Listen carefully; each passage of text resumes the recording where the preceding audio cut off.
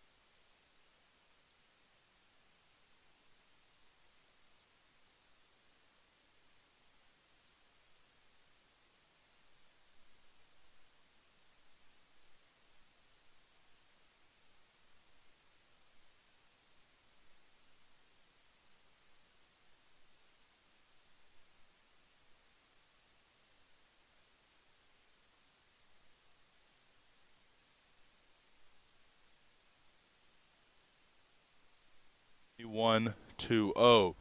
Briston Rains from Southern Arkansas did not finish, took a pretty big fall there on the last set of hurdles in that first race today. So he did not get a finish in that event.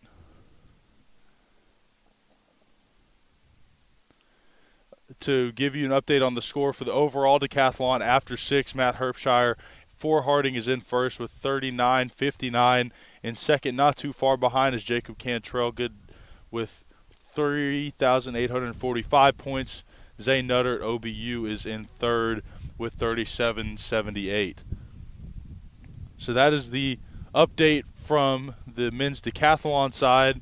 Once we get the official results for the discus and the long jump, the outdoor long jump, we will give you that update as soon as those results become official.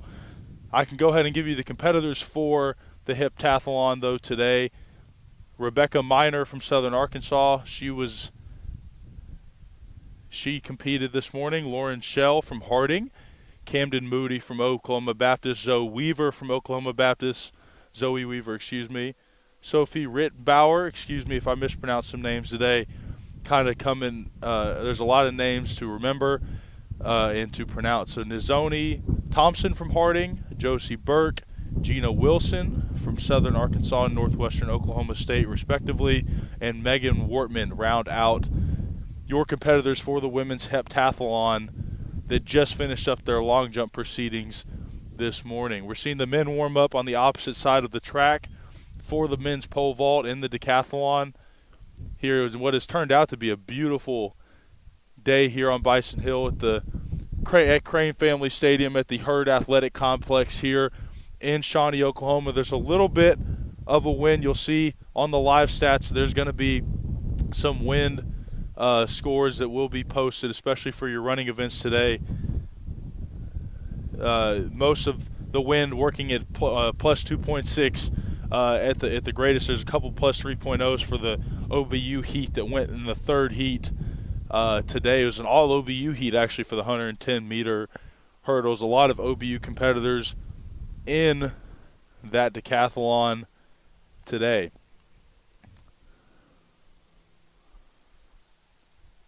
Weather's about 61 degrees outside, mostly sunny, a high of 74 today. A little bit chilly when we got out here this morning, sitting about in the mid-50s. A beautiful sunny day here in Shawnee, Oklahoma. Right off the back of a lot of rain, you'll notice when we cut to these wide shots of field events, the field's very wet. About 3 to 4 inches of rain here yesterday and the day prior. Obviously, there's a lot of bad weather that hit a little bit southeast of here. Obviously, our thoughts and prayers go out to Seminole, who's a neighboring city here a couple miles away. They had a couple of tornadoes touch down there, and there's a lot of severe weather that's rolled through Oklahoma recently. So our thoughts go out to all those individuals. But even with that being said, with the crazy weather and a lot of wind we've had so far this year, it seems like we're going to get blessed with some great weather today. It looks like an 8-mile-an-hour wind is going to kind of be the number we're settling in on today, as we're seeing the first couple of warm-ups looks like being taken for the pole vault in the men's decathlon. And like I said, we will continue to update you as the day goes on with live results.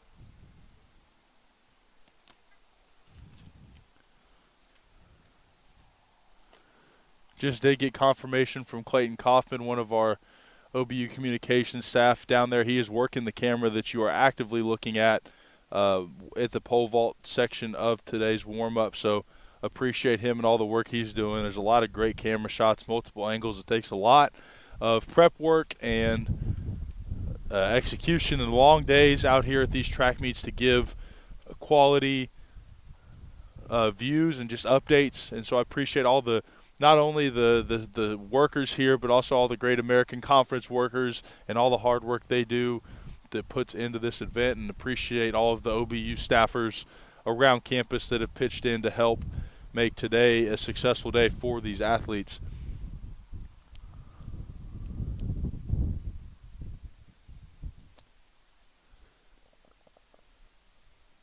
I think I may have misspoke. I think today for the Heptathlon, the next event is going to be Javelin. Seems like a lot of the girls are doing their warm-ups with their javelins over there on the south side of the stadium. We can adjust that camera to give you a better view of what that event will be like. The javelin throw will take place from the south end of the stadium to the north. So you will see multiple different angles today. That'll be throwing into the wind, which is not a major factor today, but will still affect the numbers maybe a little bit during today's proceedings. The schedule for today roughly will go as follows. Obviously, with track meets, the schedule is flexible, but just to give you a rough idea of what time you can expect things to happen, the javelin will come up here for the women. The pole vault will be next for the men's decathlon, followed by the javelin and then the 1500. For the women, it will be the javelin and the 800. And after that, we will take a break before the finals for the field events will come today, this afternoon. That first event, women's hammer, will kick off at 2. Then men's hammer will start at 4. And then we will have some more field events. We'll have the women's javelin that will start at 6 p.m.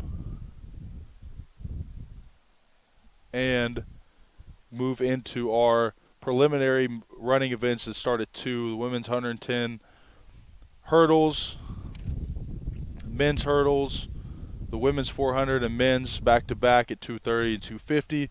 The women's 100, the men's 100 at 3:10 and 3:30 respectively, moving into the 800 and then the 400 hurdles, and then the women's 200 and men's 200 to round out the day at around 5:30 p.m. So a busy day here at the Herd Athletic Complex here on Bison Hill. Like I said, we're in the process of watching a couple different warm-ups going on here for the men and women decathletes and heptathletes, if that's how you phrase those words. Obviously, a ton of fantastic athletes represented today in the Great American Conference across multiple different events.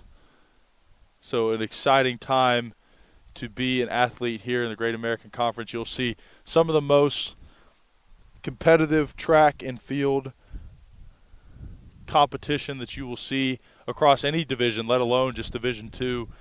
Some fantastic athletes that have represented this conference nationally and then even internationally moving on into international competition.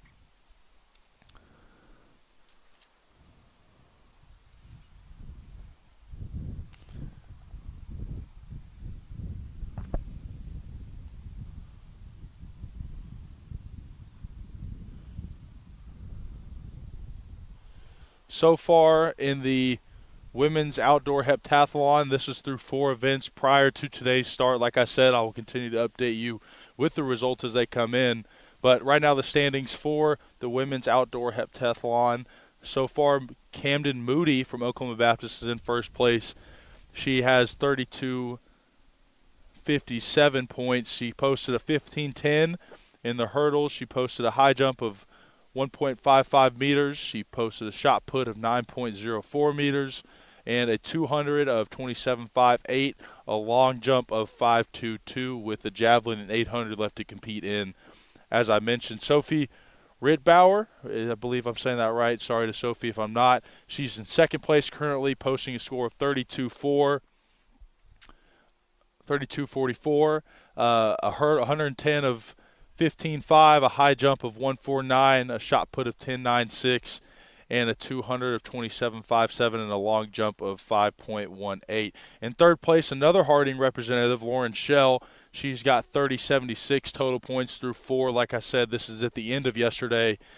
Fourth is Megan Wortman from Southern Nazarene, only 16 points behind Lauren Schell coming into today. Zoe Weaver not far from the podium as well, posting a 29.19 from Oklahoma Baptist. Gina Wilson from Northwestern has 27.43 coming into today. Rebecca Miner from Southern Arkansas has a 26.78 coming in. Nizoni Thompson from Harding has posted a 20.54, and Josie Burke from Southern Arkansas has yet to post a score coming into today.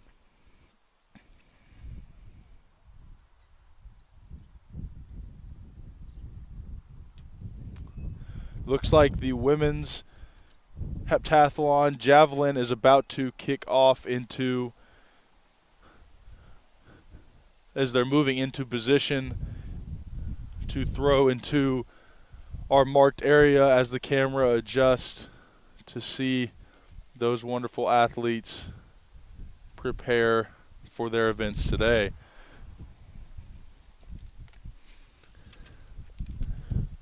It'll be hard with where I'm situated. I'm sitting here at the top of the press box here in Crane Family Stadium, so if you're hearing some wind feedback or some just wind period blowing around, that's probably because I'm sitting out here on top of the press box.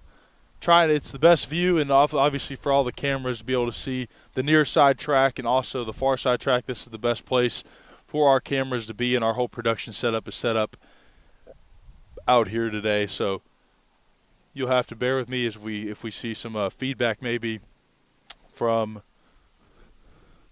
the wind.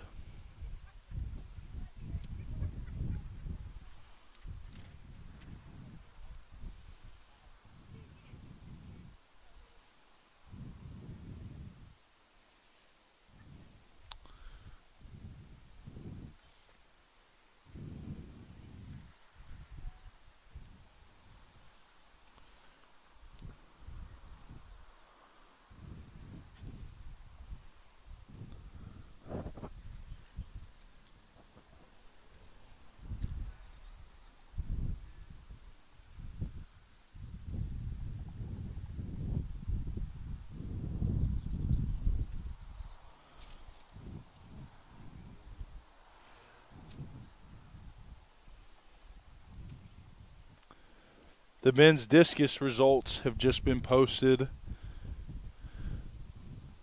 from today's proceedings this morning. As I mentioned, we hopped on just at the end of the conclusion of that event for the men's decathlon.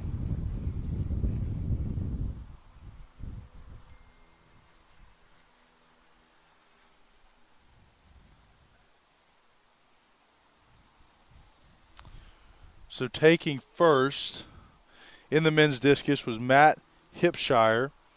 His mark was good for 33.89. Second, Matt represents Harding University, so he is in first on the discus. The second place is Connor White. He's from Southern Arkansas, posted a mark of 31:45.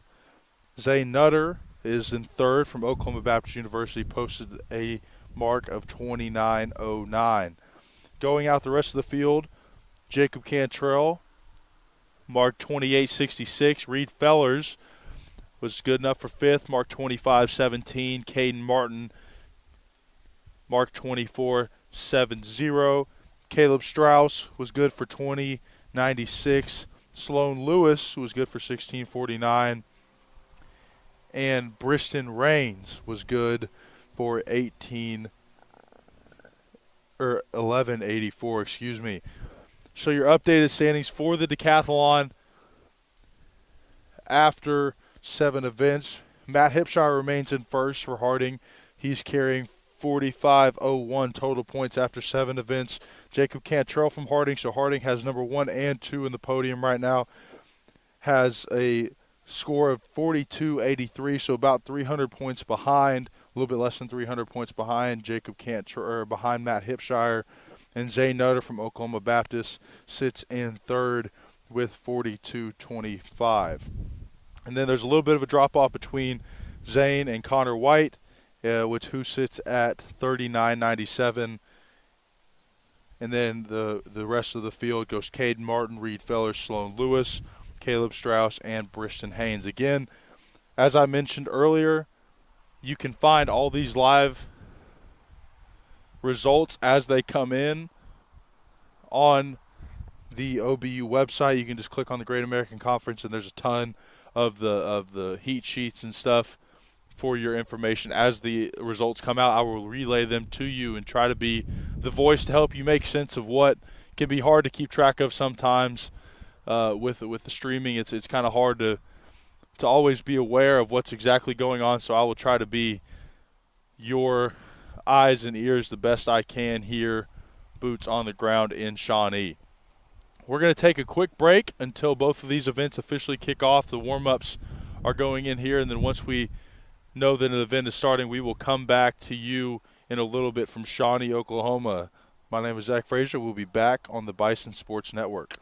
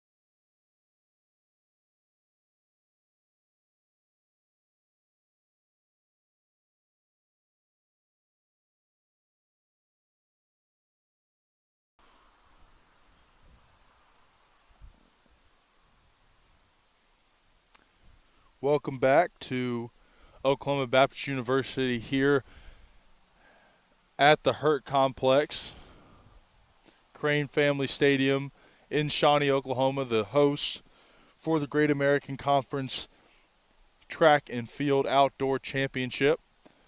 As I mentioned earlier, we're in the process of proceedings for the men's decathlon and the women's heptathlon.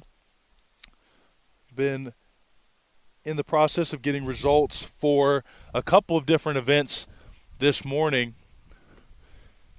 I've already read off the results for the men's 110-meter hurdles this morning in the decathlon and the men's discus,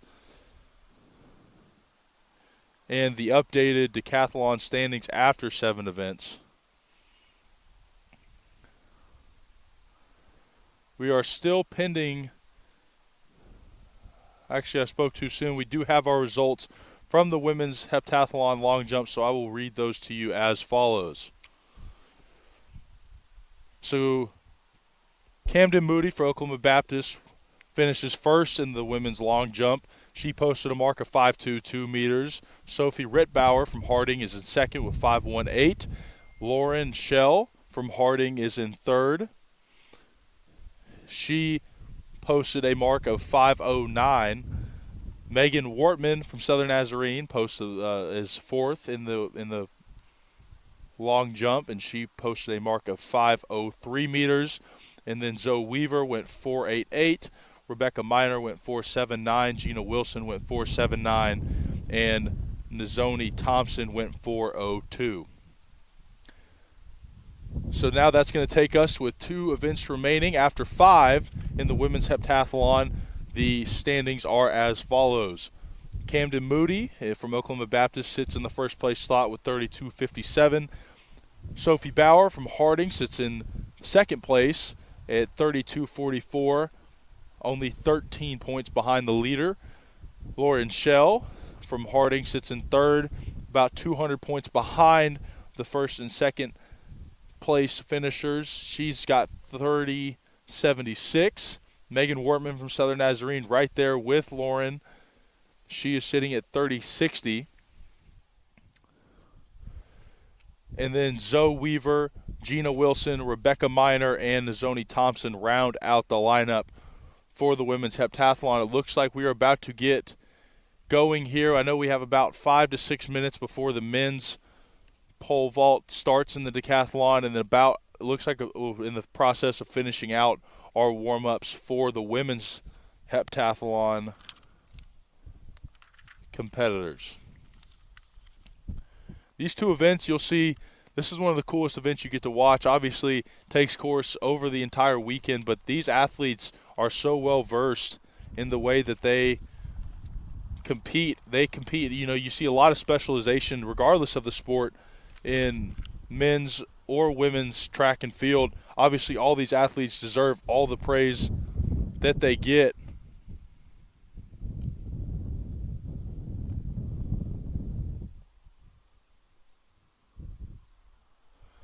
But there's a special place for the competitive nature that it takes to compete in these type of events. You see all these girls, even if it's, or these men and women that maybe it's not their strongest event, but you'll see them go out and compete like it is. And that's because there's just a competitive nature to these events that you don't see.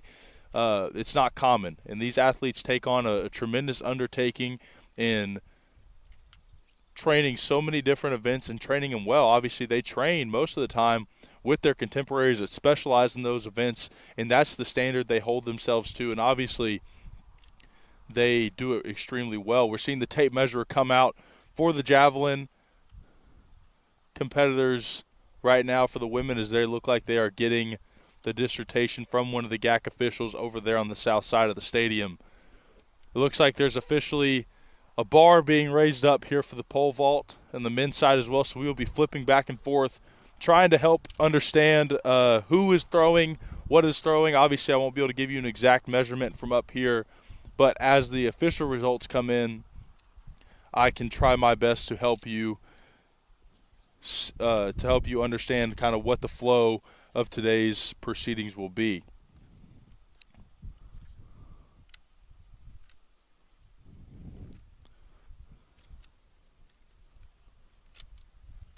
Rebecca Miner just threw her first javelin of the day.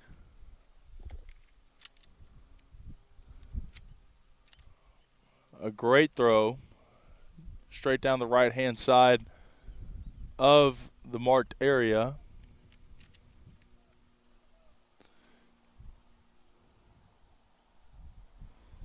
From Southern Arkansas, that's going to bring Lauren Shell up to her first throw of the morning.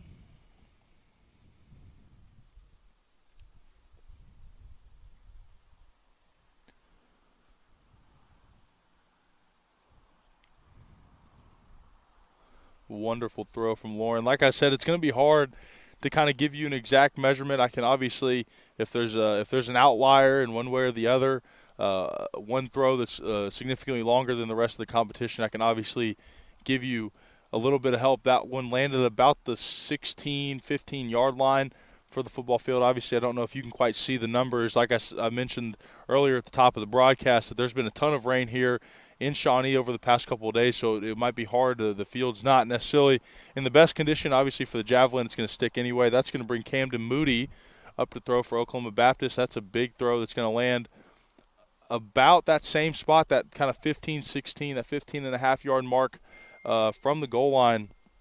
And obviously, that's not where we measure from specifically. But now it looks like there's some activity going on in the pole vault, so I assume the men's pole vault for the decathlon is about to start as well. Gina Wilson from Northwestern is up to throw her first attempt at the javelin today. As I mentioned, she sits 6th overall in the standings of the heptathlon.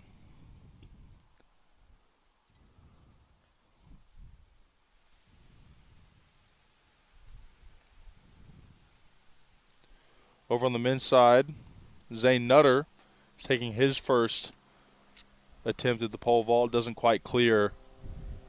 He will scratch his first attempt.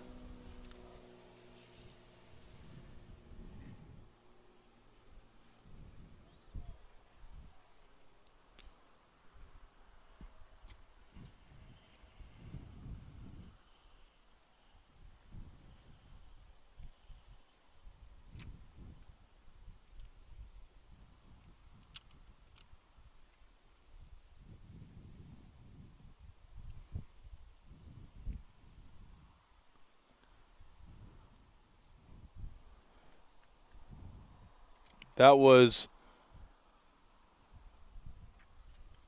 one of the Oklahoma Baptist competitors, either Caleb Strauss or Sloan Lewis.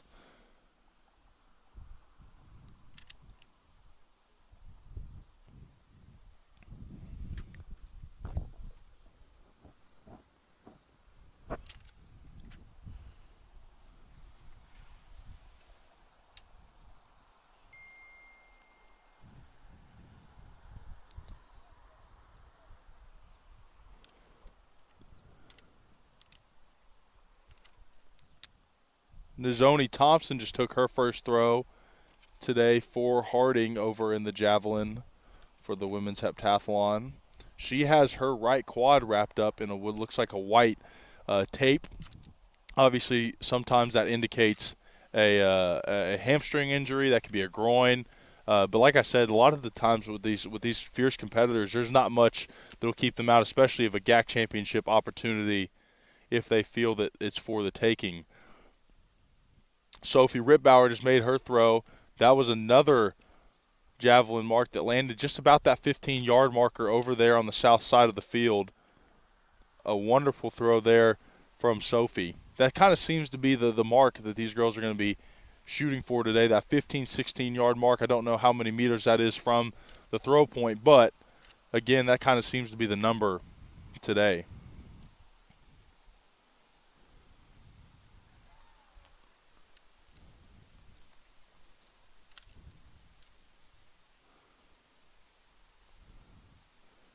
There was a big throw from, it looks like Zoe Weaver over there down on the south side for OBU. That one landed about, again, that one's around the 21-yard line. So about 6 yards further than we've seen any other javelin land so far.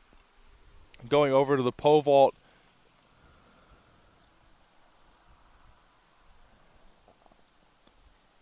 Looks like either Briston Rains or Connor White. You'll have to forgive me. I can't always recognize faces for these competitors, so oftentimes it'll kind of be a guessing game based on the jersey they are wearing and what school they're from.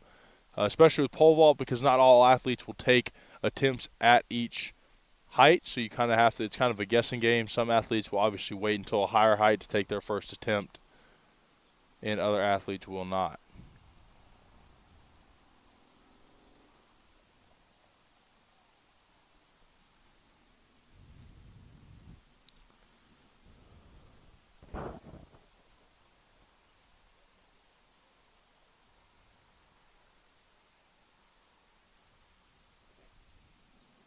Looks like Lauren Shell just threw her second attempt over at the javelin, and that's going to bring Camden Moody up next. Again, kind of landed. That one's a little bit further than her first attempt. It looks like it landed around that 17-yard marker down there on the south side of the field. Obviously, the camera's going to be flipping back and forth between the pole vault and the javelin throw, so you'll have to excuse us if we miss your son or daughter or your athlete's exact attempt. There's a lot we're trying to cover here today, so that's part of what my job is kind of be the voice of what the cameras miss. So again, you'll have to stick with us if your exact athlete does not get shown on the broadcast. Again, the live stats will be live today as the results come through officially. Continue to look at those on the website. Mentioned it is tagged in Oklahoma Baptist University athletic page. If you go to the track section, the event will pop up there. You can click on it, and there's live stats, heat sheets, all things you would need to know for today's proceedings. Gina Wilson just took her throw, following Camden Moody, who currently sits at the top of the standings in the women's heptathlon after 5 events, excuse me.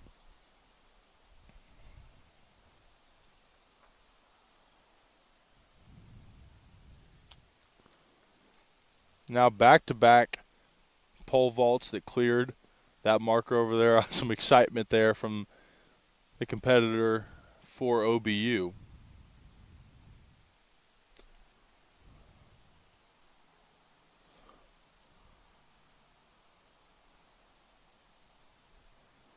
Looks like Megan Wortman just took her throw, landed about the 5-yard line. Megan currently very much still in contention for the podium for Southern Nazarene. She's sitting 4th in the heptathlon proceedings so far after 5 events. And that's going to bring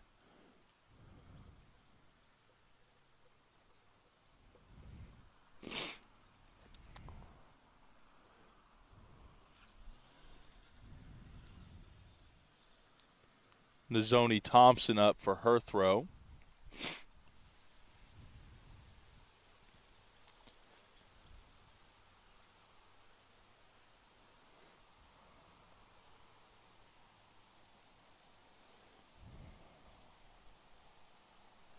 They're getting her throw measured out there.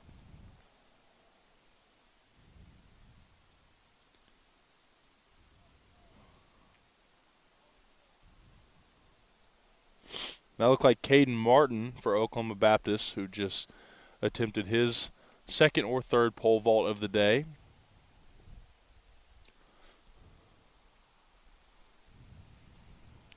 That's going to bring Sophie Rittbauer to her opportunity at the javelin. She currently sits 2nd in the women heptathlon rankings, excuse me. And a big throw from her. Looks like it's about to land about the 16-yard line. The front sticks in right there at exactly the 16-yard mark. There, that kind of seems to be the sweet spot today. Besides that big throw we saw from Zoe Weaver, who's up next for Oklahoma Baptist, that's been the kind of that marker. That looks like it's going to win 2nd there if everything holds the way it is. That's going to be a big-time placement for Sophie as she's looking to overtake here. She's got about 13 points to make up, as I said, between her and Camden Moody, who sits the top of the heptathlon ratings. Zoe Weaver's throw, massive.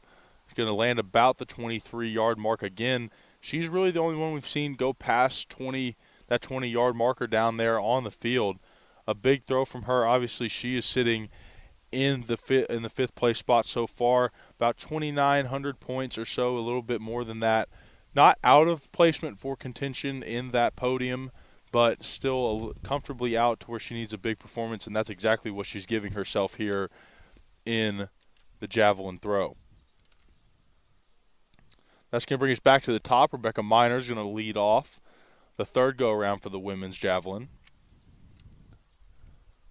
A big throw from her. It's going to land about 18 yards. That's the second longest throw we've seen by about a 2-yard margin there. As far as the ones that I've seen with my own eyes, like I said, I've been flopping back and forth trying to watch the men's decathlon pole vault and the women's heptathlon javelin. So it's kind of a flip back and forth in terms of trying to see exactly what's going on.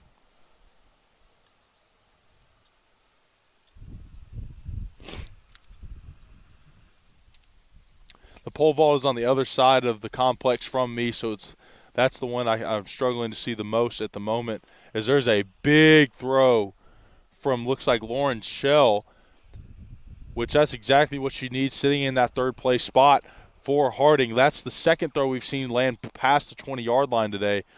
A monster throw from Lauren in a key situation. She needed a big-time throw there, and that's exactly what she gave herself for the Harding Bisons. That's going to bring Camden Moody up, the first place athlete right now in the heptathlon, and she's going to put it about that 17, 18-yard mark we've seen consistently be a mark that's been hit today. Flipping back and forth to the pole vault, it seems a couple of Oklahoma Baptist athletes are fighting to hit looks like about a 5.5 foot, 6 foot mark in the pole vault with some scattered consistency. A couple of athletes have cleared it, a couple have not. It seems to be a couple of the other athletes are waiting for the bar to go up for their first couple of runs today. You'll see them take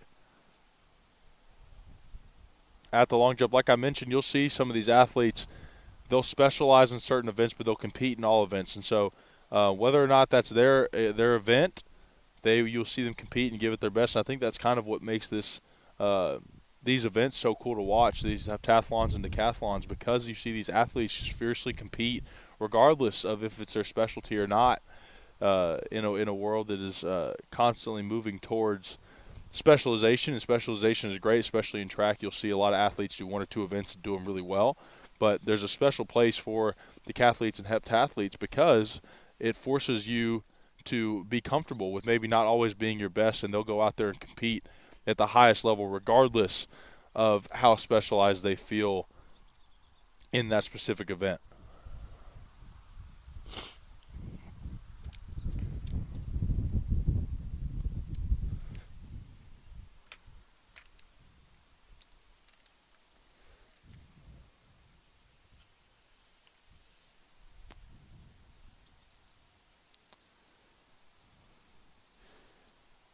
The GAC record for the men's meet pole vault is 5.20 meters. That was set by Dorian Chigneo in 2021. So just last year that record was set for the Great American Conference, and the record for the men's just in college across all college athletics, the record is 5.94 meters. That was set by KC Lightfoot on January 16th of 2021.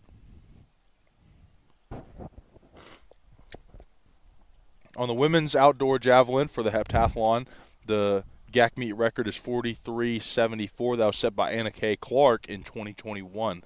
Obviously, these athletes are chasing a number one placement here, a number one seeding for the heptathlon and decathlon respectively, but also a meet record would not be a bad way to obtain that as well.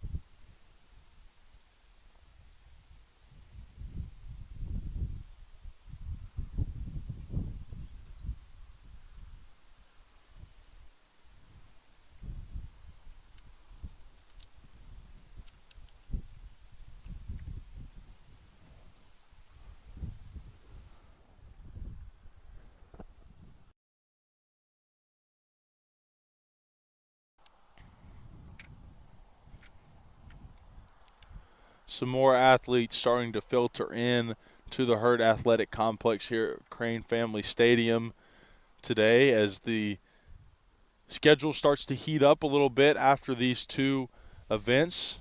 Obviously, I mentioned the men's decathlon and women's heptathlon are almost to the point of completion, 1 through 7 events. The men's decathlon is through 7 events, and the heptathlon is through 5. So coming down to the wire here, none of these races are decided by any stretch of the imagination. There's still all to work for here. As I mentioned, the top 3, the podium right now as it stands for the women heptathlon after 5 events, as we just concluded the Javelin. That'll be the 6th event when those results become final. I will share those with you. But Camden Moody from Oklahoma Baptist sits at first with 32.57.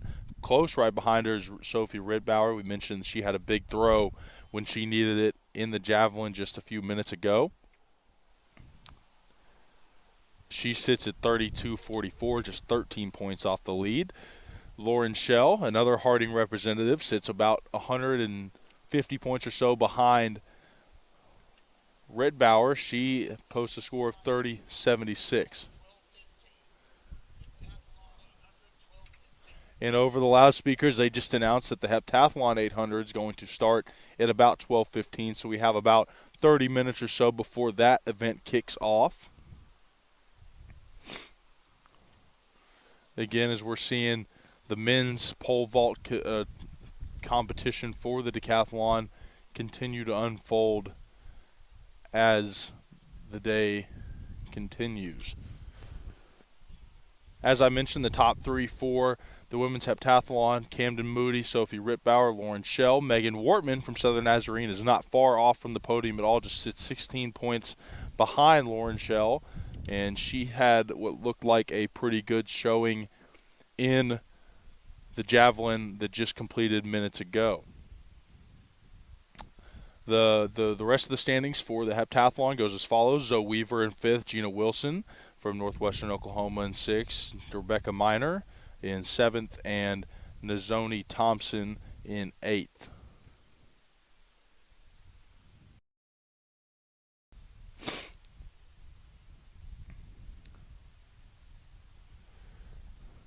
Going over to the men's side, as I mentioned,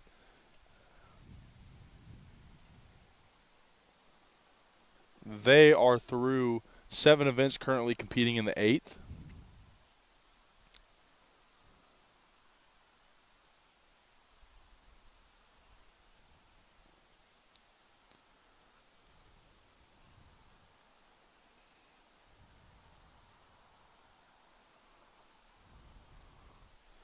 Their standings go as follows.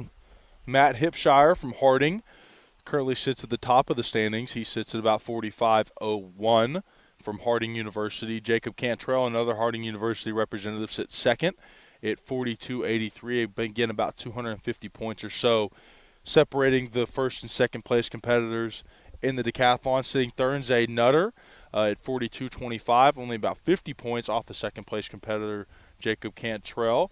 Fourth is Connor White in the standings after 7. He's from Southern Arkansas. He's sitting about 39.97. So a decent gap in between first and second, and then third and fourth. And then the rest of the crew goes as follows: Caden Martin, Reed Fellers, Sloan Lewis, Caleb Strauss, and Briston Rains, respectively, from Southern Arkansas. The next 4 competitors from OBU, and Rains is from Southern Arkansas. Only 3 schools represented in the men's decathlon this year at the Great American Conference GAC Outdoor Championship, as we see the bar being raised a little bit for the pole vault proceedings, as you get to a little bit more specialized piece from some of these other athletes that will compete and want that.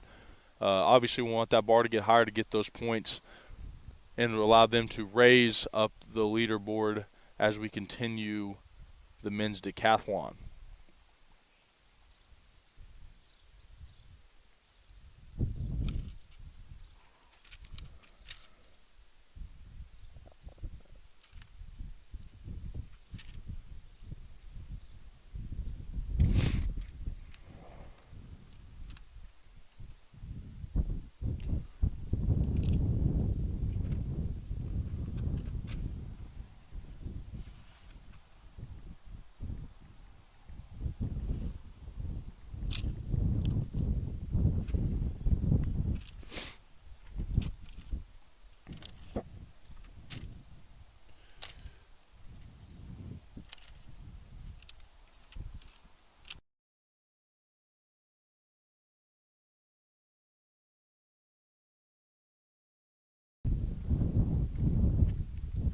That looked like it was Jacob Cantrell from Harding University there, taking his first stab at pole vault, and it looks like this is going to be him again, as he easily clears, almost clears the set height for the pole vault.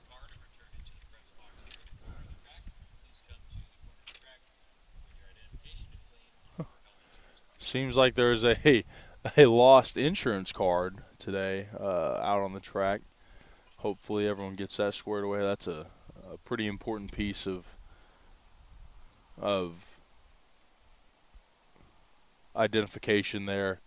Hopefully whoever lost that can reclaim it down there. Like I said, there's a lot of appreciation and thank yous that need to go around for an event like this. Obviously, the Great American Conference for all that they do and giving athletes plenty of opportunities to go compete across multiple different sports, not only track and field, but also men's and women's basketball, soccer, football, baseball, softball. The softball games were supposed to take place last night, or Thursday night, excuse me, and they got bumped to Saturday, so you'll see the semifinal games go on.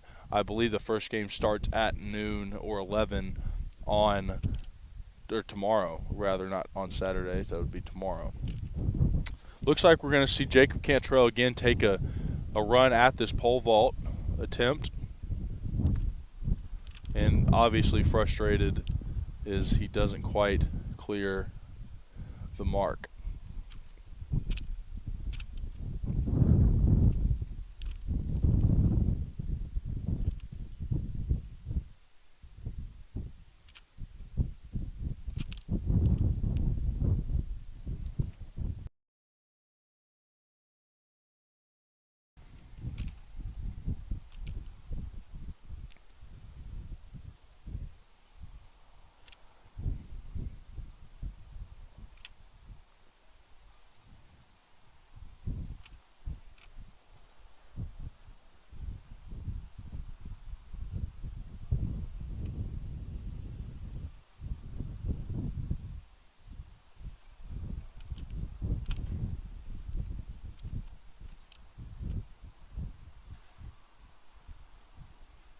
As I mentioned, we are continued coverage today of the Great American Conference Outdoor Track Championships. We are in the process of watching the proceedings of the men's decathlon pole vault. We just finished up the Heptathlon Javelin, and so when those results become final, I will share those with you. There is two events left today in the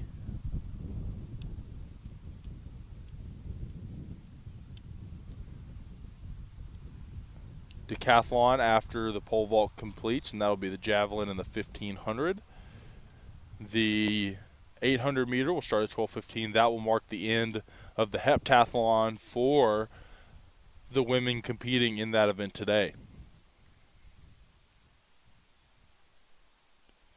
But as I was saying, I think there's a ton of thank yous that need to go out. Obviously, I already mentioned the Great American Conference and all they do for athletes, but also for all of the representatives, whether it's from the Great American Conference or from around campus here at Oklahoma Baptist University. You'll see there's a ton of coaches and athletes and the communication staff for Oklahoma Baptist that are putting on this wonderful event, trying to make it the best experience, not only for the athletes competing here today, but also just for the parents and family at home, being able to stay up to date with what's happening today.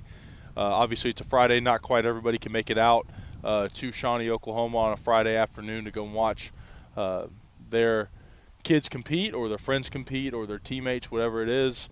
So we want to provide the best coverage we can for you guys today. They're raising the height of the pole vault here for the next set of competitors that will compete.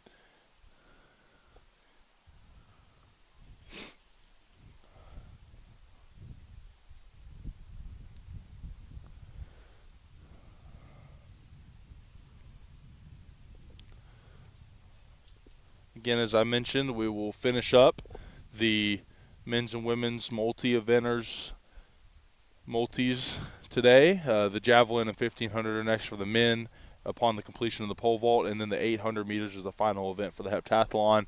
Then we will move into the field events. We'll see at 2 p.m. roughly the women's hammer and men's hammer, the women's triple jump and the men's triple jump, or the women's triple jump will take place around 4 o'clock today. The women's 100 will also start at about 2, 100 hurdles, and then the men's hurdles will start. 100 hurdles will be about 2:15, 2:30. We're looking at the women's 400, 250, the men's 400, and then we go to the 800 at about 350. So that's kind of what we're looking at in terms of what's on our slate here. Immediately following these events, we will take a little bit of a break in between the multis and the rest of the events on today's schedule, and then we will be back as soon as those events start to take place.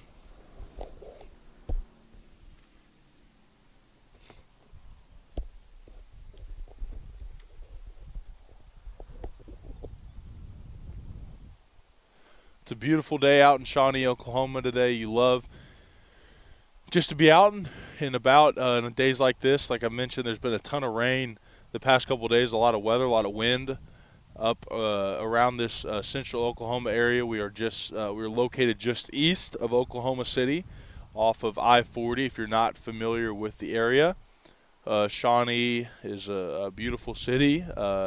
Love Oklahoma Baptist University, and the Great American Conference is one of the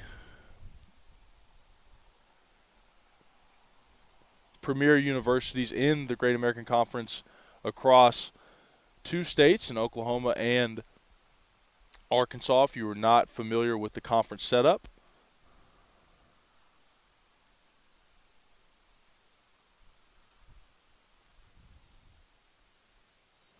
The Great American Conference has 12 members. The commissioner of the Great American Conference is Will Pruitt. He has been commissioner since 2010 in the South Central region of Division II athletics.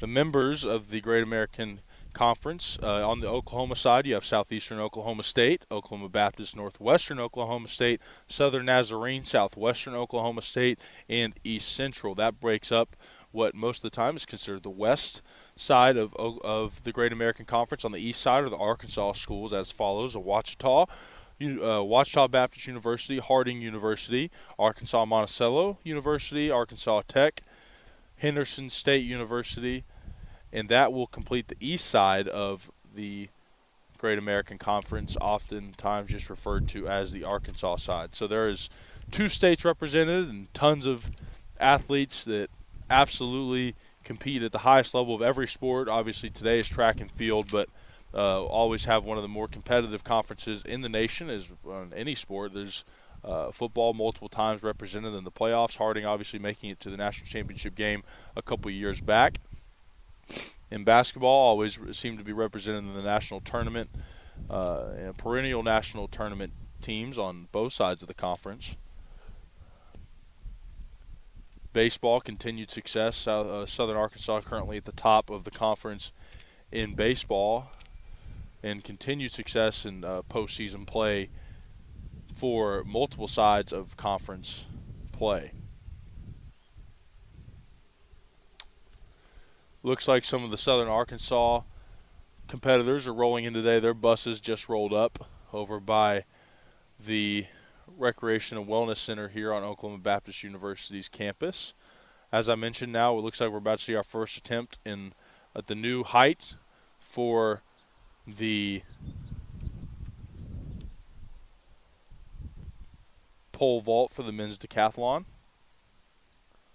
Looks like that is, I believe, Reed Fellers from Oklahoma Baptist University as he clears his first height attempt of the day on the pole vault.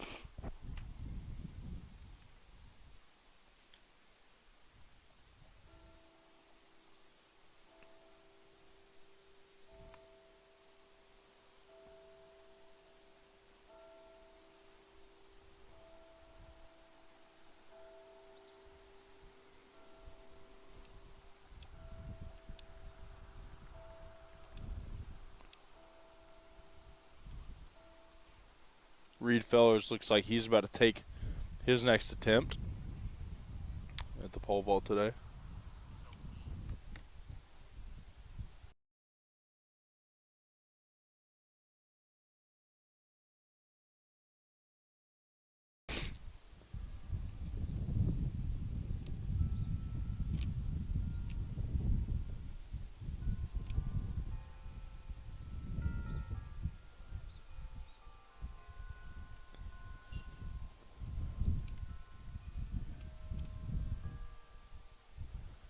And that looks like Connor White for Southern Arkansas, about to take his first attempt at the pole vault today.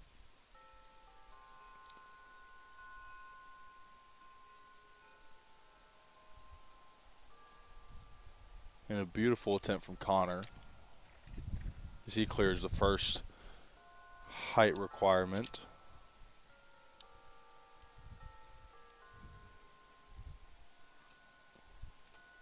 His personal best in the pole vault is 3.04 meters.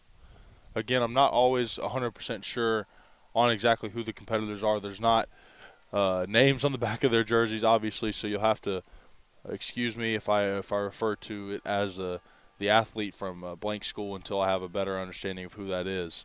Obviously, all the other competitors for Oklahoma Baptist have competed in the pole vault so far today, so that only leaves one. That is Reed Fellers out there still competing in the pole vault. And then I believe it's either Connor White or Briston Raines for Southern Arkansas competing.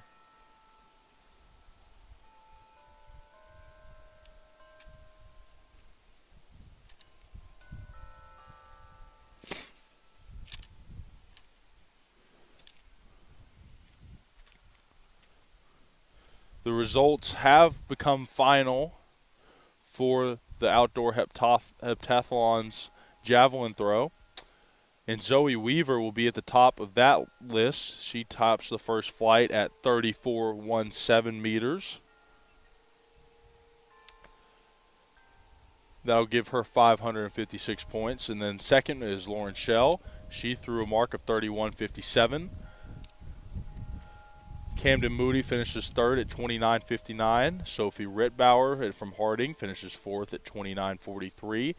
Rebecca Miner finishes fifth at 27.50. Megan Wortman finishes sixth. She'll finish with a mark of 24.42. Gina Wilson from Northwestern finishes at 20.31. And Nizoni Thompson from Harding finishes at 16.04. Josie Burke did not mark for Southern Arkansas in that event. So after 6 events, that's going to bring your totals as follows for through 6 for the heptathlon. Camden Moody from Oklahoma Baptist sits atop the leaderboard right now with 37.26 points. Sophie Rittbauer from Harding is in second. She has a mark of 37.10. Again, only 16 points off the lead. Lauren Shell from Harding sits third at 35.82. Now moved up to fourth is Zoe Weaver from Oklahoma Baptist University. She sits at 34.75, just over 100 points off the podium. Megan Wortman from Southern Nazarene sits in fifth, and she has 34.31 total.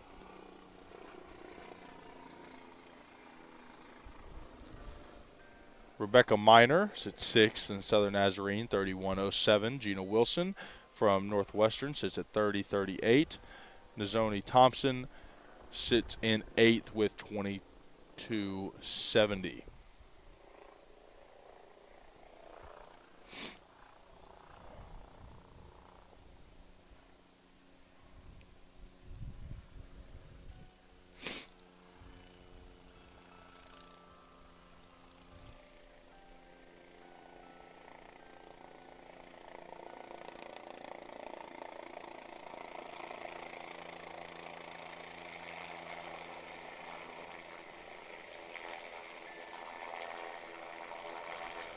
Excuse the sound. There's a helicopter landing directly behind us. There is if you've never been to Oklahoma Baptist University, right on the west side of the stadium, southwest, there is an airfield of the local Shawnee Airport, so you will hear planes and helicopters flying in and out throughout today's proceedings. Hopefully not a ton, because they are rather loud.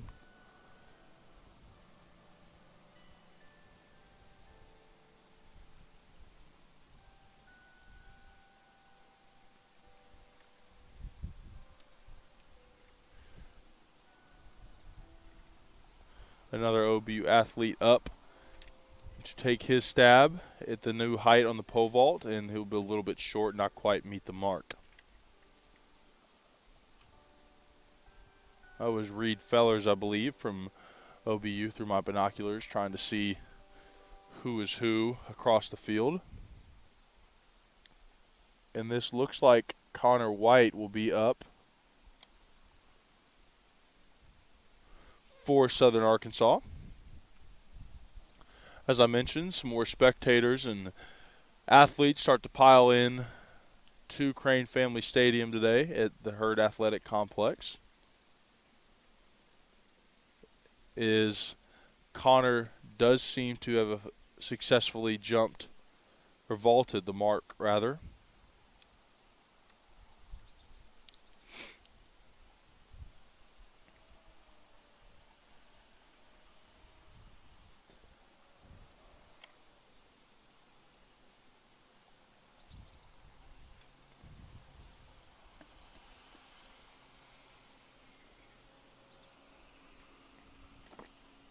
Reed does not quite get the mark.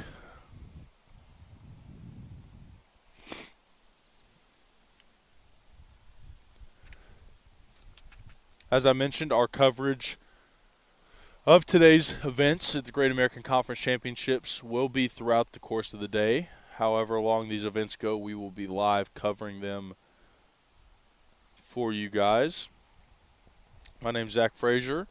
I am a representative of Oklahoma Baptist University today, trying to help bring a little bit of better understanding and clarity to these events as they unfold. Obviously, it can be difficult at times to watch on a mute broadcast and kind of understand what's going on when you don't quite know names or results as they unfold. And so that's kind of what I aim in Oklahoma Baptist and the Great American Conference as a whole aims to help in today.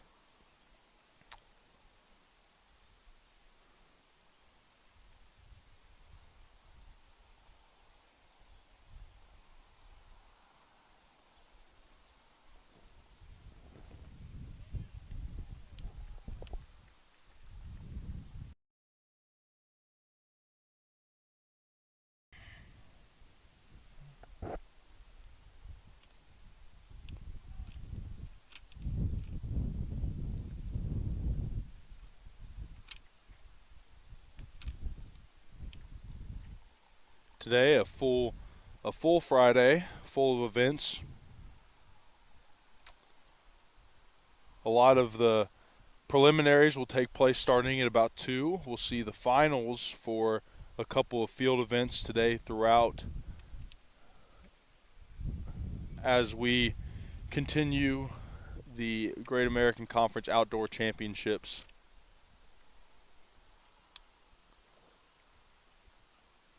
Here in Shawnee, Oklahoma.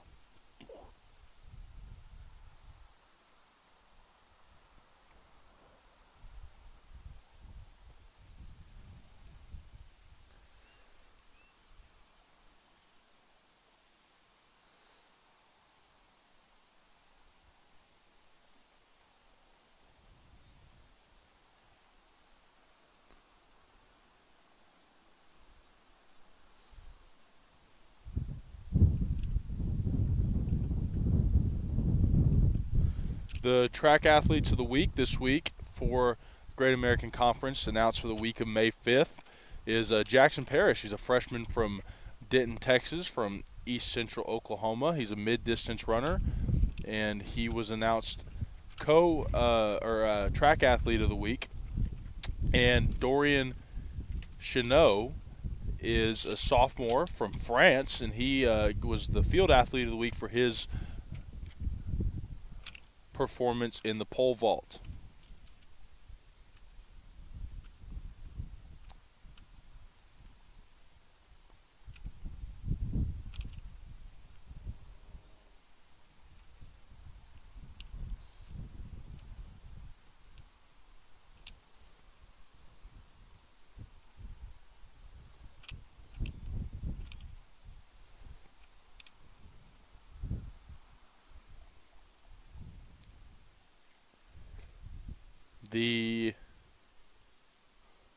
On the women's side,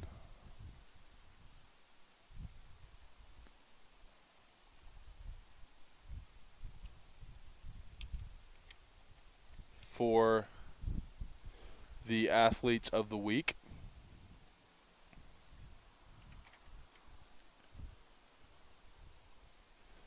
were 2 representatives of Oklahoma Baptist University, Mary McKee from Edmond, Oklahoma. She's a hurdles athlete, and Jade Bird, a junior from Stratford, Oklahoma, and she was rewarded for her work in the throwing events.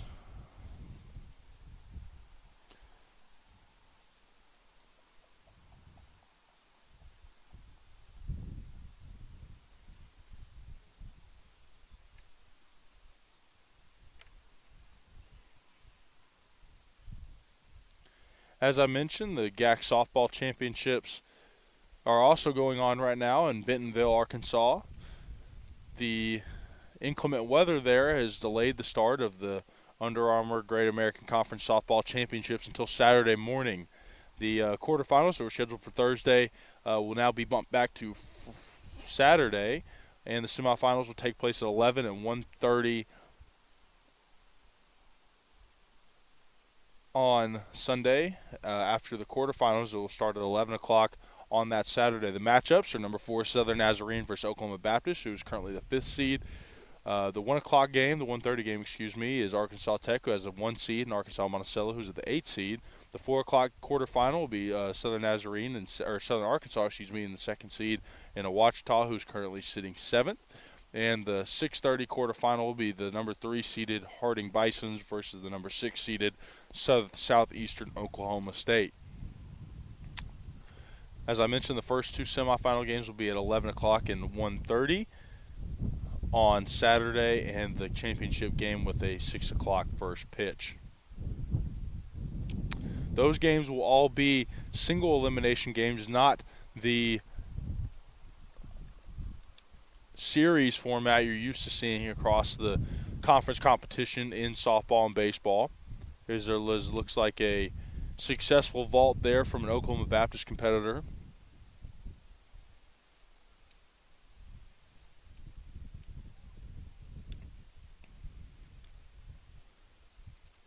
And it looks like we're going to see Connor White again for Southern Arkansas.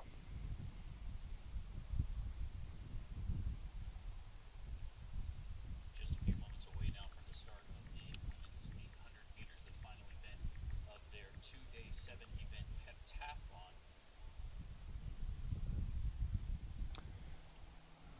Your top 5 here, Megan Wortman of Southern Nazarene, currently in 5th, 34:31. Zoe Weaver of Oklahoma Baptist, 34:75. Lauren Shell of Harding in 3rd, 5:82. And the top two, a pair of freshmen battling it out. Sophie Reitbauer of Harding, 37:10. In 2nd, currently, Camden Moody of Oklahoma Baptist leading the way after 6 events, 37:20. We are moments away from the women's heptathlon 800. This will be the penultimate event of this heptathlon for the Great American Conference Championship.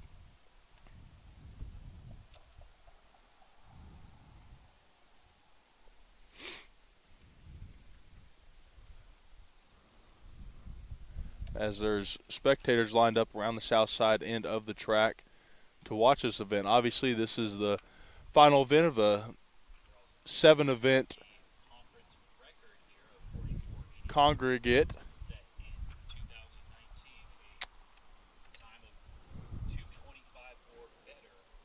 These events are spread across 2 days. Obviously, these athletes have worked very hard to win this GAC championship and help their team win the overall championship this year for the outdoor competition. This will be the first of the final events we see today across multiple different events.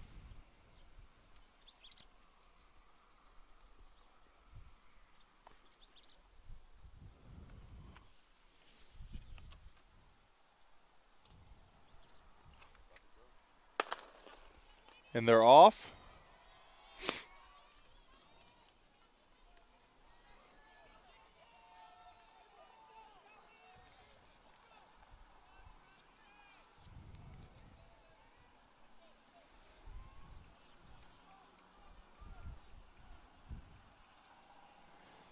And they'll all congregate into lane 1. It looks like it is Sophie Rittbauer from Harding who's in the lead right now, who's closely followed up by Zoe Weaver, who just made a kick to get to second place. Looks like Megan Wortman is currently sitting in 3rd.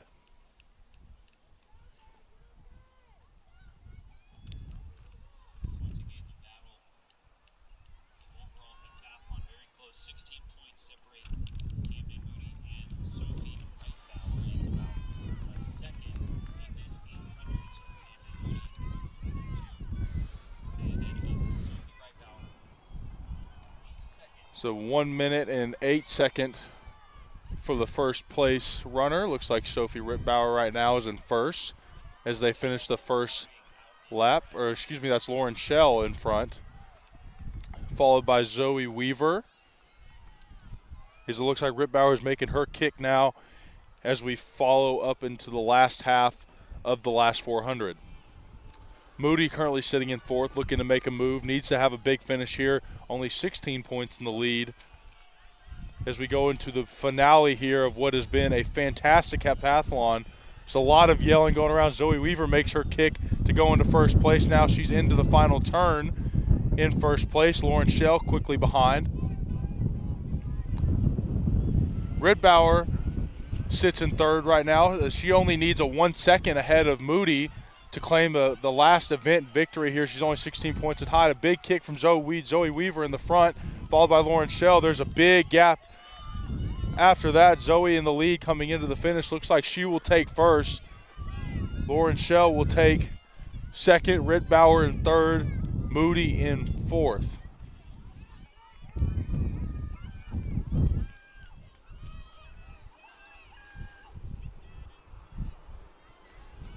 Shell second at 2:11. Rittbauer at third at 27:46.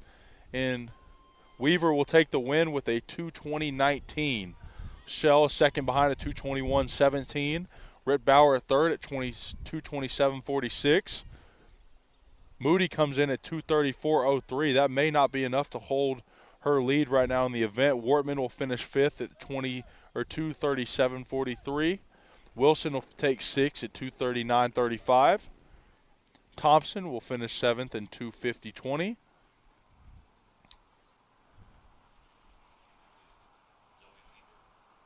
And Minor will take eighth in 3:02.35. A fantastic finish to what's been a great event today for the women.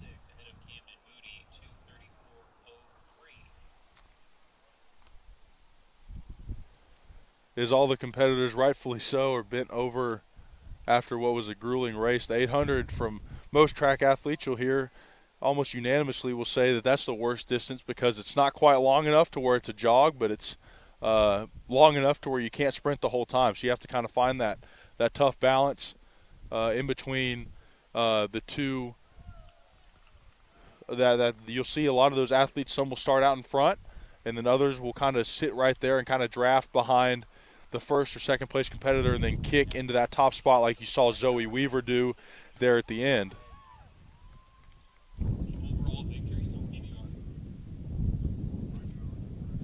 And I think that'll do it for Here are your top 8 final scores here in the women's heptathlon. Zoe Thompson of Harding, 27:30. Zoe Thompson will take 8th in the women's heptathlon for the final remotes. In 7th place, Rebecca Minor will take 7th in 35:51. She'll finish 7th. In the 6th place, Gina Wilson, a Northwestern Oklahoma State representative, will take the 6th place spot. In 5th place, Mega Wortman will finish 5th in Southern Nazarene. Zoe Weaver will take the 4th place finish with her win. Camden Moody will finish 3rd in OBU on the podium. And 2nd place will go to Lauren Shell from Harding. That will make Harding 1st and 2nd place finishers. And the Heptathlon champion at the GAC Outdoor Championship this year with a score of 44.35 is Sophie Reitbauer from Harding. So congratulations to Sophie. Again, the podium goes as follows: Sophie Reitbauer, Lauren Shell, and Camden Moody. Reitbauer making the big finish there, taking 3rd in the 800, but the distance between her and Camden Moody gave her the space she needed to finish first. So congratulations to Sophie Reitbauer, Lauren Shell, and Camden Moody for their podium finishes. Zoe Weaver also had a great performance in that 800 as well. That's going to focus the rest of our attention before this little break we see in the action to the men's pole vault, which looks like it has a couple of competitors still competing. It looks like Matt Wilshire is about to come up and take his first stab, or one of his first stabs at the pole vault today.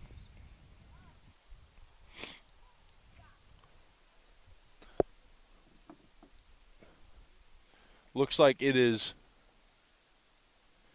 Matt Wilshire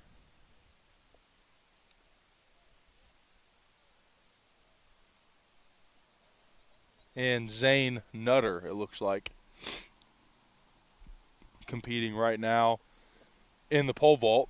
Still left competing, that is.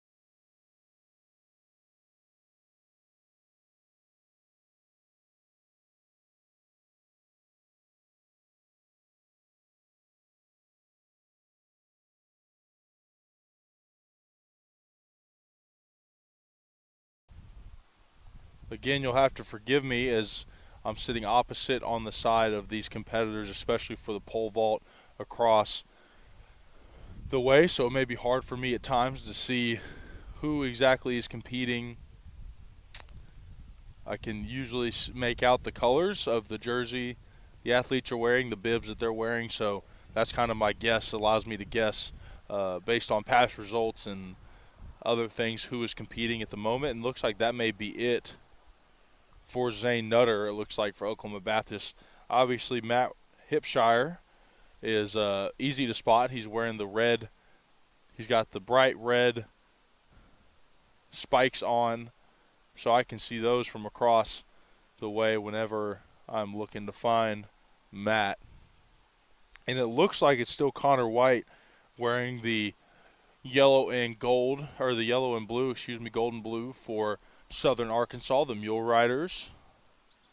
Well represented today so far by Connor White.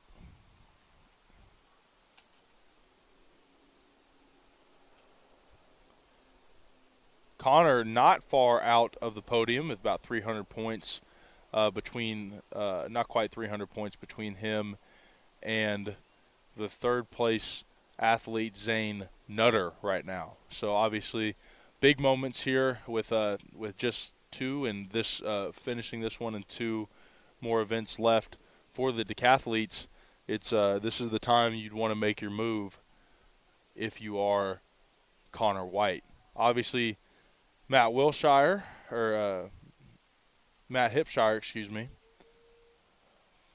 for Harding has been named GAC Athlete of the Week a couple of times for his performance in the multi-events.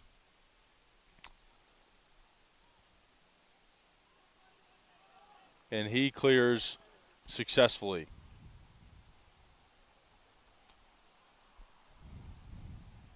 Matt Hipshire, your current leader, by about 225 points or so. Just trying to do quick math in my head. He and Jacob Cantrell in first and second place for Harding. That's exactly the same situation we saw at the Heptathlon. The first and second place were both Harding finishers, or were both Harding athletes, and the third place finisher was an Oklahoma Baptist athlete. So if the standings hold true to form, we will see history repeat itself here in both multi-events.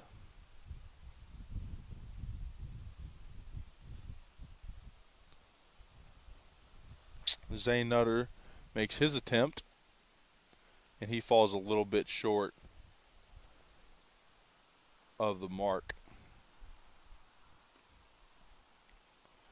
Again, it'll be a little bit easier to identify these athletes as we get into more and more events this afternoon with lane assignments and things of that nature. It'll be easier for me to help you identify who those athletes are and where they are competing, and allowing me to give a better explanation for you as opposed to trying to guess through my binoculars up here on top of the press box. So like I mentioned at the top of the broadcast, if you're joining us now, it's a beautiful day here in Shawnee, Oklahoma on the campus of Oklahoma Baptist University. About 60 degrees this morning when I last checked. I'm assuming it's going to get a little bit hotter. High of 74 today. About 65. A beautiful sunny day. A lot of sun up here to be grabbed on the press box. We've seen winds up to about 8 miles an hour. It's pretty sedentary right now. Not just a ton of wind, but I would not be surprised to see that wind pick up as we get into the afternoons events this weekend.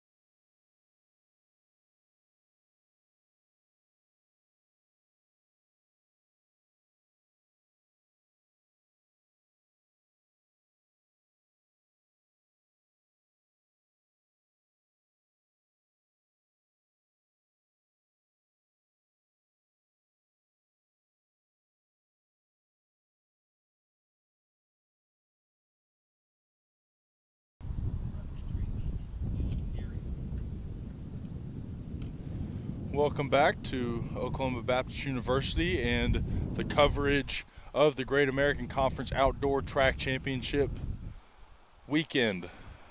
Today's event, the first event went final, was a women's decathlon, or heptathlon, excuse me. That event was won by Sophie Reitbauer from Harding, so congratulations to Sophie. The other podium finishers were Lauren Schell, another Harding representative, and in third, Camden Moody. That's the first event that has gone final today. Right now, we are covering the men's decathlon pole vault, and Matt Hipshire looks like to be the sole athlete still working on his final number in the pole vault.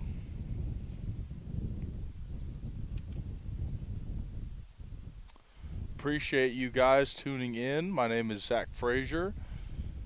I will be with you throughout our coverage of the Great American Conference Track Championship weekend today and tomorrow, as we see a mixture today of final events and prelims across multiple different events. A lot of our running events, they'll start at 2 o'clock today. Those will be prelims, and we will see the finale of those tomorrow.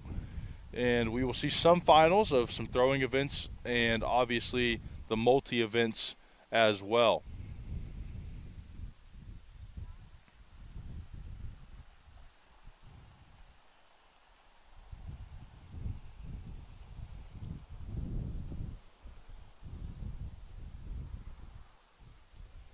Matt Hipshire from Harding, or as I mentioned earlier, a couple times has been Conference Athlete of the Week, as you see some senior pictures being taken down on the track today.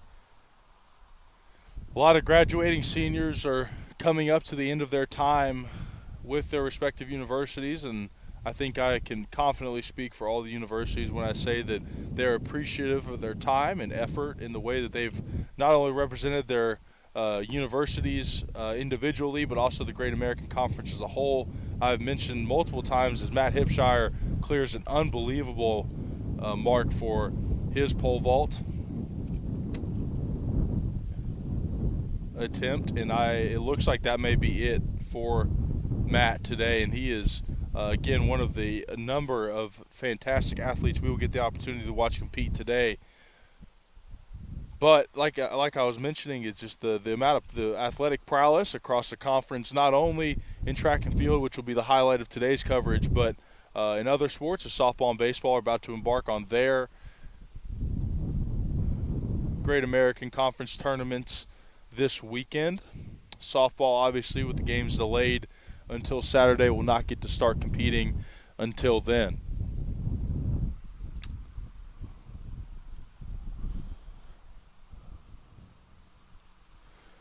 As I was mentioning, some senior pictures being taken today as you getting the opportunity to remember a special time in all these athletes' life, and so much of who these athletes are and and how they compete and the prowess in which they do so. And obviously there's a ton of great athleticism we will get to witness here today, but there's a lot of great people that we will get to watch compete today as well.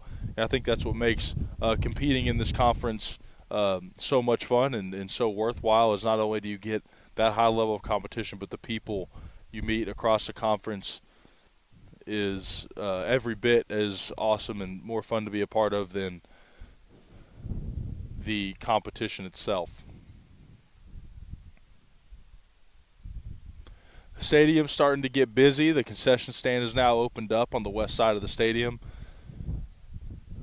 Southern Arkansas, Harding, and Oklahoma Baptist, who is playing host this weekend, are all here. It looks like the buses have dropped off. I see some buses parked to the south side of the stadium in the parking lot adjacent to the facility.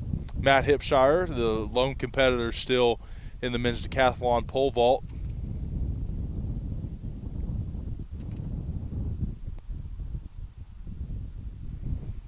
Matt will take his attempt.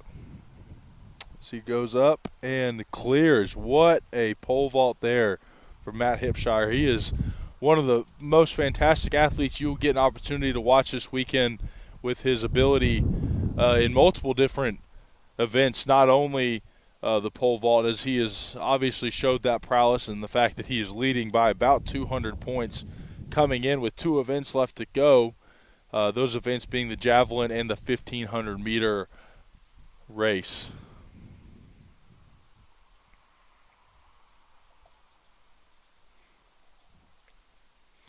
There's a lot of tents around the facility today. It's a lot more sunny than the way it's been. Yesterday was a little bit of a muggy day, a rainy day.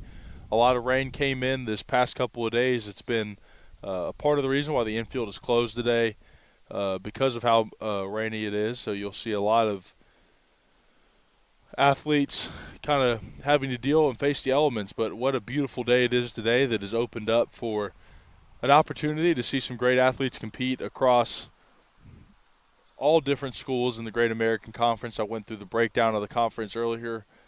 6 and 6. There's 12 teams representing, 6 in Oklahoma, 6 in Arkansas.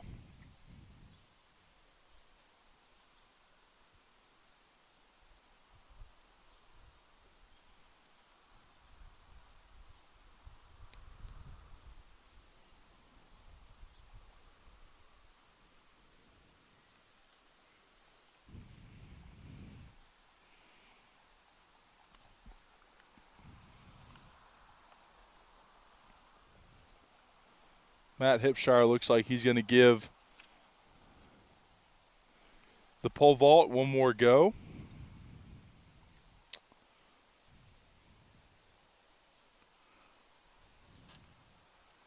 As I mentioned, Dorian Chagnew, one of his teammates over there at Harding University, has set the Great American Conference pole vault record at 5.20 meters.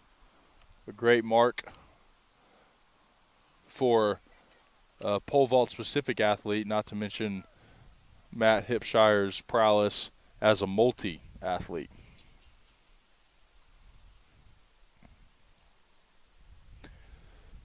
Just past the 12:40 mark here today in our coverage of the Great American Conference Outdoor Track Championships.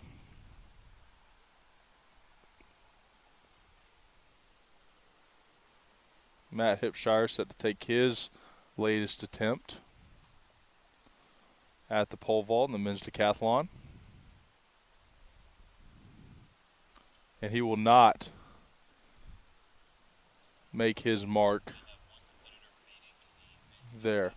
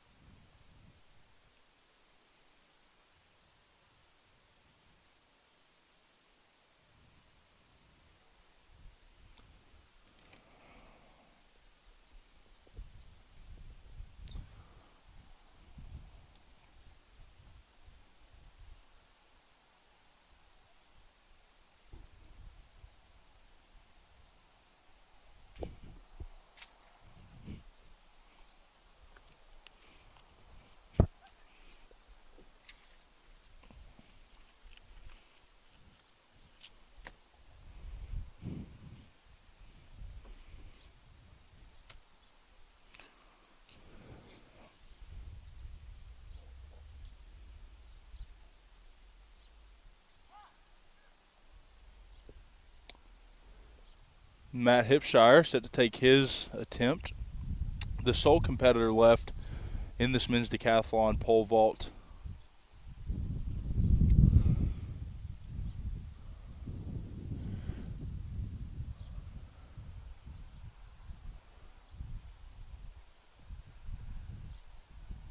and he won't make his mark.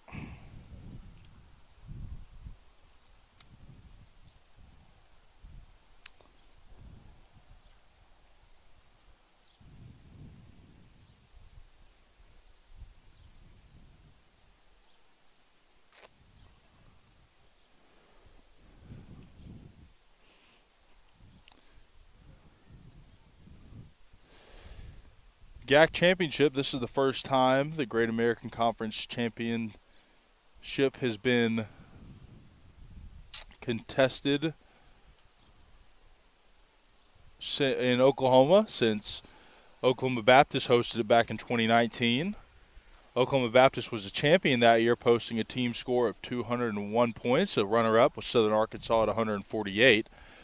Southern Arkansas had won it the year before with a score of 195. OBU a close second at 166. Prior to that, in 2017 and 16, once in Searcy, once in Shawnee, Harding had won with a score of 229 points. And in 2016, Harding had won with 193.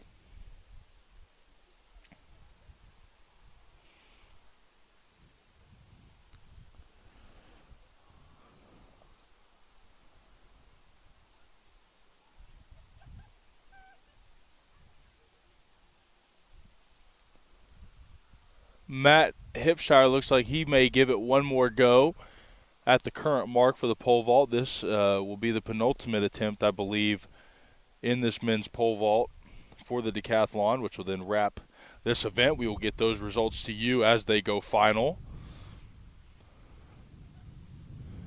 At the conclusion of this event, there will be two left for the men's decathlon, which will be the Javelin, which will take place at the south end of the stadium, throwing north against the wind, which is not majorly a factor today, but about at the most about 8 miles an hour, gust around that 10 miles an hour mark today.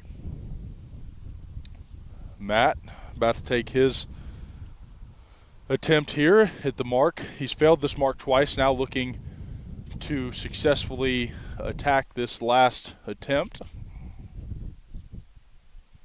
And here he goes, wearing his red spikes on that east end of the stadium. Makes his attempt.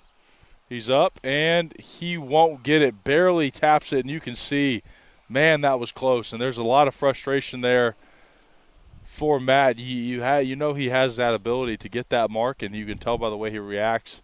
Luckily for Matt, however, he think that may have just been an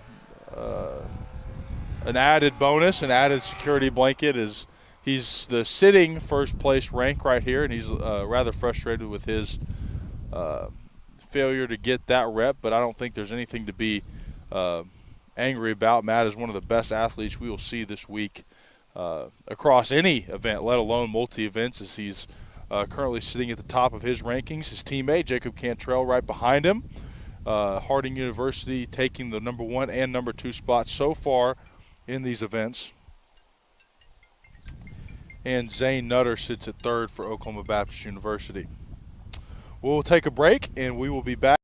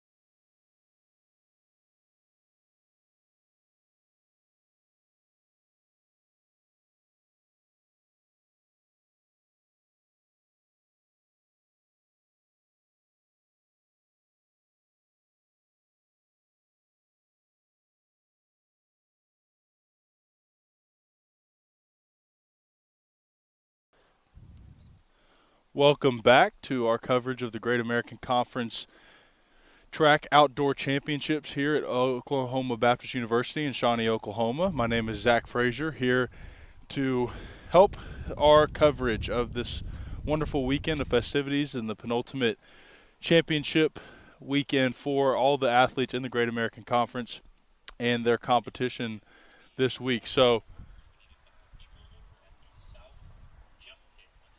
we will commence here. Looks like the women's 100-meter hurdles is up next. What we're going to see while we were away, we have completed a couple more events since our coverage took a break. We saw the outdoor pole vault come to a completion, and the javelin. The results are not completely in yet. When those results come in, we will get those to you guys. So for the decathlon men's pole vault, Matt Hipshire from Harding took first place in that event with a mark of 4.5 meters.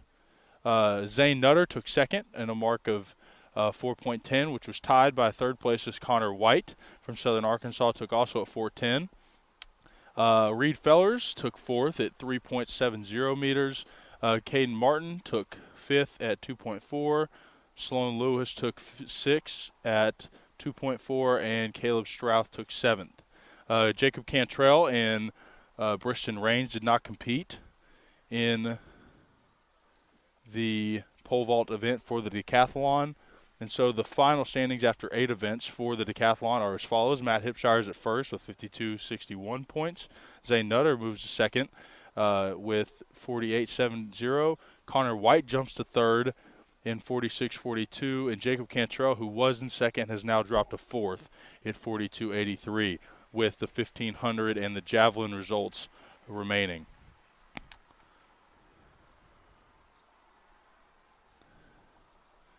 The next event, as I mentioned, that we're going to see today will be the 110-meter hurdles.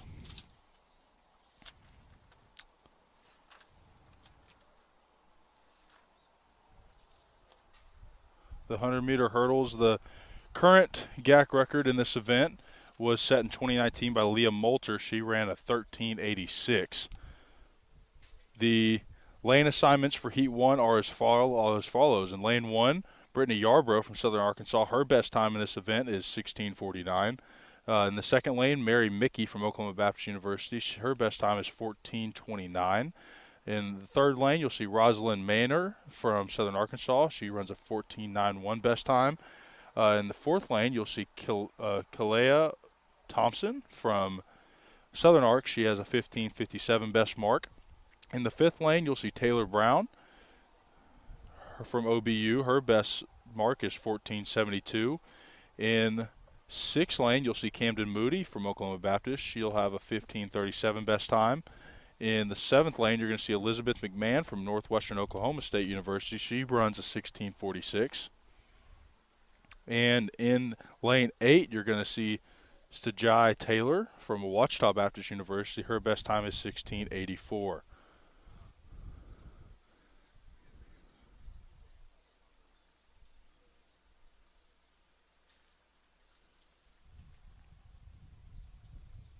We're going to see a couple warm-up starts here.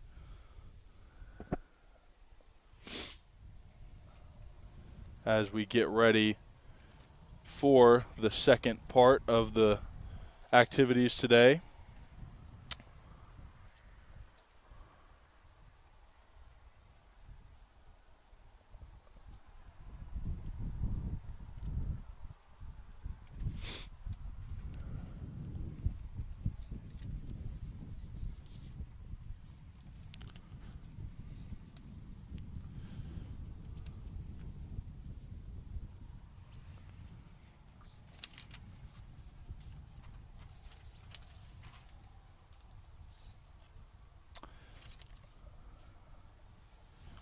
As it stands right now in the Great American Conference in terms of best times for this event, the 100 hurdles for the women, Mary McKee, who's racing in the first heat today,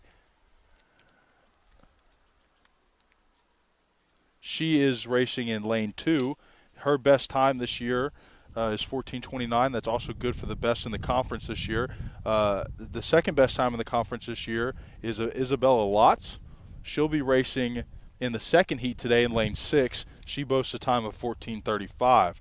The third best time this year is Devlin Rivera from Southern Arkansas. She boasts a 14:53 in her best time of the 100-meter hurdles this year. You'll see her in lane 1 in the second heat today.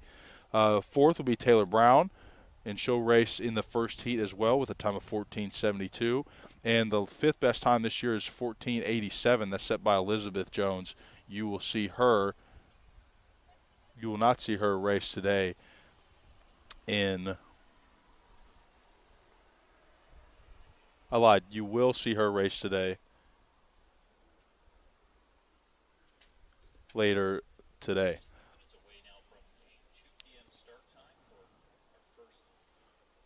So 4 of the top 5 times this year recorded in the Great American Conference for the 100-meter hurdles are held by the Bison.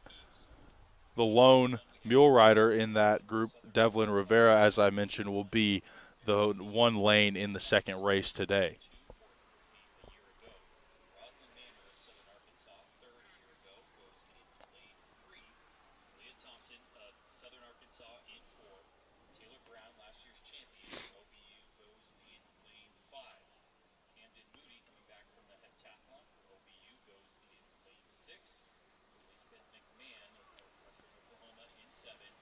Again, we are still waiting for the final results from the Decathlon Javelin.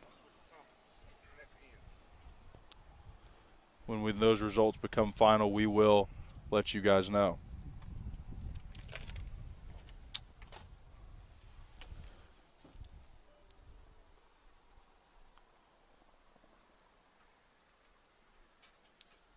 With the warm-ups out of the way, we now wait for the gun to go off, and we will begin what is the prelims, a prelim-filled day of racing here on the campus of OBU. Runners are about to take their blocks.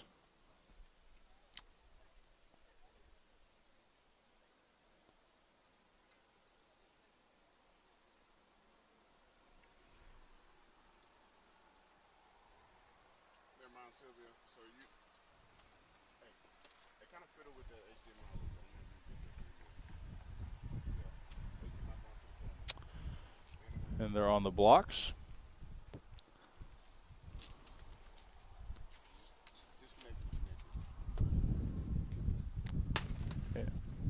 And they're off. Mary McKee out to an early lead, coming down in lane 2. She was going to look like, if she continues on pace, to take the race. Mary McKee to the finish line. One more hurdle left to go. And she will take the win in Heat 1.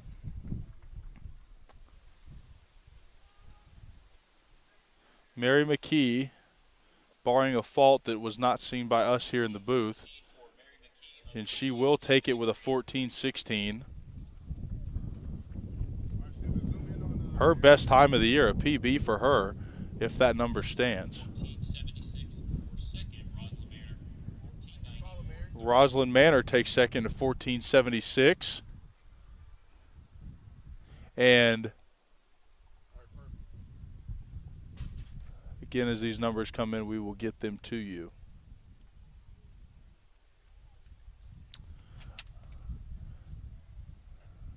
Now to Heat 2 of 2 preliminary rounds. We're taking the top 2 in each heat plus the next 4 based on time.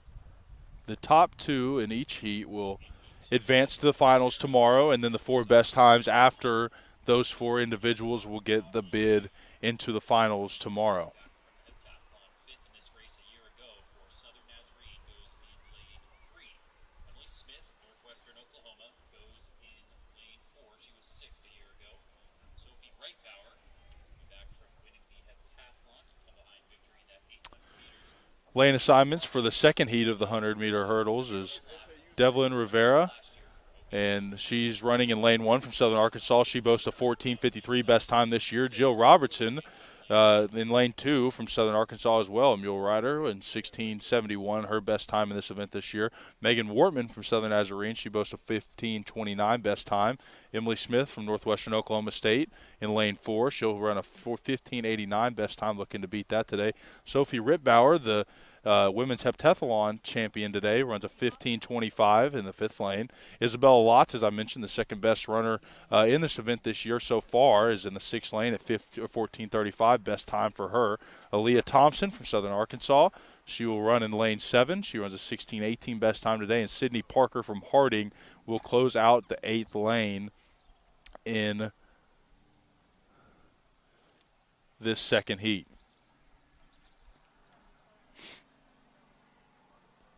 We have the lane assignments for these ladies today. They're about to take the blocks.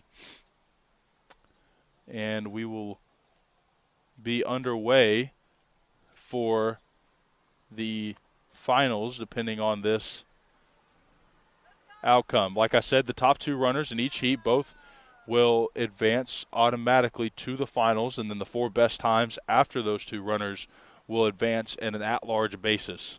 So regardless of heat, you could be the 3rd best time in your heat and not make it relative to the other times in the first heat. Starter is ready.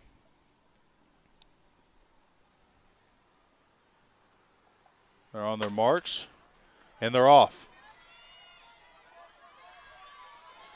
Devlin Rivera out to a quick lead, matched quickly by Isabella Watts. We're going to be going down to the wire here. Watts making a move there at the end.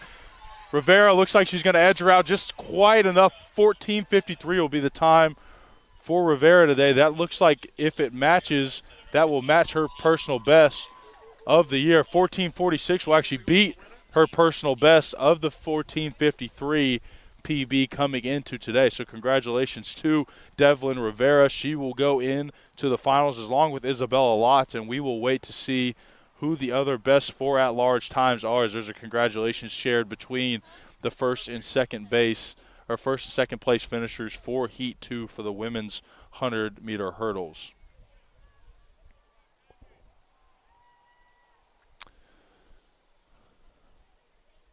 The second heat a little bit closer. Lotz and Rivera were close there into the lead there, doing a very good job of keeping her chin level. She beat through that last hurdle. Isabella made a move there at the end. Devlin was just able to pull off after that last hurdle. Did a great job of exploding through that last hurdle and finishing strong. So as those times become official for the preliminaries, we will get those to you and let you know who will be running in the final tomorrow. Again, we're still waiting on the Javelin results from earlier today with the Decathlon. That event started at 1:15 this afternoon.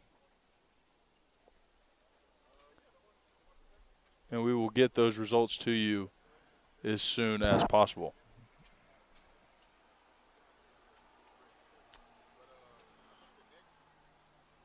The next event we will see today, I believe, is going to be the men's Decathlon 1500, if I had to guess.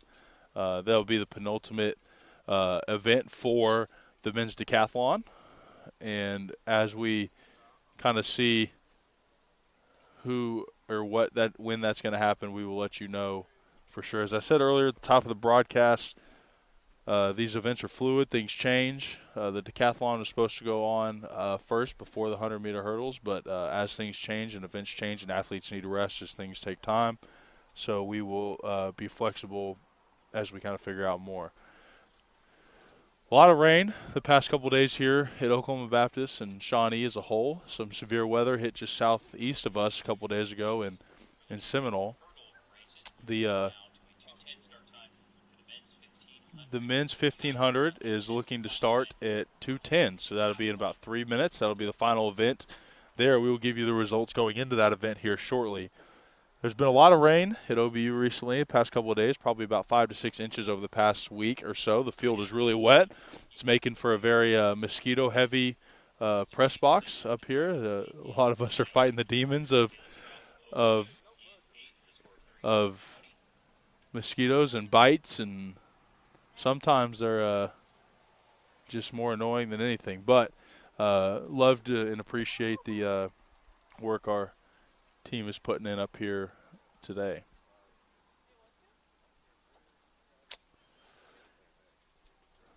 The men's decathlon going in, like I said, we don't quite have the results for the javelin yet. But after 8 events, that's after the pole vault we saw earlier. Matt Hipshire is firmly in first place, about 300 or so points above, almost 400 points above Zane Nutter, the second place competitor from Oklahoma Baptist, who's at 48.70 going into the 1500. Connor White sits in third. The mule rider has 46.42, his total. Jacob Cantrell, the previous second place holder before he did not compete in the pole vault, he drops to fourth. Still very much in contention for the podium this year. Reed Fellers sits in fifth, Caden Martin in sixth, Sloan Lewis in seventh, Caleb Strouth in eighth, and Brinson Rains sits in ninth. The competitors for the decathlon, like we said, that event set to kick off here shortly.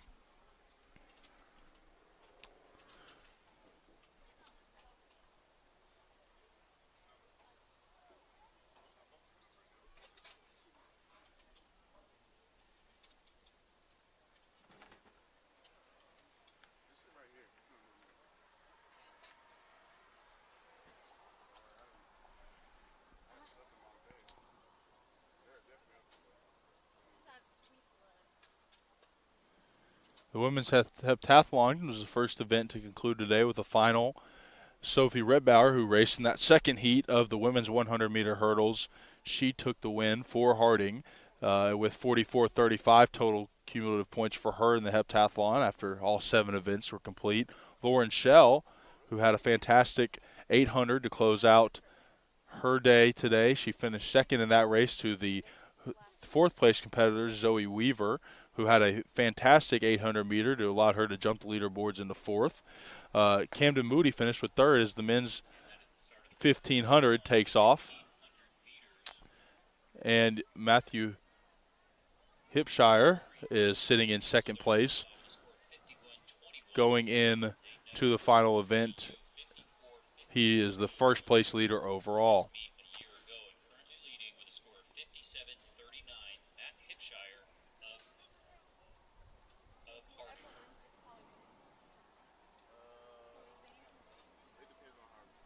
Javelin results became official right as the gun went off for this race. So as the race continues, we will review the results of that.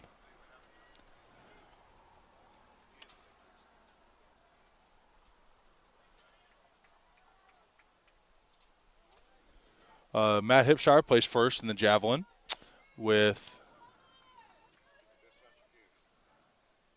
excuse me,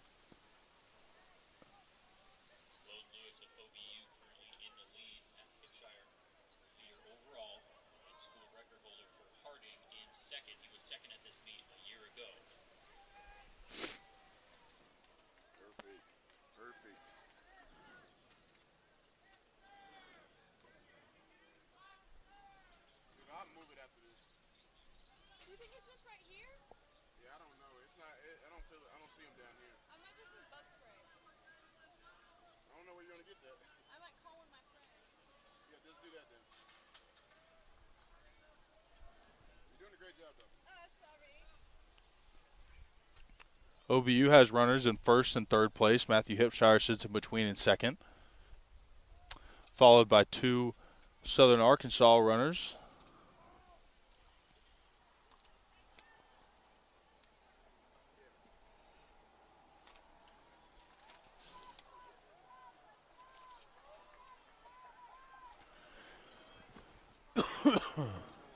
Connor White and Briston Rains, those 2 Southern Arkansas runners.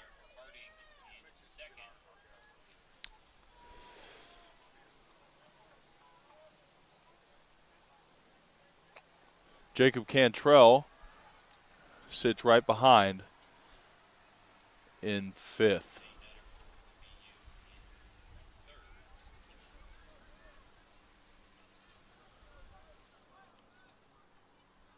There's a big distance between the pack here as we see Zane Nutters, who's trying to make a move to get back to Matthew Hipshire, who sits in second. 300 points separate each of the top three places. Those places are fairly secured, but 1,500-meter event. So up for grabs. That's Sloan Lewis of OBU coming around the bend.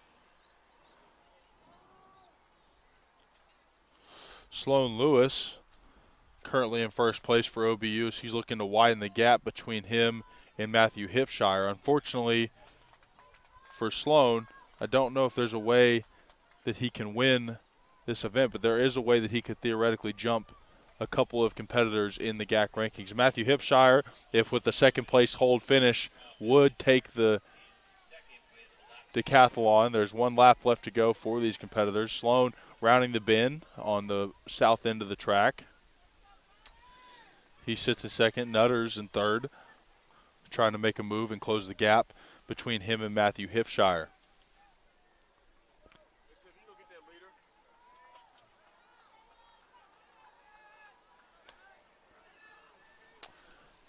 Zane needs to make a move here to catch Hipshire, who is starting his kick now into the straight. You'll see him. He has a big kick. He's trying to close a little bit of that distance on the leader, Sloan Lewis for Oklahoma Baptist University, who looks like he's going to take the win here pretty easily here as he takes the straight.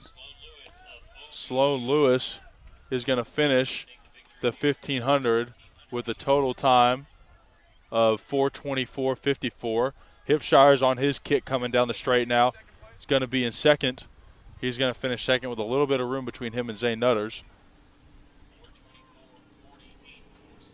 Matthew Hipshire is going to finish second in the event with a time of 4:37.30. Nutters, Zane is coming around. He's going to take his kick, finish third, which will most likely hold his and Matthew's standings in the total score.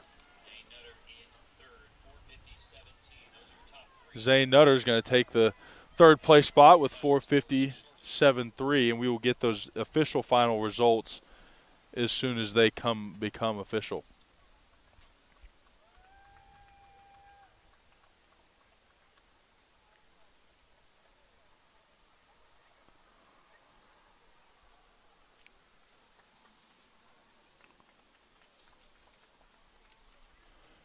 Reed Feller's coming to the finish here,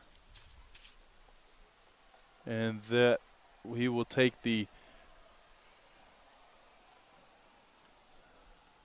seventh place spot.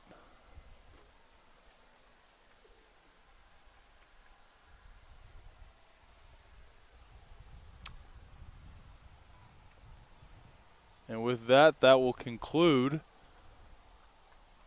the men's decathlon. Fellers takes 8 with 5:33.21, and Martin will take 9th with 5:53.74.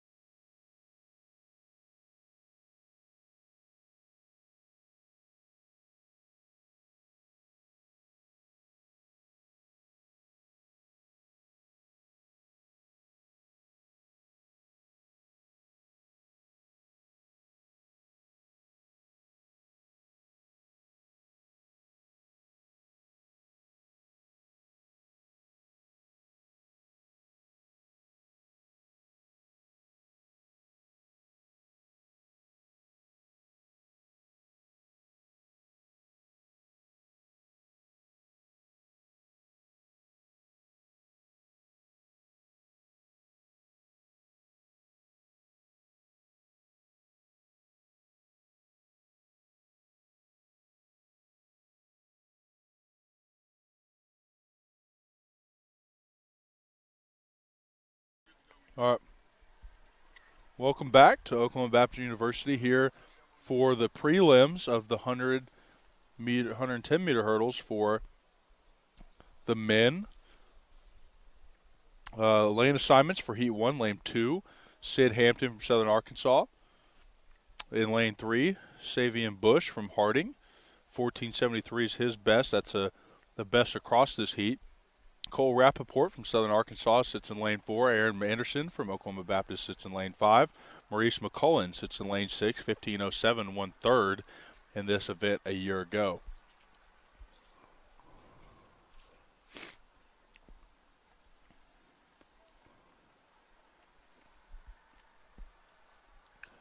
The men's decathlon has gone official, 10 events over 2 days. Matt Hipshire takes first position in that event with a personal best of 64.36. Zay Nutter takes second from Oklahoma Baptist with a 60.71 final score. And Connor White from Southern Arkansas moved up to take third in 56.22 with his final. Jacob Cantrell from Harding finishes fourth. Reed Fellers at 5. Sloan Lewis at 6, who won the 1500 event. Caden Martin at 7. Caleb Strauss at 8. And Briston Raines at 9. So congratulations to all those competitors. A very hard-fought 10-event slate those guys just went through and completed. So congratulations to those guys.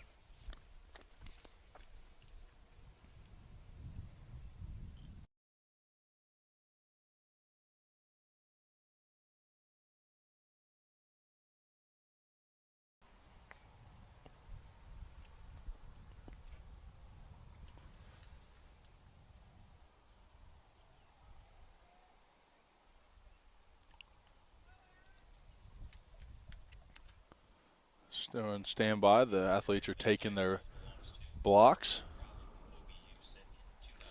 The record for this event was set by a Oklahoma Baptist alum. Brandon Crowley set the record for this event in 2019. Ran a 14:22, his best time. Dakari Bush is not far off that record, boasting a PB of 14:23 this year.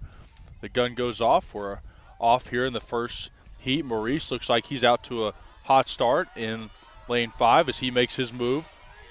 Now it looks like it's going to be Aaron Anderson. Looks like he and Sid Hampton are tight. It looks like Sid may have taken, or Bush, Savion Bush, excuse me, looks like he was going to take it. 14:67 is his personal best. A great time for him. 14:67 and 14:75 the split between the first and second place competitor. Those will be the first two guys. We will guarantee their spot in the final. Savion Bush from Harding will take the win in Heat 1. And Aaron Anderson behind him in lane 5 takes the second place finish and will guarantee his spot in the finals tomorrow.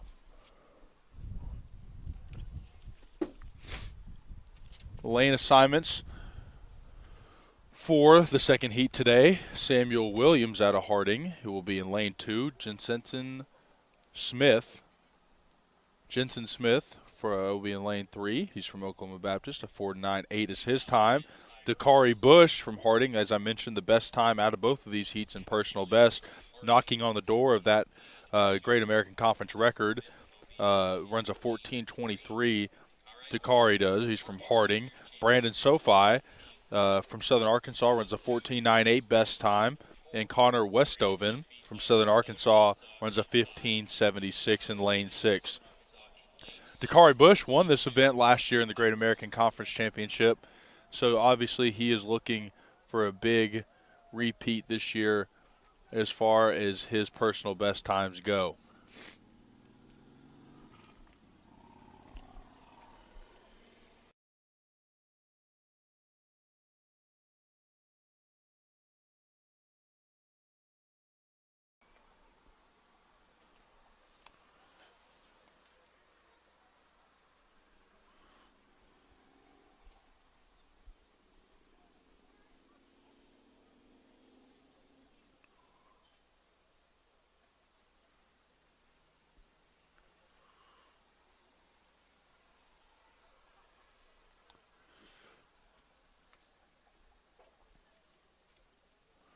As I mentioned, in the women's race, the top two in each heat will guarantee their spot in the finals, and then the next 4 after that in terms of time, no matter what heat they raced in, will get the rest of the remaining 4 spots in that final race that we will see tomorrow.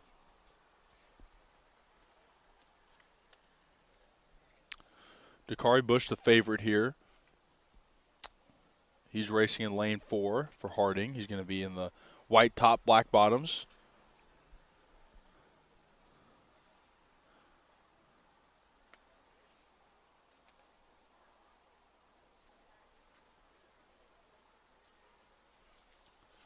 As the starters giving them their instructions for today's proceedings.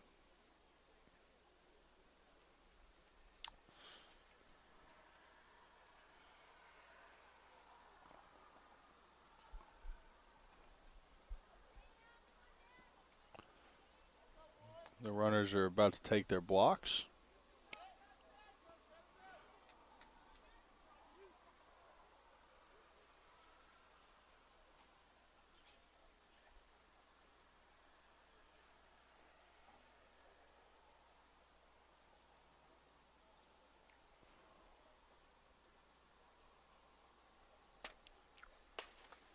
The gun goes off.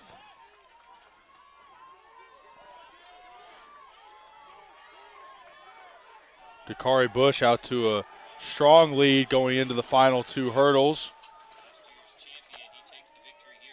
Dakari Bush will take the victory in prelim 2. 14:53 is the time for Dakari.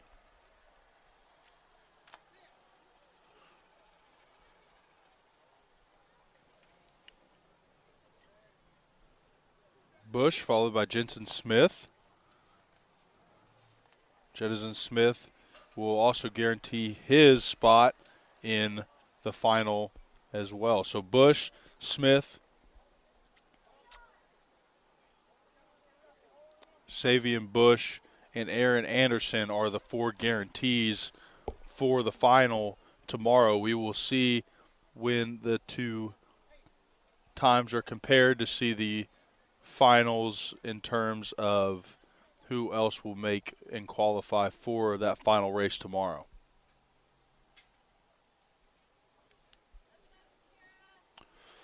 For the women's 100-meter hurdles, those results have gone final.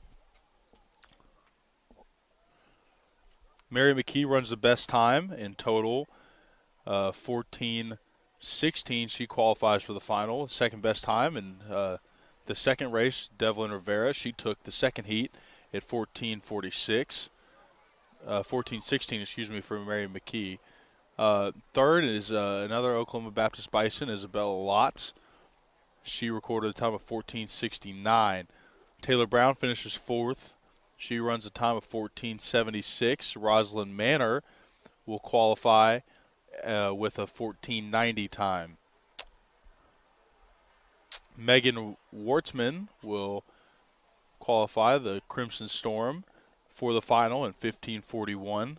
With her will be her qualifying time. Kalia Thompson from Southern Arkansas will qualify with a time as well of 15:41. And then the final qualifier will be Camden Moody from Oklahoma Baptist.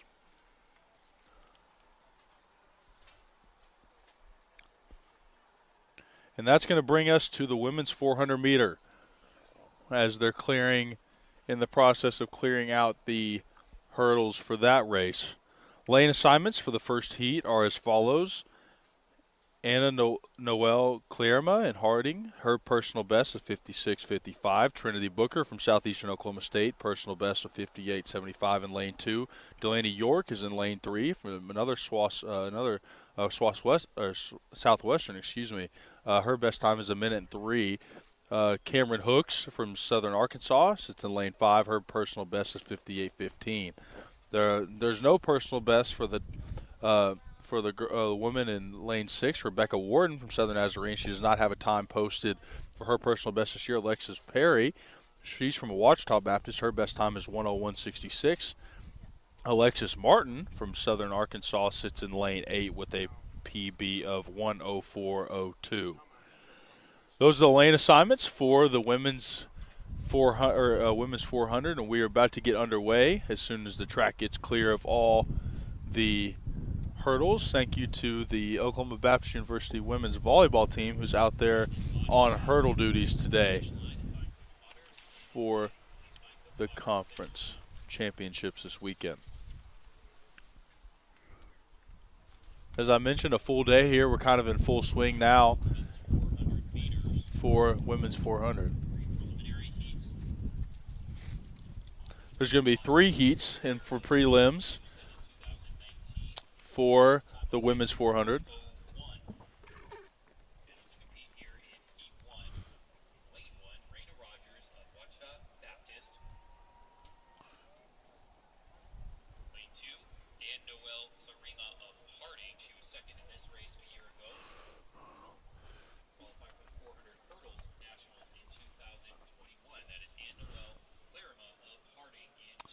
And Noelle Clarima, who's sitting in lane 2, she qualified and finished second in this event last year.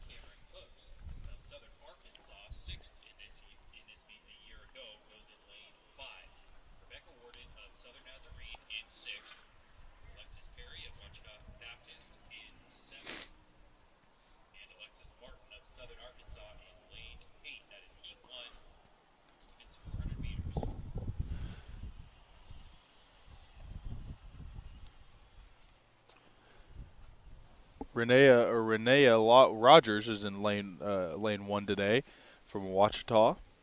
She was not on the original list. So on the website, all of these start lists will be up to date. So you will not have to worry about making the same mistake I did just now. Blocks are getting set up here for the girls. They're setting their spot in each lane. They'll each get a warm-up off the block, and then the race will get underway here shortly. The men's 400 will follow the women's 400. The GAC record for this event is held by Kamika Witter. She set that mark in 2019. She ran a 54:01.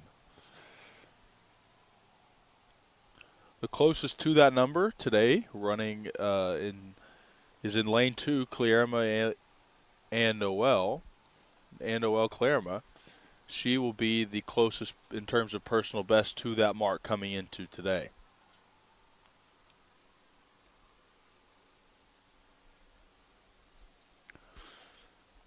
As I mentioned, 3 heats today for the women's 400.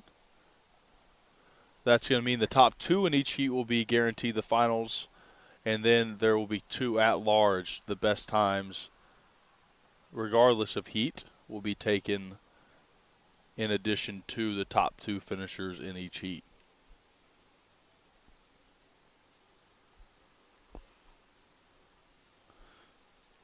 Again, Rogers from Ouachita in lane 1, Clarima from Harding in lane 2. Lane 3 is Booker from Southeastern. Lane 4 is York from Southwestern. Hooks from Southern Ark in 5. And 6, Warden from Southern Nazarene. 7 is Perry from Ouachita. And 8 is Martin from Southern Arkansas. The girls have got their warm-up starts. They've set their marks. Their blocks have been set. And they're awaiting the instruction from the starter.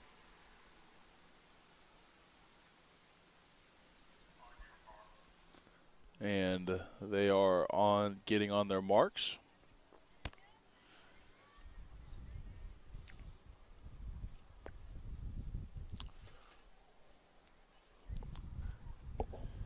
And they are set.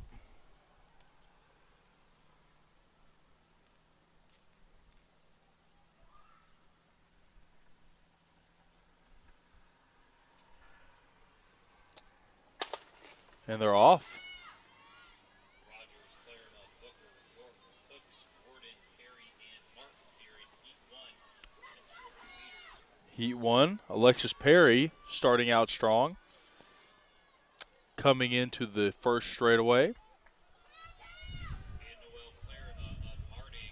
And Noel Clarima has already overcome the stagger coming into the final turn, has taken a strong lead there in lane 2, followed immediately by Trinity Booker in lane 3 from Southeastern. It's going to be a big finish here from Ann Noel here in lane 2 as she comes through the straightaway.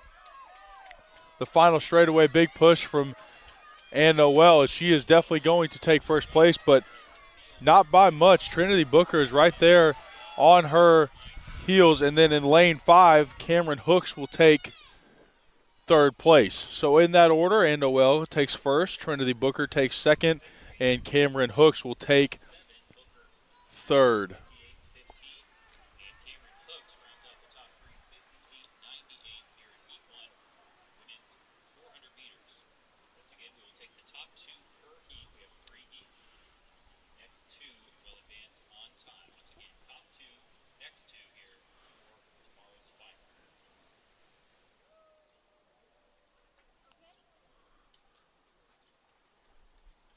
Again, Clarima takes first place with 56.47 is her time. Booker in second with 58.15. Hooks in third, 58.98. Perry will take fourth with 101 flat is her time. York in fifth with 103 even. Six is Martin in 106.08. And that will be the lane assignments for, or the finishing top 6 for the first heat. Lane assignments for heat 2, Victoria Burgess from Ouachita Baptist will be in lane 1. Her personal best this year is 105.75. Kaylee Brown sits in lane 2. She's from Southwestern Oklahoma. Her best time is 102.40. Chrisman Eakin from Harding has a best PB of 58.57. Taylor James from Oklahoma Baptist University has a personal best of 56.54. Tazane Brooks from Oklahoma Baptist has a time of 58.19. She finished fourth in this race a year ago. Shakira Lane, Northwestern Oklahoma State, sits in lane 6. She has a PB of 102.09. Asia Wells, will be in lane 7 for Southern Arkansas. She has a best time of 104.34.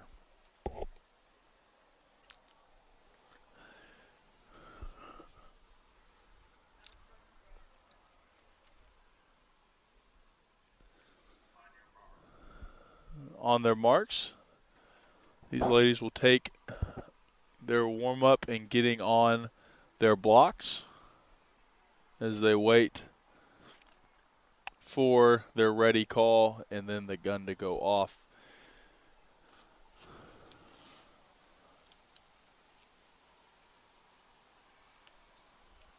Lane 7 and 8 empty in today's race. Asia Wells, we will not see her today.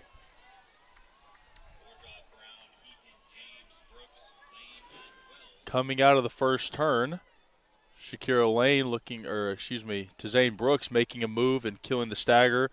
Taylor James also kills a stagger. James and Brooks in 1 and 2. James extending the lead a little bit here going into the final turn. Eakin sits in third. James finished third in the final of this race a year ago. She is extending that lead through the final turn, followed immediately by Brooks and Eakin, respectively. James coming into the final stretch looking to push and secure her spot in the final. James will take 1. Brooks will take 2. Eakin will take 3 in that order. 57.34 will be the time for James, who takes first. 59.15 will be the time for Brooks, who takes second. 59.94 will be the third place time for Eakin. Lane finishes fourth, 102.24. Brown takes 5 at 102.97. Borgias will take 6 from a watch toss. She finished at the time of 106.20, and Wells did not start. So that is the results for the second heat. That is guaranteeing Taylor James and Tizane Brooks' appearance in the final, along with Claremont Noel and Trinity Booker.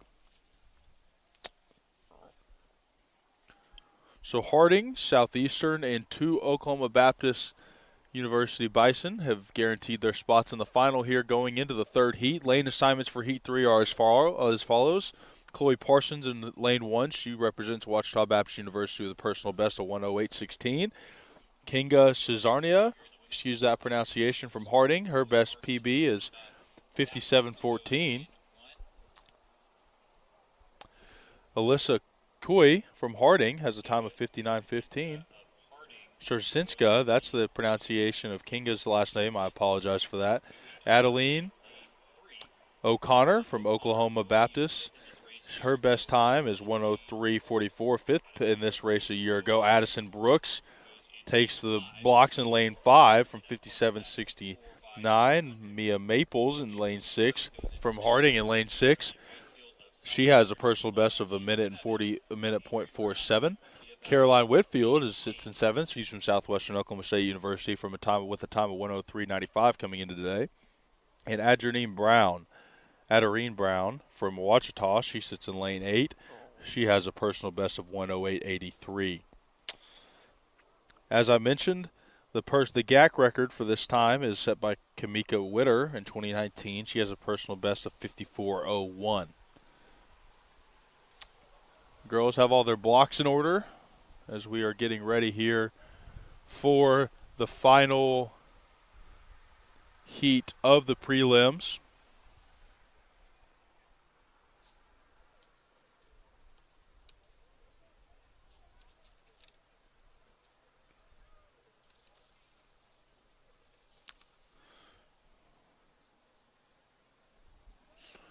On their marks.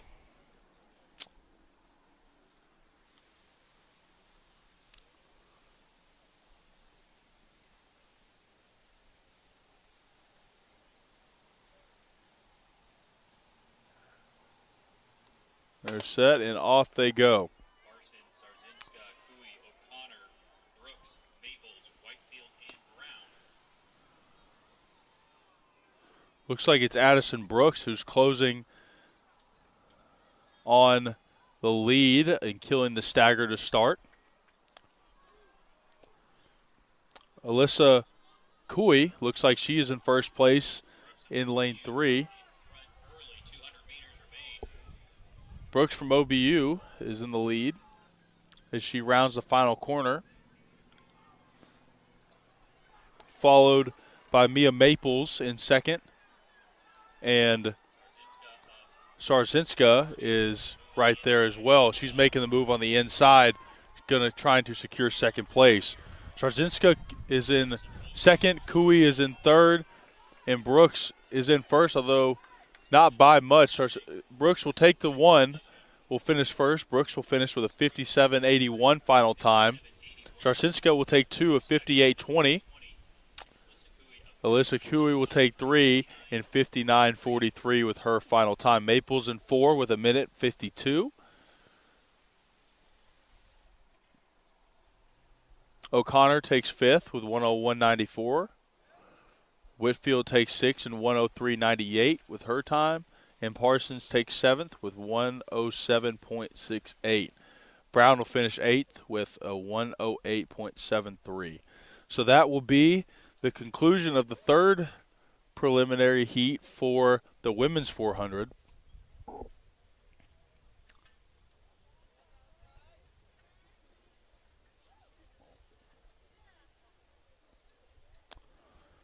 And when we get official word of the other 2 qualifiers, we will let you know. As it stands right now, from the first heat, it'll be Ann Noel Claremont and Trinity Booker, will qualify from Heat 1.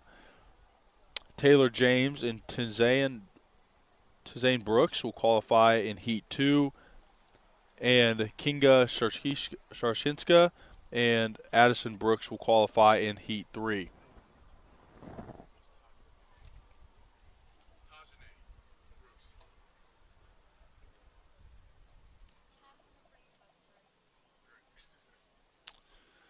Official times in order. Clara Noel ran the best time with a time of 56:47. Taylor James ran the second best time. She qualified with 57:34. Addison Brooks, third best time, 57:81. Trinity Brooker will have the fourth best time with a 58:15. Kinga Sarznitska will have a fifth best time, and she will qualify with a 58:20. Cameron Hooks, sixth best time with a 58:98.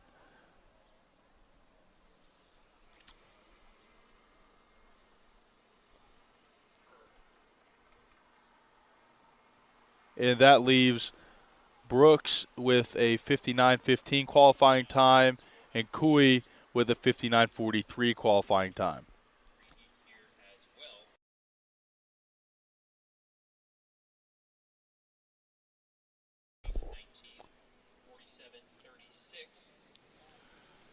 So Tajane finishes seventh in total time, but because she finished second in her heat, she qualifies regardless, and Alyssa Cooey is the one that will round out the qualifying times for the Great American Conference finale in the women's 400 meter. Up next for the men's 400 meter, the first heat, lane assignments go as follows. There's a lot of Oklahoma Baptists in this heat. Jax Holland in lane 1, 49.94, his best time. Jaron Morgan in lane 2, another Bison. His best time is 51.55. Caleb Strauss sits in lane 3 in OBU. 53.74 is his best time. Marcus Peterson, his best time is 49.18, another Bison. Malachi Allen, the lone Crimson Storm member in this heat, the only non-Bison participating in Heat 1. He has a time of 51.09.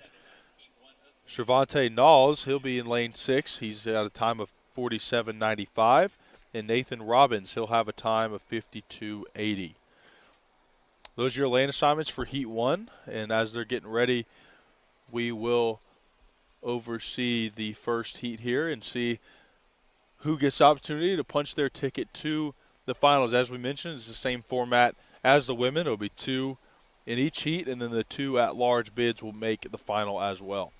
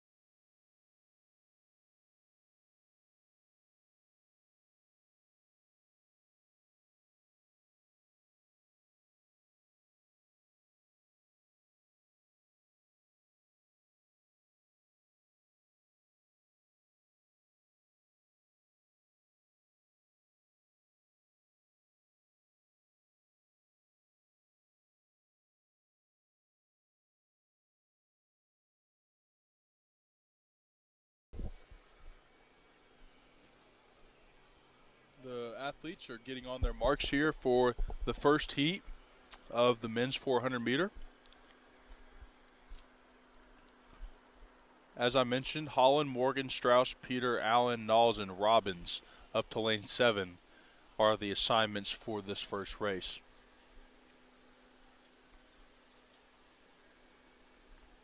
An all Oklahoma Baptist heat, with the exception of the lone Crimson Storm member in lane 5, Allen, excuse me.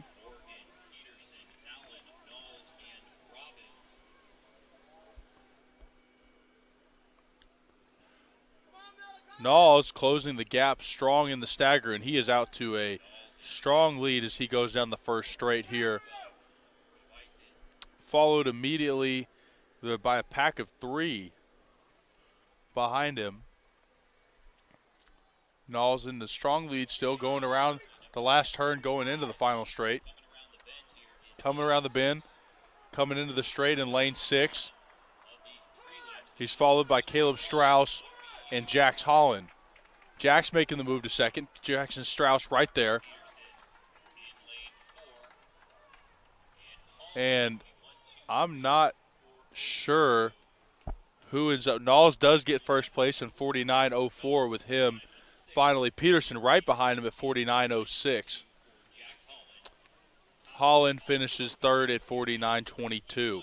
So all 3 Bison, 1, 2, 3 in that heat. Only the top 2 are taken, though. Allen does take 4th with a 54.0. Morgan takes 5th with a 51.26. And Robbins takes 6th, 53.32.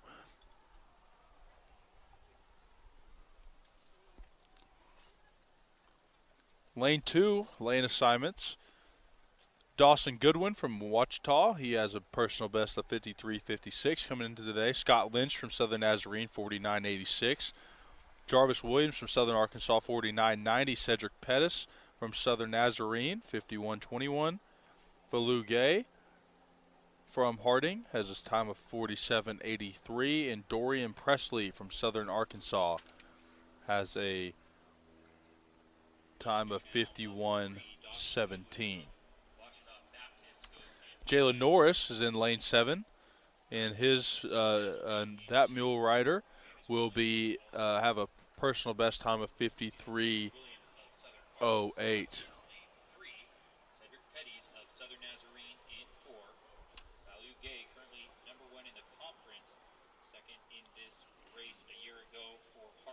Falu Gay, who's in lane 5, he finished second in this event last year. The national qualifier for the 400-meter hurdles. Finished second in this race a year ago. As I said, the current leader in the conference in best time this year. We'll obviously look to see him advance here in to the final.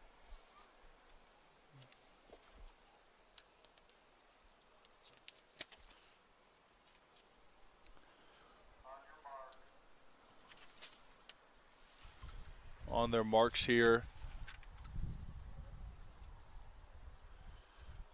in the second heat.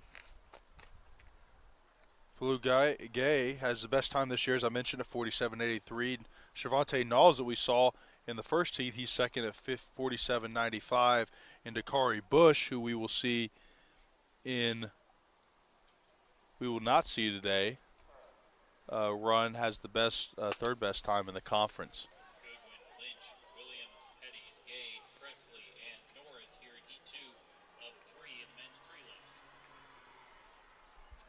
And Falu Gay is out strong start here for the Bisons.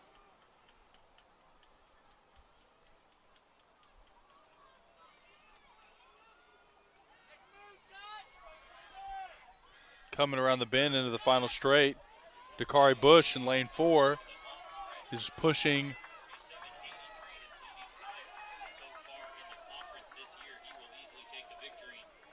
and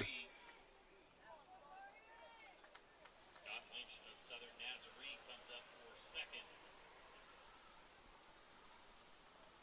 Gay 49.34. Falou Gay 60. finished at the time of 49.44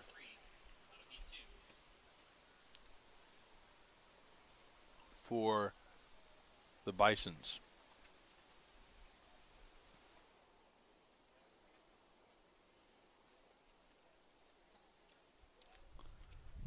So Gay 49.34. First place, Lynch in second, 49.60. Williams is in third with a 50 flat. So those will be your top three for Heat 2. Pettis and 50.29 will be fourth. Presley, 52.23 is good for fifth. And that will complete your top five for the second heat. Third heat lane assignments for the proceedings today. Jones Joel from Harding, 55.40. Edward Nagenta from East Central, 51.66. Savon Milton from Oklahoma Baptist, 48.37. Dakari Bush from Harding, the third best time this year in this event, 48.28. Hafton Fouts from Oklahoma Baptist. Joshua Strauss, Joshua Baker, and Seth Ferguson will round out the lane assignments for Heat 3. On their marks here for the last race in today's 400-meter men's.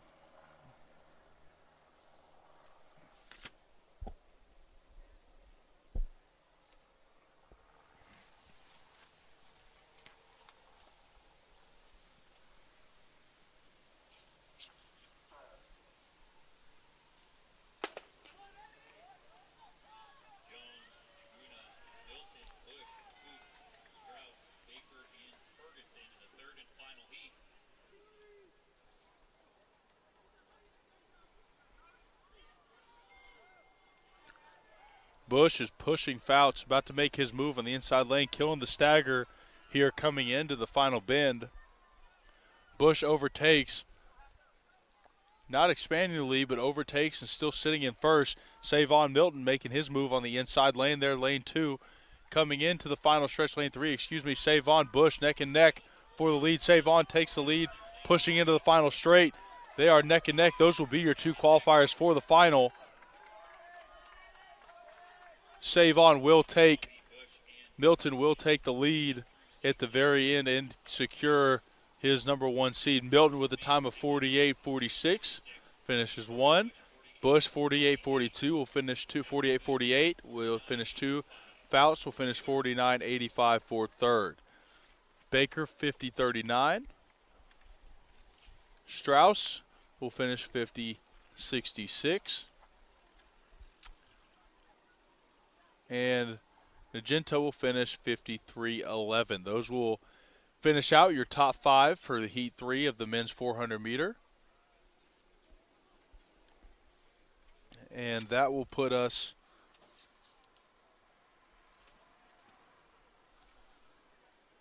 in line for the women's 100 meter. We will be back shortly for the women's 100 meter here on the Bison Sports Network.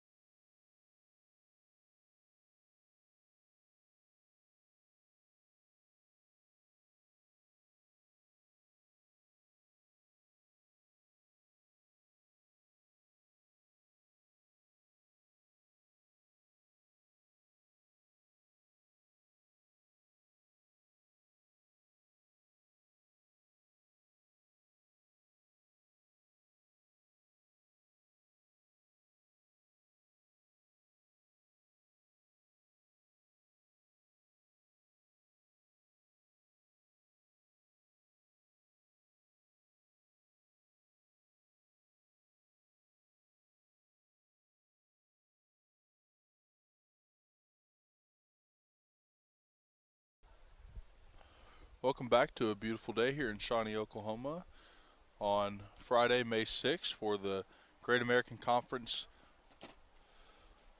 Outdoor Track and Field Championship. We are about to commence on the women's 100 hurdle or 100 meter dash for about 5 minutes away from the start of the 100 meter dash for the women. We're going to see 5 heats for this event.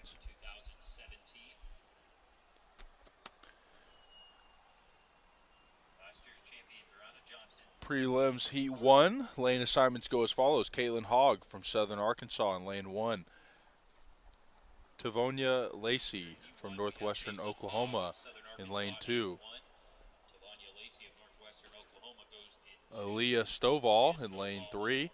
Northwestern. Taylor Brown in lane 4. Then OBU. Jordan Walker in lane 5. She is from Southern Arkansas with a 12.82 coming into today. Dajia Davis in 6 from Southern Nazarene. Samoria Walker will close out in lane 7. Samoria with the best personal best coming into today, running for Southern Arkansas.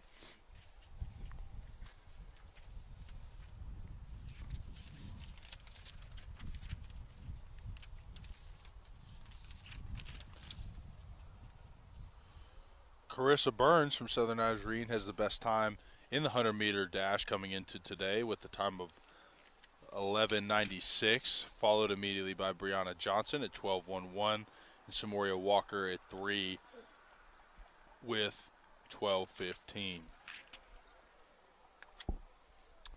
Results have gone final for the men's 400 meter dash, and who will be filling out the finale of that race. Again, Savon Milton with the best time of 48.46. We saw him in Dakari Bush, who finished second neck and neck at 48.48. Shervonte Knowles takes third in 49.04. Marcus Peterson from Oklahoma Baptist right there as well with 49.06. Jax Holland, 49.22. Falu Gay at 49.34. We saw him coast to a first place finish in his prelim. Scott Lynch from Southern Nazarene qualifies with a 49.60, and Hafton Fouts will qualify as well with 49.85. 2 Bisons, 1, 2, 3, 4, 5 Bison, and 1 member of the Savage Storm will qualify for this year's 400 meter dash finale for the men. So with 5 heats here for the 100 meter dash, we will see the number 1, the winner for each heat, will automatically advance, and then we will also see the next 2 best. After you have the 5 heat winners, there will be 2 at large best times. So the winner of each heat will advance regardless of time, and then the 2 best at large times will finish and get the opportunity to go compete in the finals tomorrow. So again, Hogg, Lacey, Stovall, Brown, Walker, Davis, Walker is your assignments. Jordan Walker is in lane 5 and Samoria Walker is in lane 7.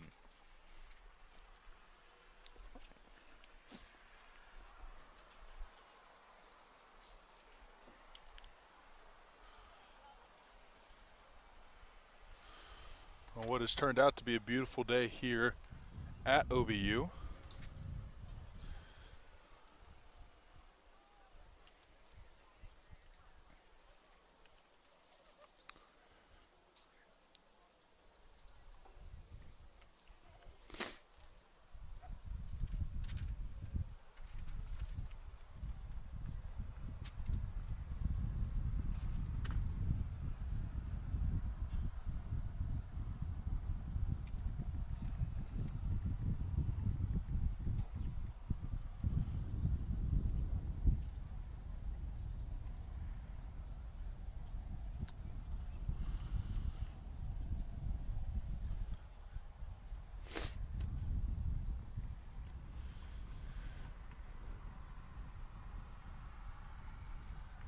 The women's 100 meter is about to take place for the first preliminary heat. The finals will be tomorrow, again with the best runner from every heat, and then 2 at-large bids will make it as well.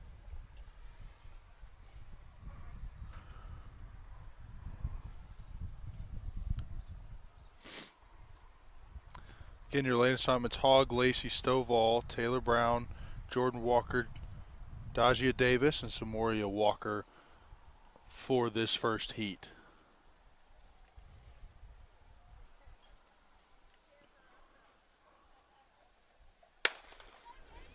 Gun is off. And Samoria Walker looks like she is going to take first, and Taylor Brown is right behind her in second. So it is going to be Walker and Brown that 1 and 2. Walker with a time of 12.32. 12.42 is a time for Brown. That's going to be the time to keep an eye on for that at-large bid. Lacey at 3 at 12.50 and Hogg at 4 at 12.61. Walker rounds out the top 5 at 12.87. So again, that gives an automatic bid to Samoria Walker from Southern Arkansas University. That will be her golden ticket, if you will, to the finals tomorrow.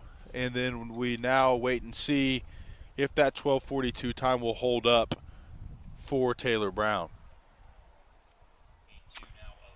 Lane assignments for Heat 2, Kelsey Knox in lane 1. Lyric Henry is in lane 2 from Southern Nazarene. Amaya Taylor from in the third lane, from Southern Arkansas. Next to a teammate, Jasmine Peoples. Kendall Stuvey from OBU will be in lane 5. Brianna Johnson will be in lane 6, and Bertha Bright from Northwestern will be in lane 7. As you get a good look of the track and some of the spectators who have gathered here today for the preliminary races of a lot of the races you'll see. Obviously, we'll see the finals of a couple of throwing events today. The women's and men's hammer will see the finals of today.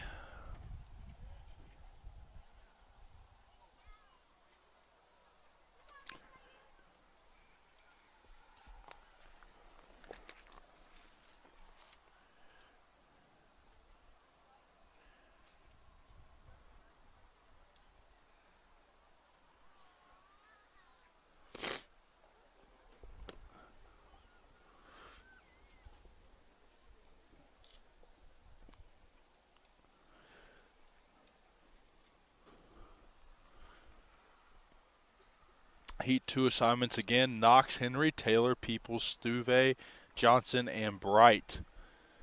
The assignments for Heat 2 here for the women's 100-meter.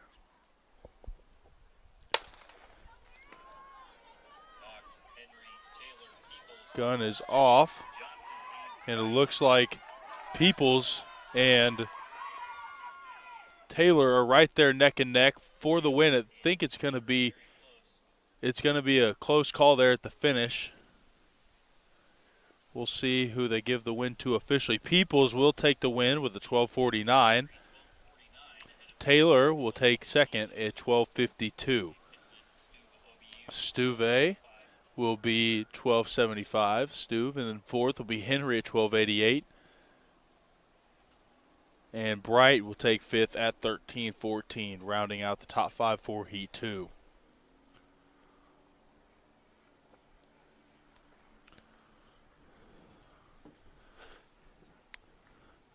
So that 12.42 still holding strong for Taylor Brown for the Bison in Heat 1. That would have won her Heat 2. Again, there's still 3 heats left. Only the top 2 at-large bids, time-wise, will make that, will get that opportunity to compete in the finals.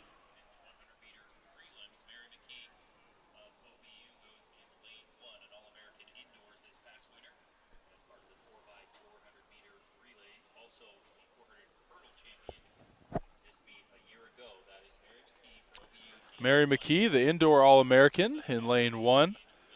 Carissa Burns from Southern Nazarene in lane 2. Tyler Berry is in lane 3 from Southern Arkansas. Aaliyah Drake, in lane 4. Diamond Hilton in lane 5 from Northwestern Oklahoma State. Southern Nazarene in lane 4, ninth in this race a year ago. Diamond Hilton of Northwestern Oklahoma goes in 5. It's a trailer of Southern Arkansas in 6.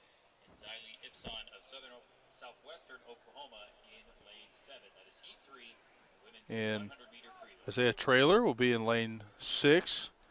And Xylee Ipson will be in lane 7. That will round out the heat assignments for Heat 3. Again, it's McKee, Burns, Berry, Drake, Hilton, Traylor, and Ipson. Those are your lane assignments for Heat 3.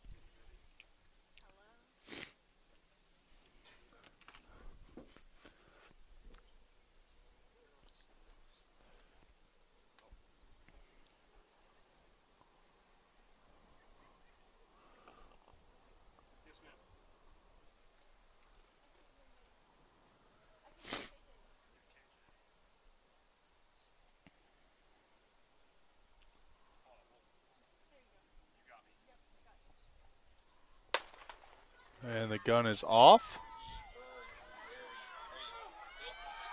Traylor out to an early lead. Now here comes McKee. McKee coming in second. Burns right there behind her. McKee will take the win. Burns will take second. McKee takes a winning time of 12:30. Burns takes second with 12:41. That stands to be the best non-winning time we've seen today. Burns will take second with 12:41. Traylor takes third with 12:66.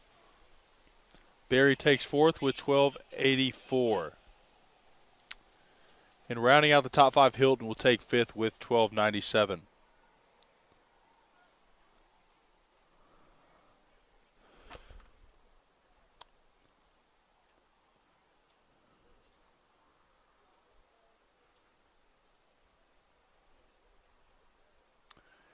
McKee, Taylor, and Walker so far the 3 qualifiers.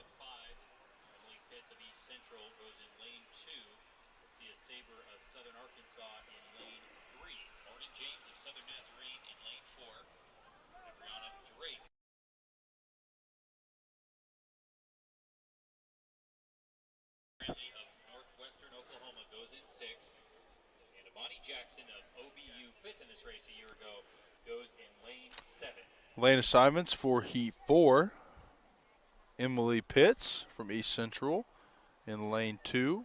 Asia Saber from Southern Arkansas in lane 3. Morgan James in lane 4. Abrina Drake in lane 5. Brianna Brantley in lane 6. Amani Jackson in lane 7. Brianna Brantley with the best time in this heat coming into today.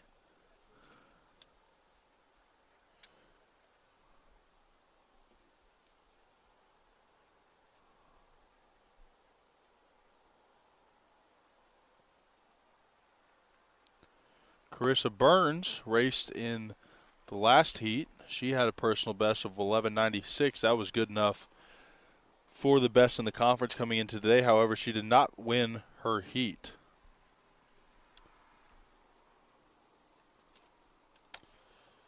Brianna Johnson, who has the second best time coming into this race. And Amani pulls up with an injury there. Brianna Brantley in lane 6 from Northwestern is going to take the win comfortably with a 12:32 time for her. 12:44 will be good enough time for Brantley to take the win.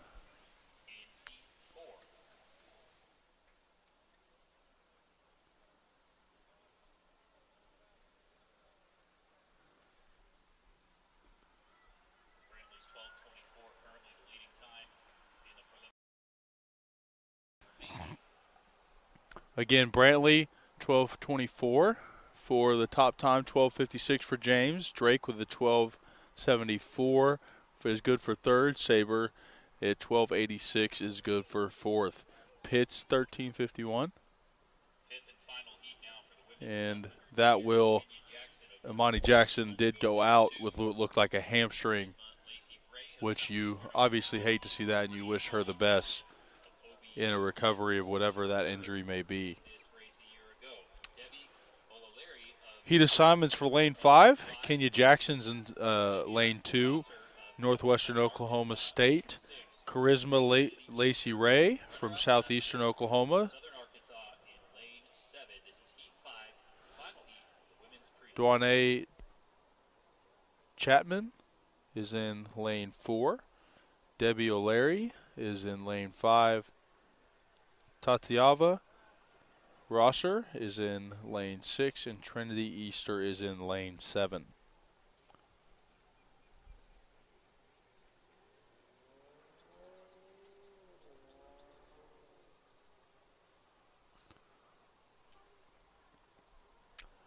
Record in this event coming into today, the Great American Conference meet record is a 1:1:78.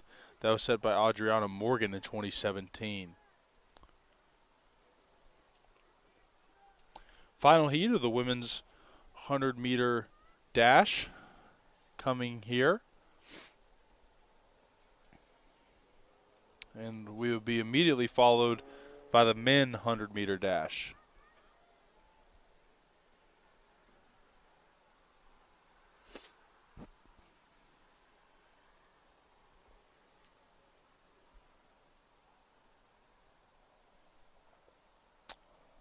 Runners are getting on their marks.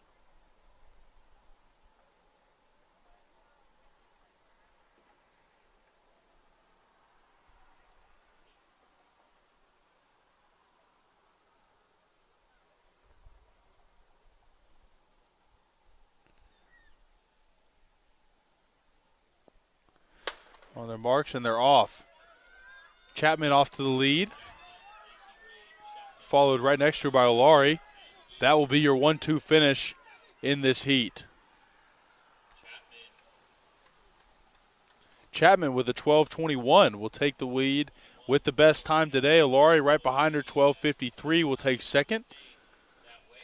And Rosser will finish third at 12:88. Easter in fourth at 12:99. And Jackson will round out the group with a 13 flat.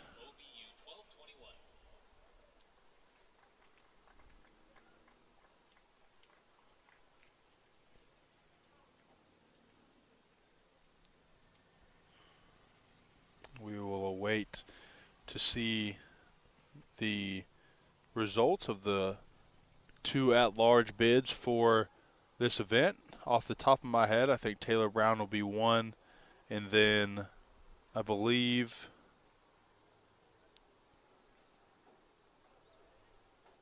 maybe Carissa Burns will be the other, if my memory serves. We will wait to see those results officially, and I will relay that information to you guys as soon as that gets to us.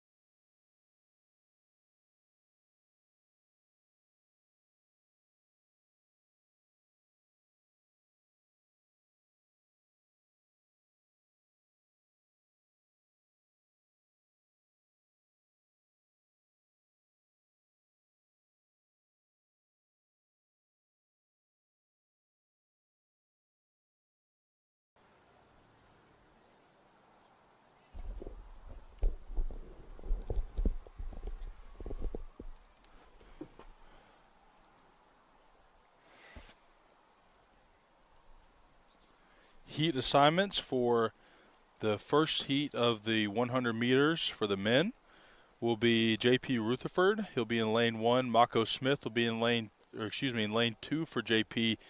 Smith will be in lane 3. Tad Kirby from Harding will be in lane 4. Trevon Johnson in lane 5, and Matthew Norman in lane 6.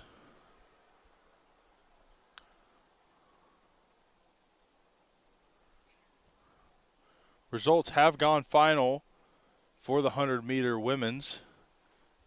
Chapman takes 1. Best time today, 12:21. Brantley at 2, 12:24. McKee at 3, 12:30. Walker at 4, 12:32. Carissa Burns, the open qualifier, at 12:41. Taylor Brown at 12:42. Peoples at 12:49. And Lacey at 12:50. So those are your qualifiers for the final. Other events that have gone final, we are awaiting results from the hammer. When that goes final, I will relay that information to you guys.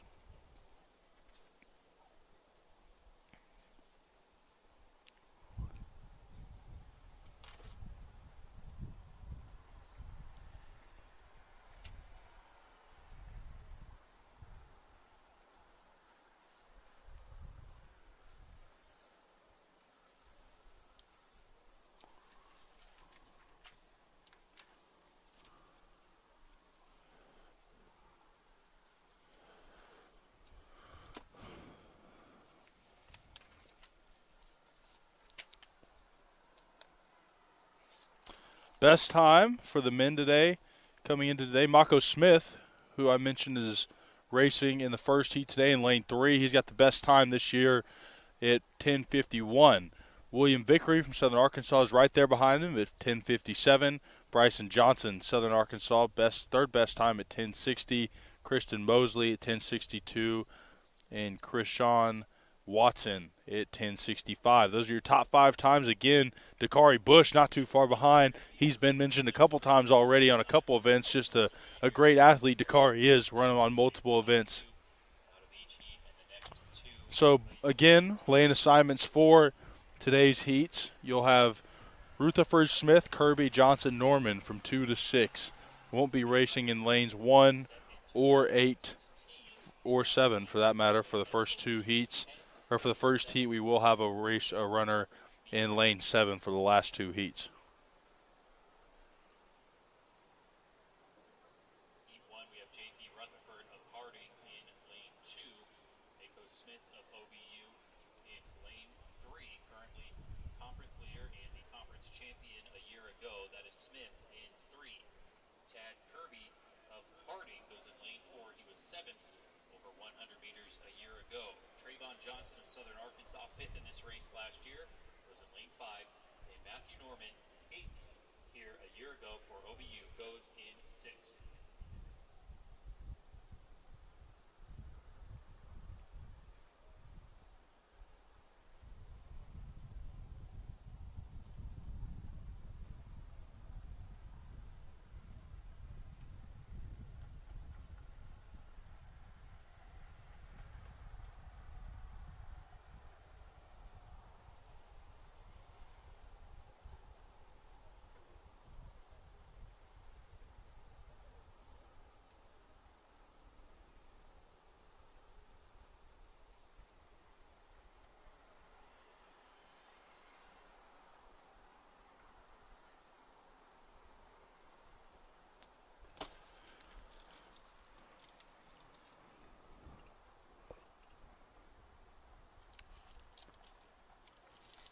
Again, we're waiting on results for the final of the women's hammer.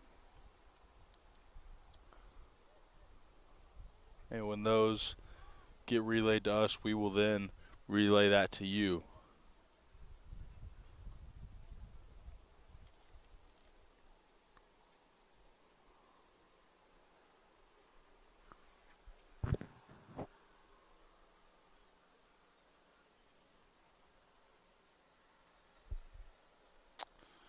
The runners are on their blocks.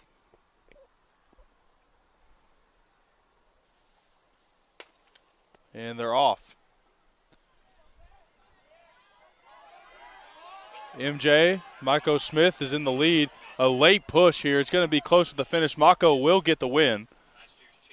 Last year's champ in this event. Looking to repeat back-to-back for Mako. It was close there at the end, really close. A couple of different guys there. 10.76 for Mako Smith, 10.76. Johnson takes second at 10.80. Kirby takes third at 10.86.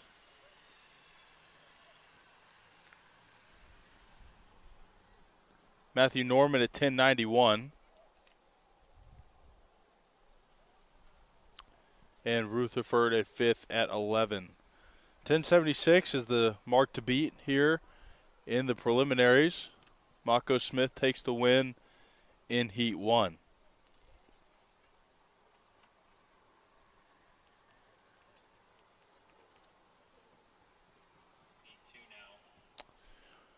Heat 2 assignments.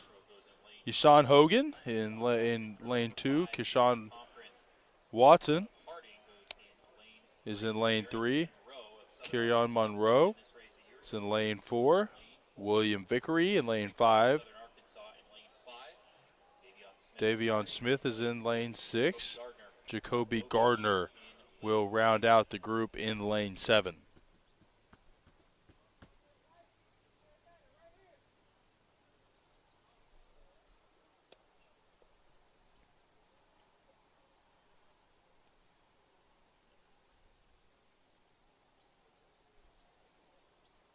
Again, Mako Smith clinches his appearance along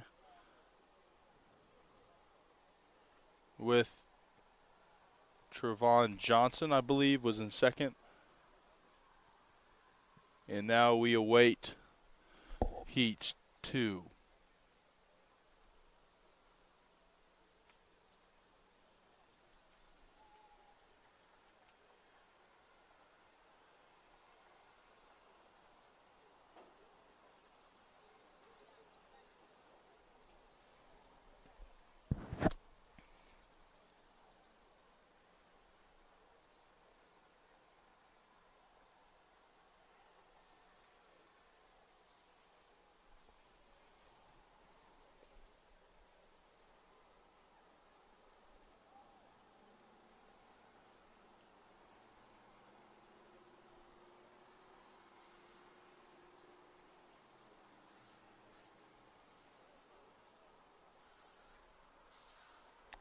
As we're waiting here for Heat 2.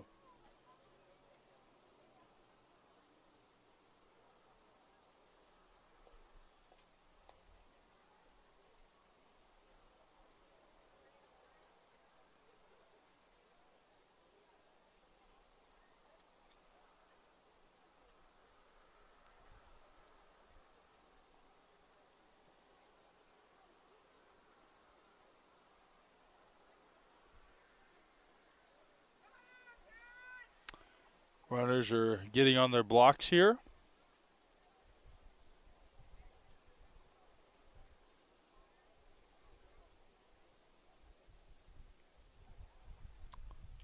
And they're up.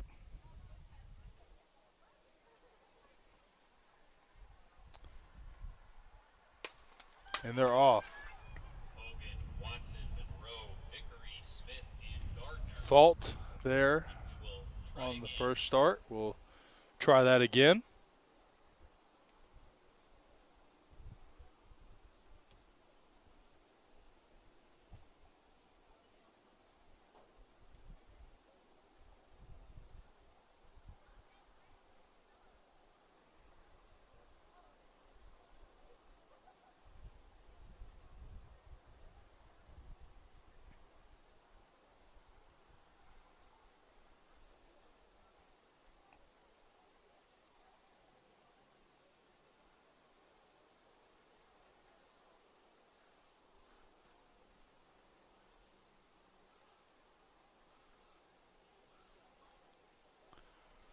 We're about to get back on the blocks here for Heat 2.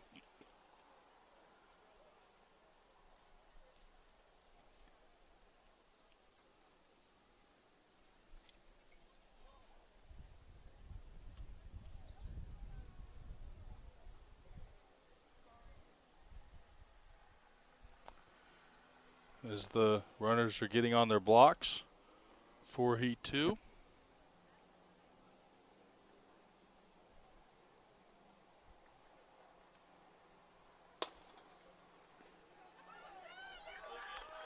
And we're off again. Krishan Watson for Harding seems to be in the lead as he's getting pushed from Kieran Monroe. Watson's going to take the win. Kieran Monroe, 10.86 will be the win for Watson. Monroe, 10.90 at 2. Gardner at 10.94 at 3rd. Smith at 11 flat will be the finale.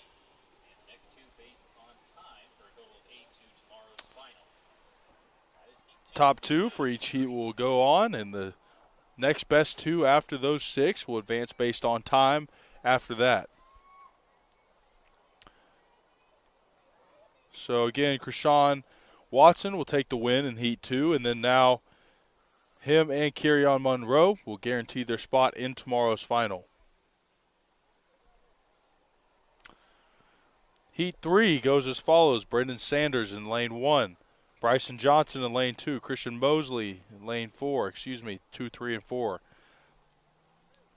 LaDainian Hendricks in lane 5. Will Ashmore in lane 6. And Nicholas Jacobs in lane 7.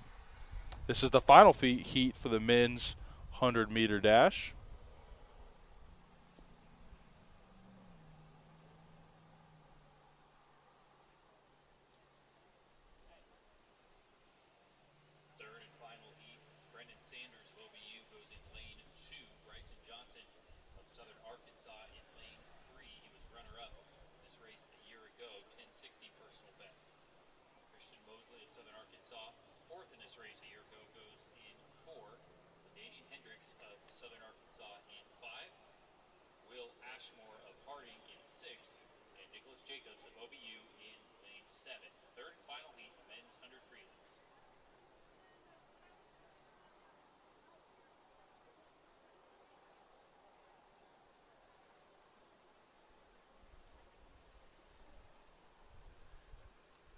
Again, lane assignments for Heat 3. Sanders, Johnson, Mosley, Hendricks, Ashmore, and Jacobs will be the assignments from lanes 2 to 7 for this final heat.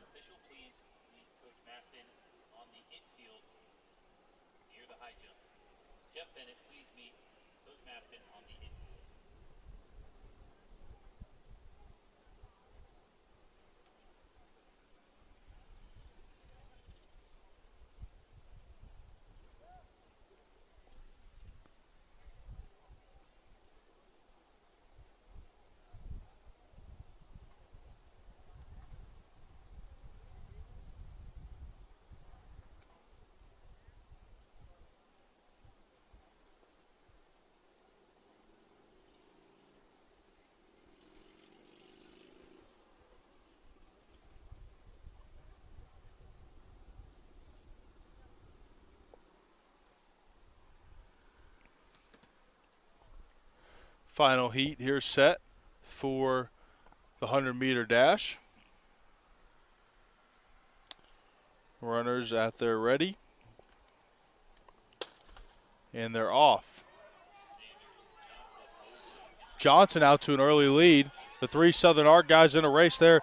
Mosley making his move there at the end. Mosley's going to get it at the very end of the race. Catches Johnson in a little bit of friendly competition for the Mule Riders. Mosley will take first at 10.86. Hendricks takes second at 10.92. Those 2 will qualify for the final tomorrow. Johnson finishes third at 10.94. And Sanders takes fourth at 11.17. So that will wrap the prelims today for the 100-meter dash sprinters. And we will get you the official final qualification list today as that goes final.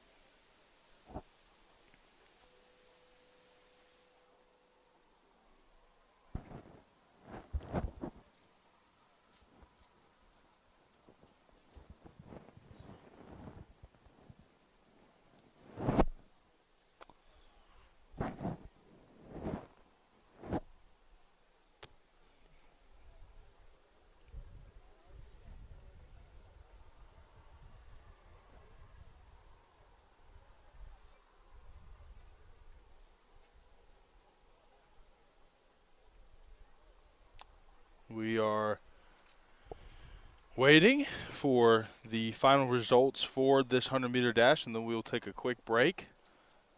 And we will be back for the women's 800, which will be the next event here.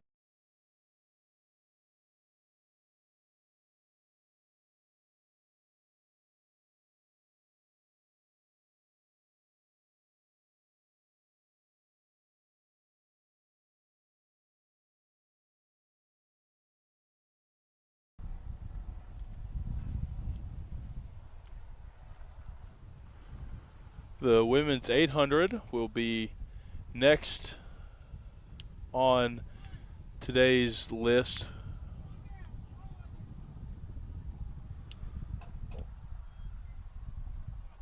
of events. And there will be 3 heats of the 800 on their way to us today.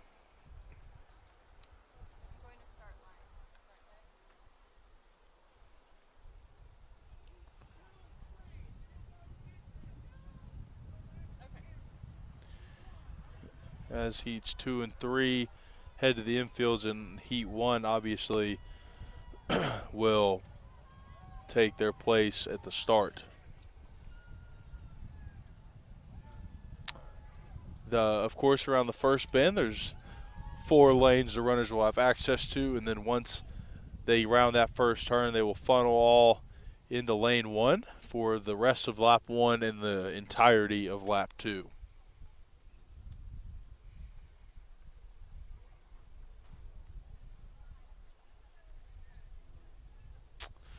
Again, we're waiting on the results of the 100-meter dash for the men.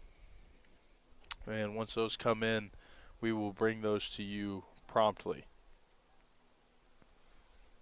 Also, results we're waiting on are the women's hammer. That'll be a final today, not a prelim. All of the throwing events and field events we see today will be finals. Still to look forward to, the women's triple jump final will happen today. That's coming your way at about 4 o'clock. About 6 o'clock, the men's triple jump and the women's javelin and men's javelin, respectively, will also be coming your way around 6 o'clock. We thank you for joining us today on this Friday. Give the privilege of watching a lot of great athletes here in the Great American Conference compete at the highest level in Division II. Some of the best track action you'll see around the nation you will see here in the Great American Conference. In this first heat today for the women's 800 meter, Kaylin King will be in heat 1. Natalie Nailing will be in lane 2. Megan Monk, Amanda Rodriguez, Madison Ham. And that will complete heat 1. Or excuse me. Elora Jones, Kinga Sharkinska, Lauren Stitt, Brianna Hall, Avery Womack, Jaden Kuhn, Laney White will complete heat 1.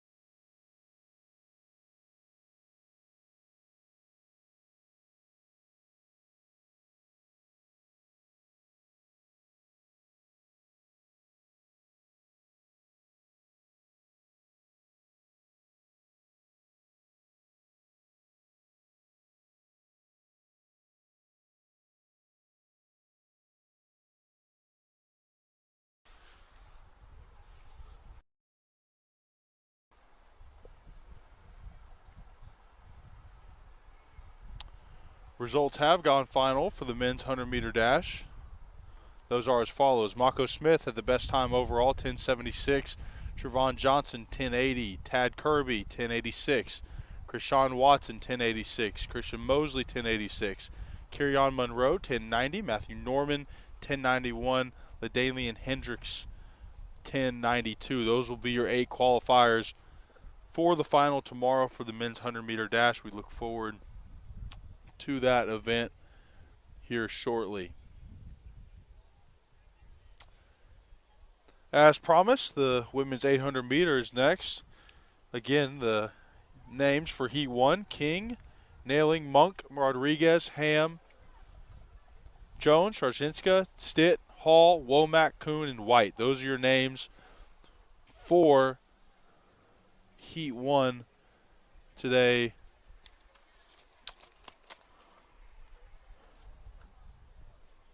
In the Great American Conference Championship.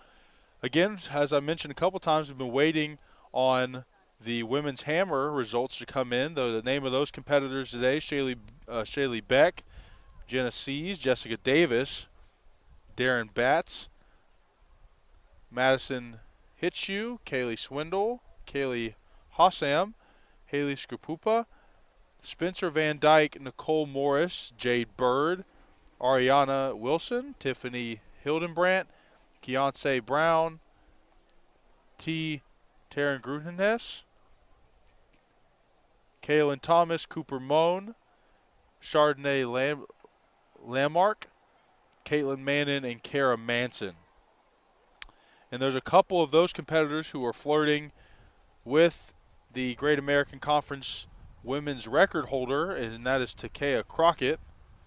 She set that mark at 51 meters even in 2019.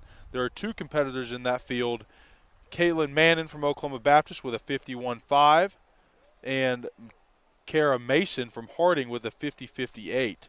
Both of those competitors obviously looking to set that Great American Conference mark today and win their event for their school and for themselves. So good luck to those ladies as they compete in the women's hammer throw. And when we get those results, we will pass those on to you.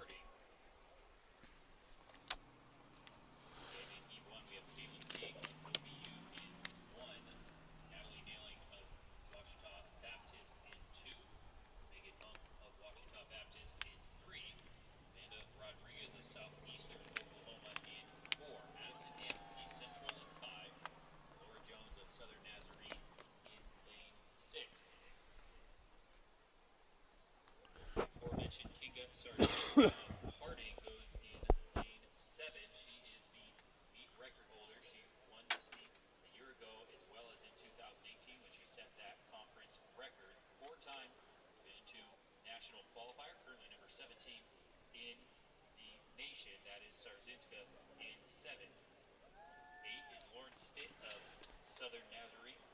Brianna Hall of Harding in 9. Avery Womack of Washita Baptist in 10. Of Northwestern Oklahoma in 11, and Lady White of Washita Baptist in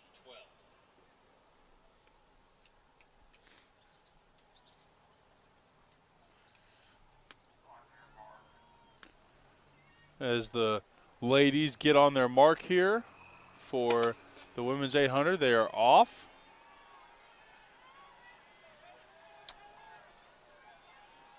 The competitors will start on their half of the coned off, 4 lanes each way. And then once they round the first bend, they will all collapse into lane 1.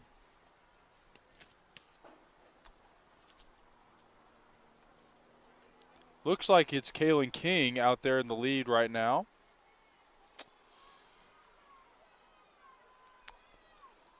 In the front of the pack. Doesn't seem to going to be holding for long. You'll see 2 main types of strategies in these longer runs. You'll see a competitor who wants to get out in front early and establish their pace and run their race, or you'll see someone who likes to hang back in the pack, and then you'll see them kick at some point during the race and try to make their pass and draft on the inside of those competitors and set their pace there at the end and make a big push with a what's called a kick in the latter half of the race. A Wachita in front.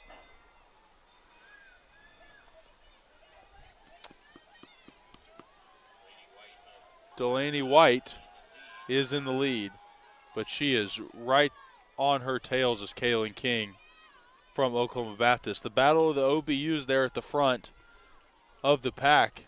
Not too far behind, though, is Kinga Shorshanska, excuse me.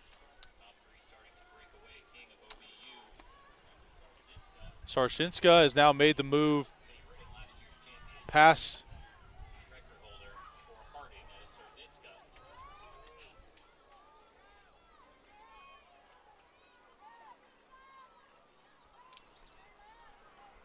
Sarshinska's making her move around King now too. Sarshinska in the final bend looking to make her move is kicked into first place now.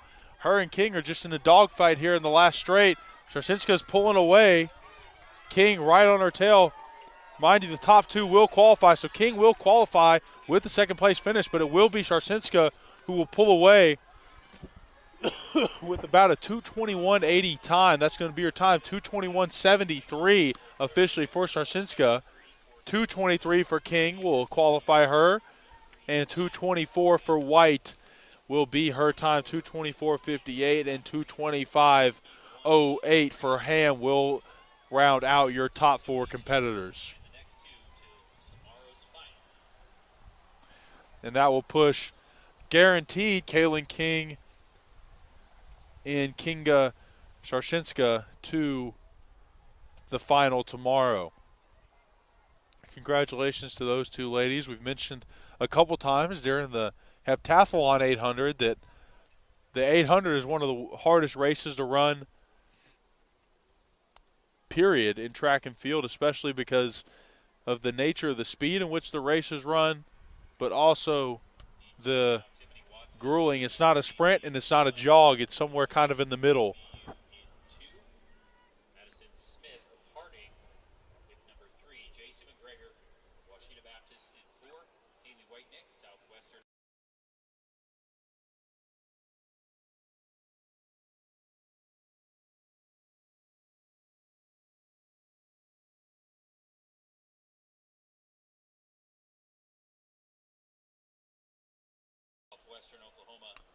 Lane assignments for Heat 2 are as follows. In Lane 1, Tiffany Watson from Southern Nazarene. Taylor James in Lane 2. Madison Smith in Lane 3. J.C. McGregor in Lane 4.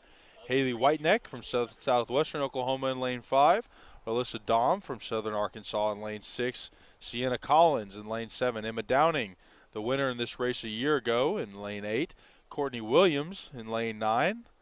Elia Acutas in Lane 10, and Holly Ortiz in 11, Mariah Thompson in 12. Again, it's Watson, James, Smith, McGregor, Whiteneck, Dahm, Collins, Downing, Williams, Acutas, and Ortiz and Thompson. Those are your lane assignments of this heat, and we will see which two can stamp their ticket into the final tomorrow. Again, for the women's 800, it is 2 per heat.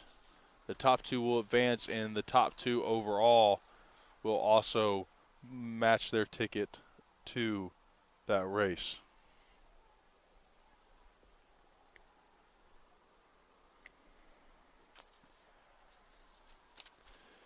Best times coming into today for the 800 for the women is Kinga Sarshinska, and she has the best time this year at 2:09.90. Jason McGregor is right there behind her at 2:16. And Addison Brooks is right there at 2:16.89. And we're off to the races here in the second heat of the 800 for the women.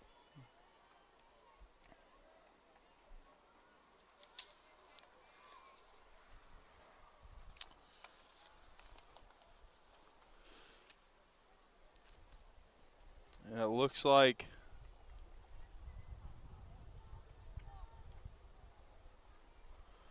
Alyssa Dahm is out in front to start off. Emma Downing's right there behind her. J.C. McGregor in third, and then Taylor James behind her in fourth.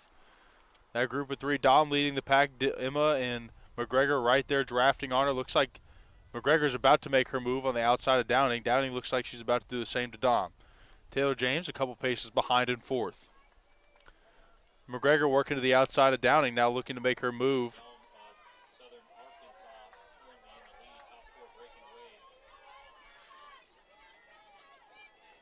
top 4 running comfortably ahead of the rest of the crowd. 109's the time at the first split. Emma Downing now looking to make her kick on the outside. McGregor and James. James has closed the gap between there and between her and McGregor. James now closing, now boxed in by McGregor. McGregor makes her kick around Downing. Downing and McGregor now hand in hand. James kicks around Dom and fourth. Dom's falling back. Downing, McGregor, James right there. 1, 2, 3. McGregor makes her move slightly out in front on the outside. Downing now pacing on the inside. James stride with Downing. Downing and James. James in 2, Downing in first. James now passing on the inside. Here comes James on the inside. McGregor right behind her. McGregor trying to take the inside path, forcing Downing to run the outside. Downing's now settled into second. Taylor James looking to close the gap at first. Downing now kicking.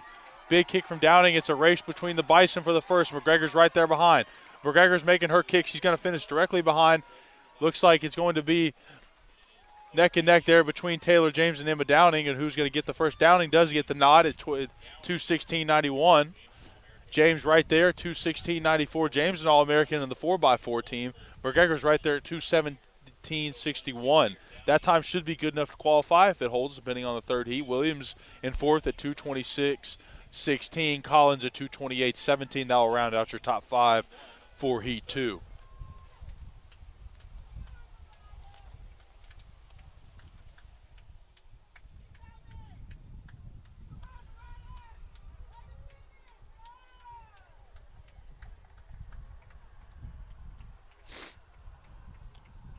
Final runners coming across the line in Heat 2.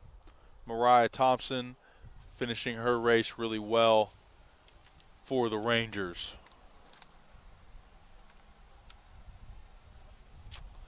Heat 3 goes as follows. Jade McAllister of East Central. Rachel Wynn from Southeastern. Izzy Bro from Ouachita Baptist. Felicity West from Arkansas Tech. Caitlin Mertz from Oklahoma Baptist. Emily Payne from Ouachita. Celia Stramrud, from Harding. Lexi Hughes from Ouachita. Jerika Kuhn from Northwestern. Zaylee Tapia from Southwestern Oklahoma State. Karina Marvillis from Arkansas Tech. And Jean Dudes from Northwestern Oklahoma. Mention the top 5 finishes for this year. Have not yet to mention the current Great American Conference record. That was set in 2018 by Kinga Sharshinska, who is competing today. She set her personal best mark back in 2018 with a time of 2 minutes and 13 seconds. Obviously a fabulous race there from Kinga. That's not her best time this year. Her best time this year she's posted is 2:09.90. So with a repeat performance of that 2:09 this weekend, she will break that women's 800-meter dash record that has stood since 2018. She will get the opportunity to break that own record herself.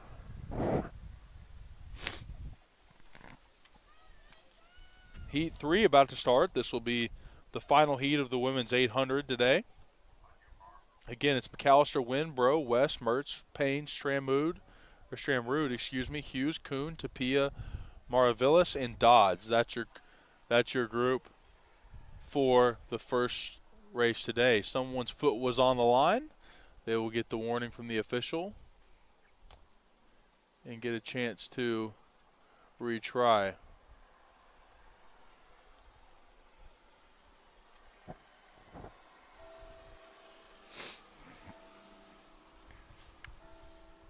On the ready again.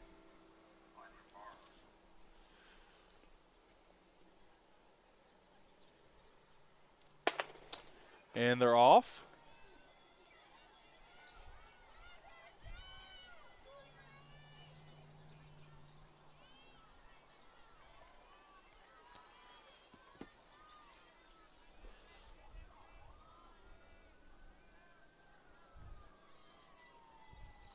Looks like Celia Stramrud is in front there for Harding. There's a large pack at the front there. as they try to stratify themselves here going into the second turn.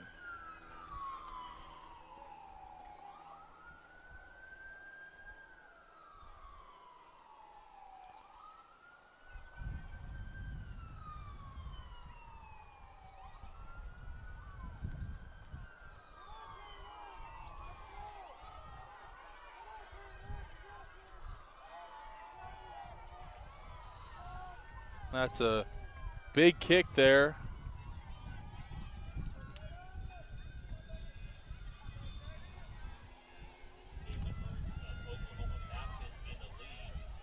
From Kaylin Mertz from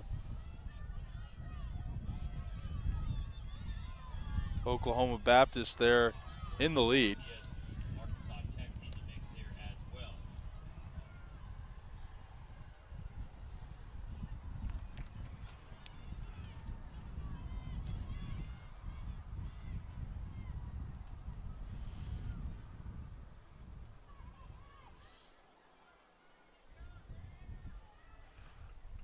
Going into the last turn here for Mertz.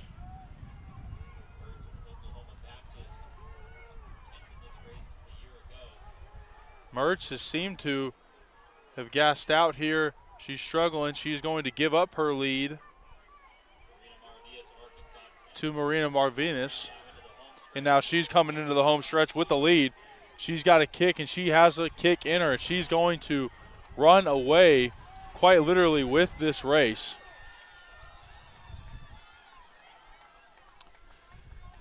And she finishes in first. Marvius with 20:20.48 will be her time. Shermrud will finish second with 2:22, both qualifying for the final. West will finish 2:23.02. Mertz will finish 2:23.72.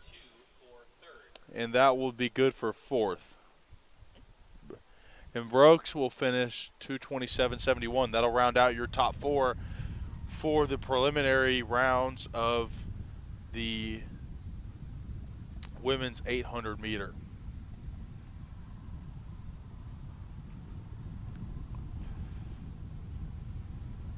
Women's hammer results have gone final.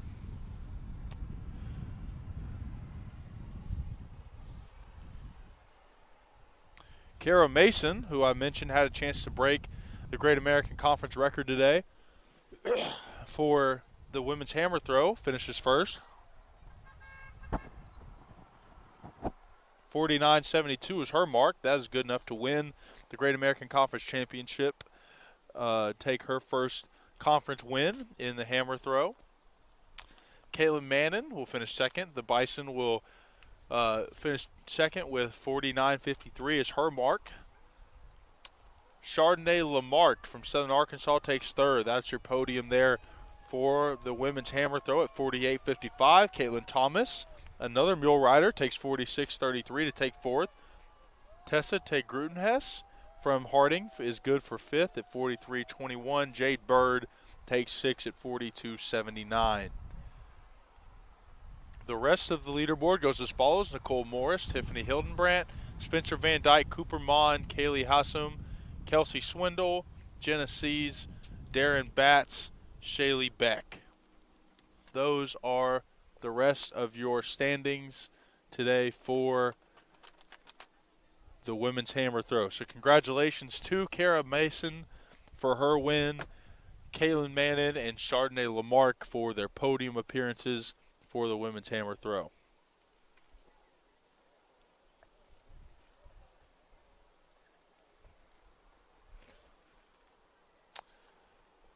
With the men's 800 on the horizon, we will take a break, and we will be back here shortly for more coverage of the Great American Conference Track Outdoor Championship.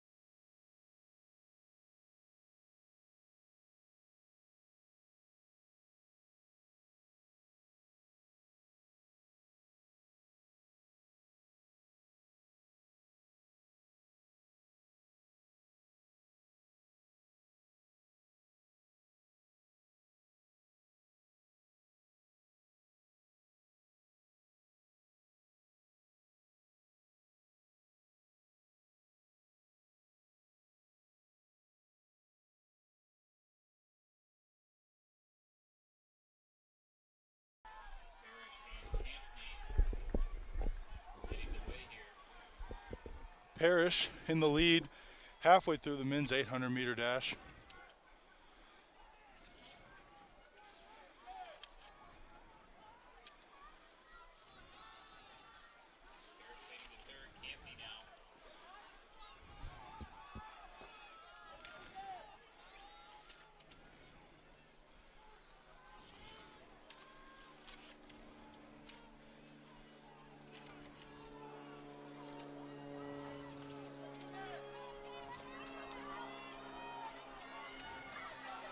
Coming around to the home stretch.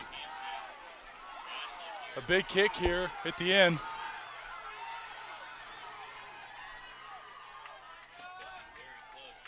And it's going to be very close, but Jackson Parrish is going to take the win.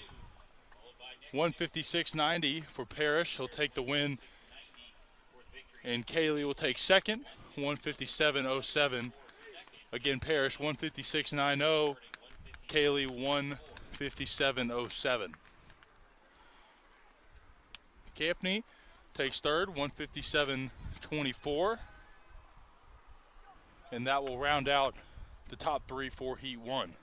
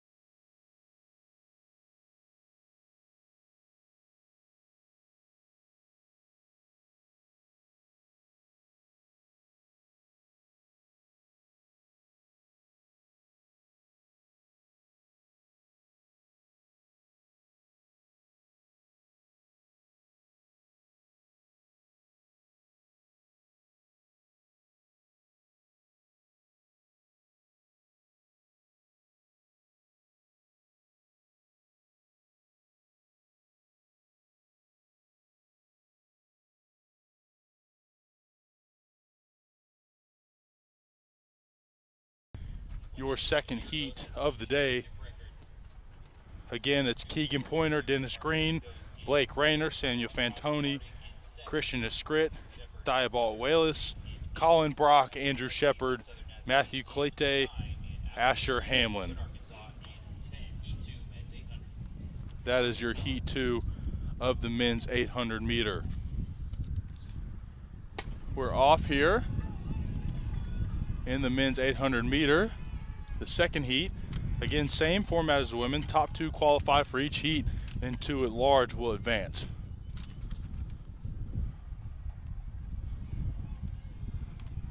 Out to a big lead looks like Keegan Pointer.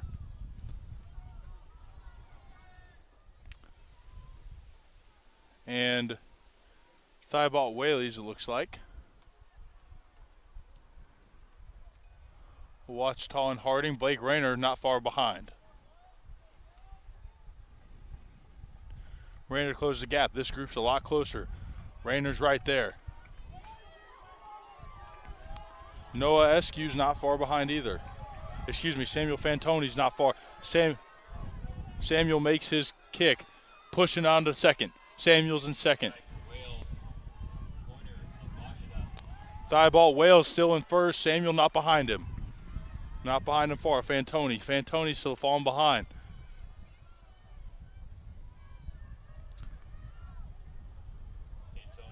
Keegan Pointer in third. Rayner behind him. Fantoni pushing hard. Thibault not giving an inch. Thibault pulling away a little bit here into the final turn. Blake Rayner into his kick.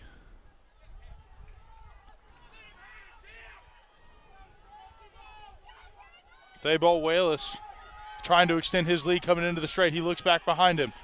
He's got the lead by a lot. Here comes Blake Rayner. Blake Rayner making a push for second.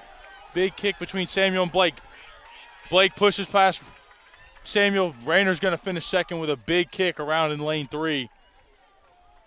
So that will qualify Blake Rayner for the Great American Conference finale in the men's 800 meter. Wayless 157.10 will be the number 1 spot. Rayner, at 157.58 will be the 2-spot pointer. Ran a great race, just fell off quite there a little bit at the end. 158.18 and 157, again, 157.10 will be the winning time for Heat 2. Wales, who won this event last year, wins his heat, and no surprise to anybody who's watched Wales race. A fantastic race from the young man, and that will continue his dominance and allow him to regain his title in the final.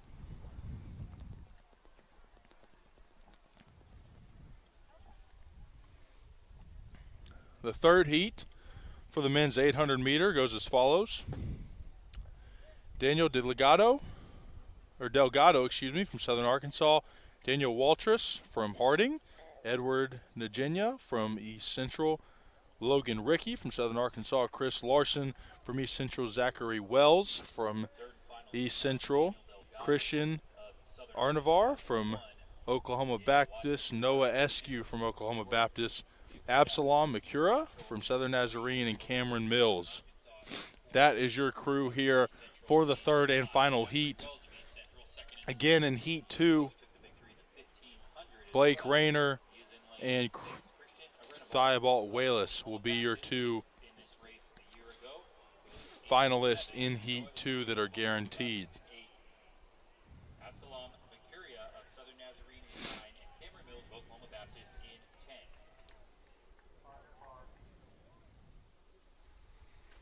The third and final heat for the men's 800 is underway.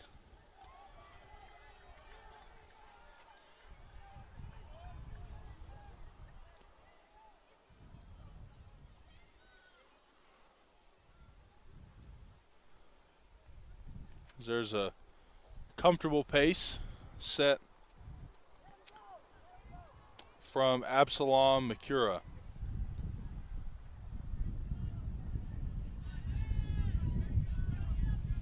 Who is out in front.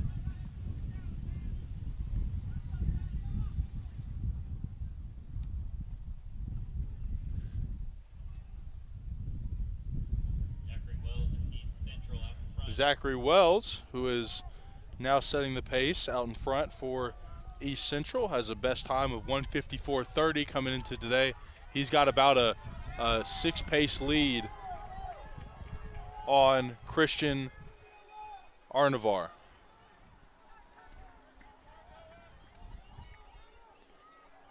Wells not giving a step, though, as he's looking to expand his lead coming in here to the final lap. And after the first turn,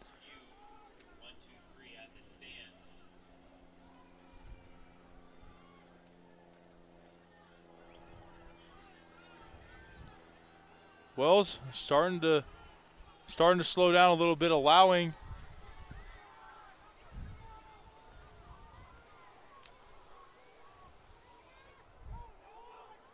for Noah to make his kick.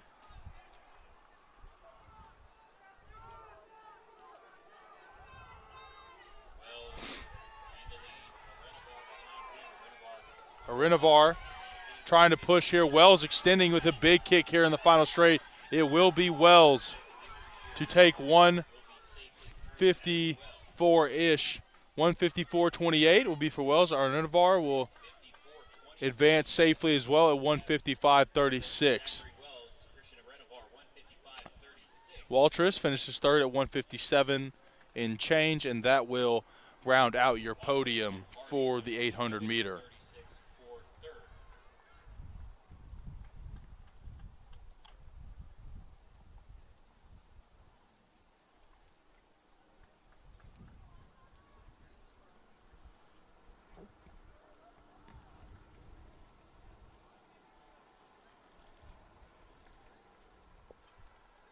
And again, we will get you those finals as we get closer to the final racing contestants being released.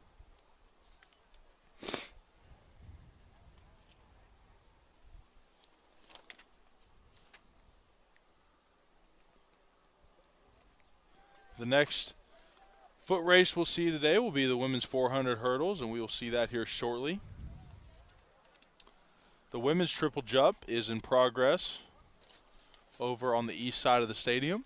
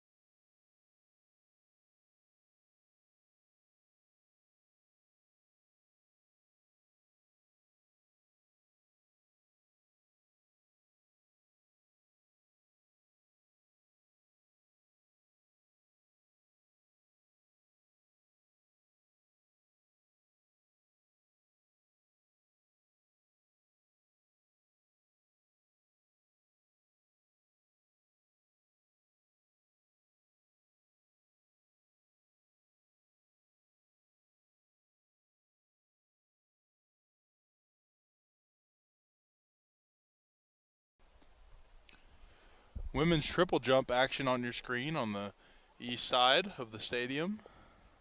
The competitors for that event are as follows: Kayla McClary from Northwestern.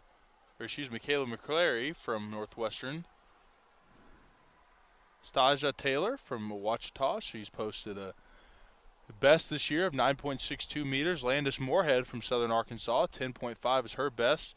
Kenzie Cohen from Southern Arkansas, 10.13 is her best. Jacelyn Robertson from East Central, her personal best is 10.43.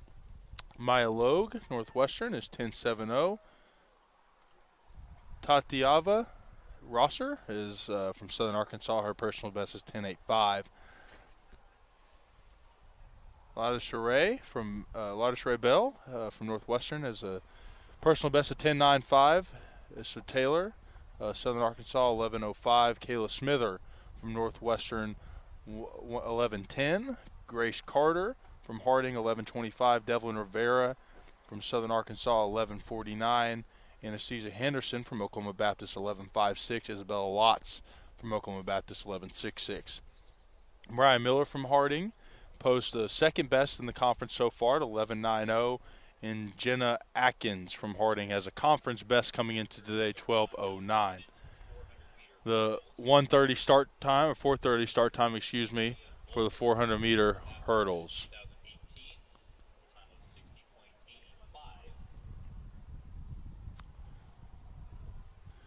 Again, this is going to be one of those situations for the triple jump. We can't quite give you the distance and stuff, but I think we can give you a pretty good idea of the competitors who are competing from over here. Southern Arkansas in lane 2. Mary McKee of Oklahoma Baptist, last year's champion, and currently number 1 in the conference with her 59.93 personal best in lane 3. Julia Thompson of Southern Arkansas in lane 4.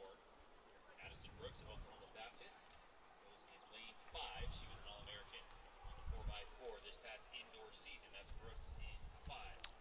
Gina Wilson. And we will continue to bring you updates from the jumping pit on the east side. Now we're looking at the 400-meter hurdles that's about to take place here on the near side of the stadium. For the women's 400-meter hurdles, just over the intercom you heard it, Leah Molzer, 2018, set the GAC meet record at a minute .85 on the dot. The prelims today, there's going to be 2 per heat. There's 3 heats. The top 2 per heat advance, and then there's 2 at-large bids that will advance 2. In the lanes, lane 2, Jill Robertson, Southern Arkansas. In lane 3, Mary McKee from Oklahoma Baptist, Kalia Thompson. Lane 4, Addison Brooks, another All-American, is part of that 4x4 team for the Bison. They have 1:05.25. Gina Wilson from Northwestern Oklahoma State. She rounds out this grouping.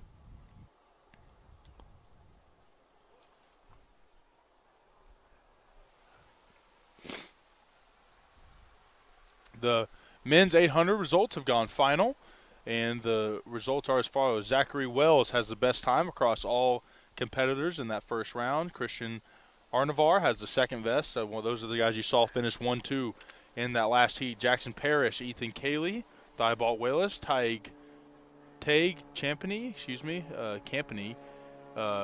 qualifies in the 6th spot. Carson Cadoris for the Bison, and Daniel Wateris for the Bisons.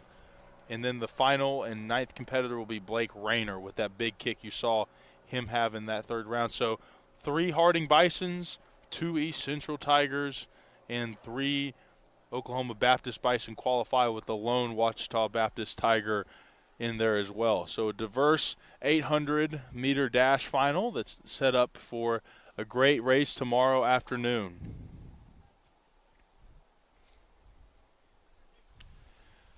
Now we got the first heat here, the 400 hurdles. Again, lane assignments from 2 to 6, Robertson, McKee, Thompson, Brooks, and Wilson. Those are your assignments for this race.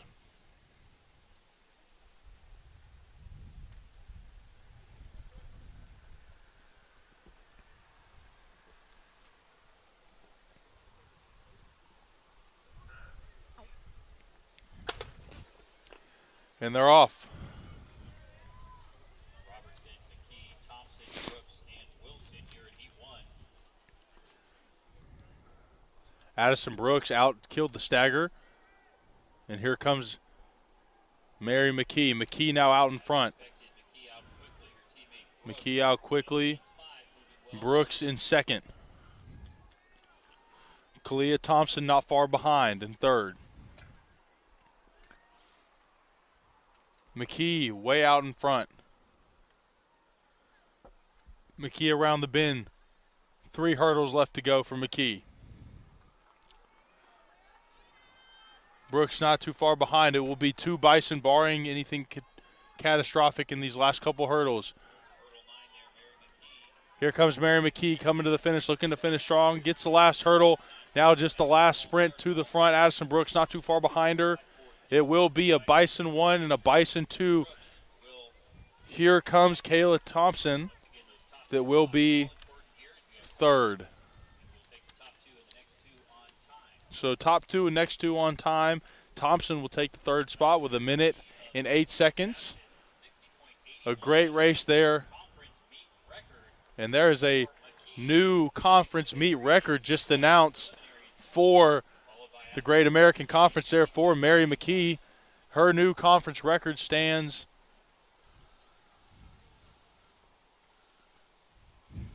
to be broken today and tomorrow.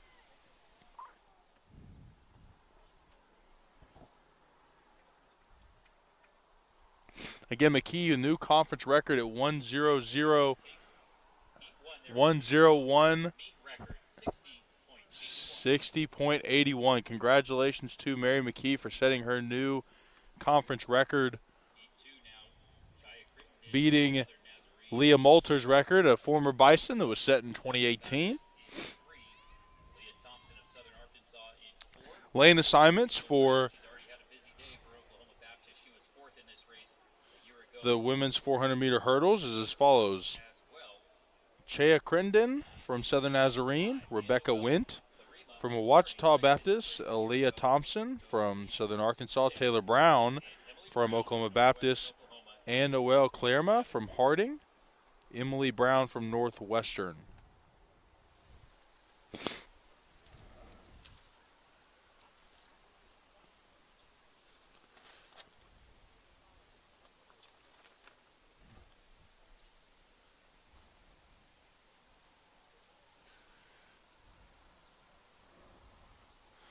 And Emily Brown from Northwestern Oklahoma State.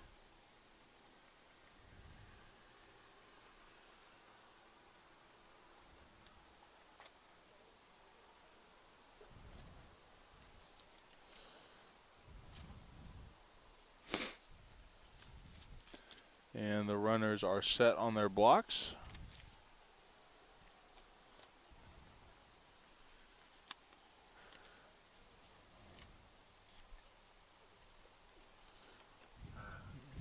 The runners are set, and here we go. Second heat off for the 400-meter hurdles. Anna Noelle Clerma out in front. And here comes Taylor Brown.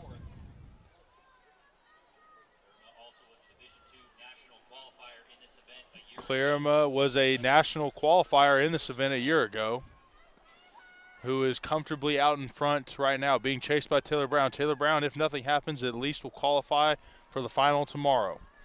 A lot of breaks there in between 1 and 2 and the rest of the crew. Clerma looking to add distance onto her. She's got now one hurdle left. Clerma takes the last hurdle. Here she comes down the home stretch. Clerma is going to run away with first place. Taylor Brown comfortably in second. So Clerma will take heat 2 with 103.78 being the final time for her. Taylor Brown will take second with 105.73. And Wint will take third with 107.38. A great race there from Ann Noelle Clerma. As I mentioned during that race, she was the second place finisher in this race a year ago, and a national qualifier in this race this year. Taylor Brown, as you saw on your screen, she was, there's Clerma right there on your screen. She is going to win this race and most likely have one of the better times across all qualifiers. A great race from Ann Noelle there, and that's not shocking for anybody in the Great American Conference. Again, Clerma takes 1, Brown takes 2. Now on to the final heat today of the 400-meter hurdles in the lane assignments. Lane 2 is Brittany Yarbrough from Southern Arkansas, Mallory Przewski from Northwestern Oklahoma, Emily Smith from Northwestern Oklahoma, Rosalind Manor, Zoe Weaver in lane 6, and Alyssa Wilson in lane 7. So those are your heat assignments for the 400-meter hurdles. Again, Brittany Yarbrough, Mallory Przewski, Emily Smith, Rosalind Manor, Zoe Weaver, and Alyssa Wilson. Emily Smith of Northwestern Oklahoma in 4-7 a year ago. Rosalind Manor of Southern Arkansas. Emily Smith finished 7th in this race, excuse me. Rosalind Manor finished 4th in this race a year ago. The final heat here in the women's prelims. Again, as mentioned, the women's triple jump is in progress on the opposite side of the stadium. We will give you another look at that after this race here, in between the setup for this race and the men's 400 hurdles. The women are on their mark here for the final prelim race of this event.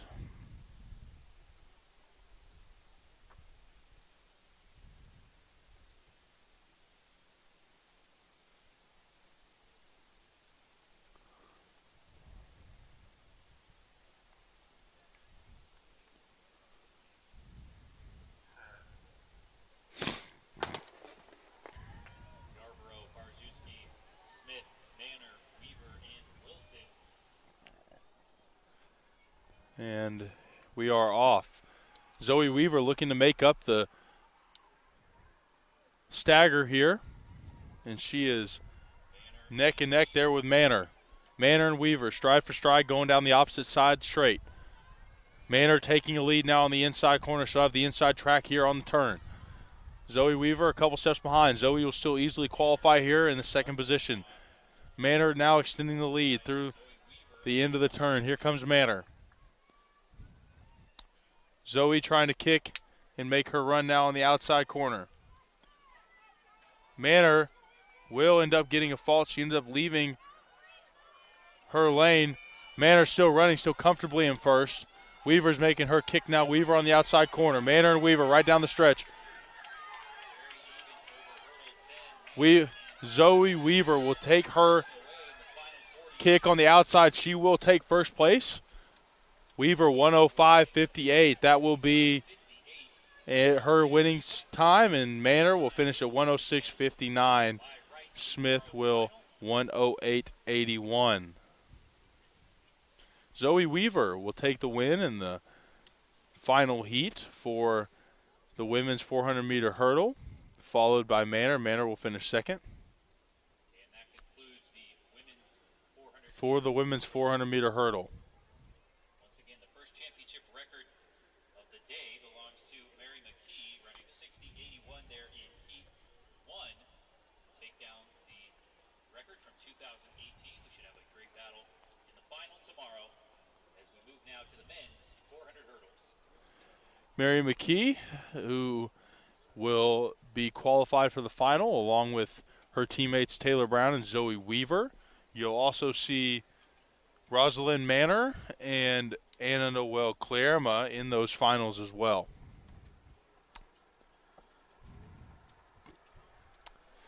Men's 400 meter is in the process of being set up, and on the other side of the track, the women's triple jump is in process of getting their results in today.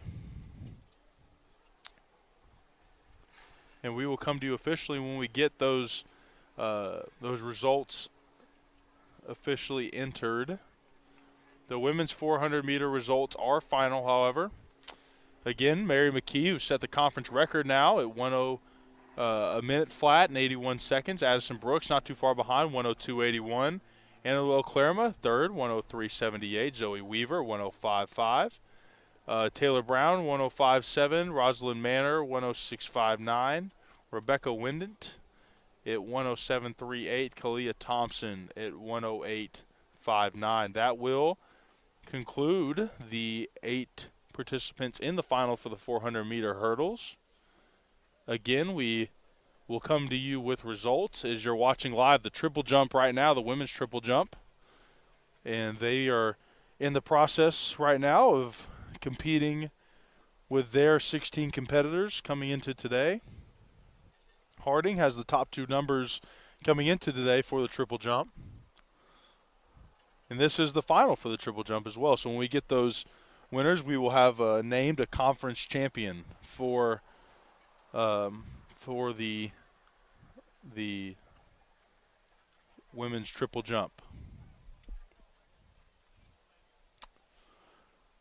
An exciting day here in Shawnee, Oklahoma so far for what has been a mix of finals and prelims for what's shaping up to be another exciting conference tournament, or conference championship, here on Bison Hill. We'll take a break for a couple minutes, and then when they bring the men's 400-meter hurdles to the blocks to start, we will come back here on the Bison Sports Network.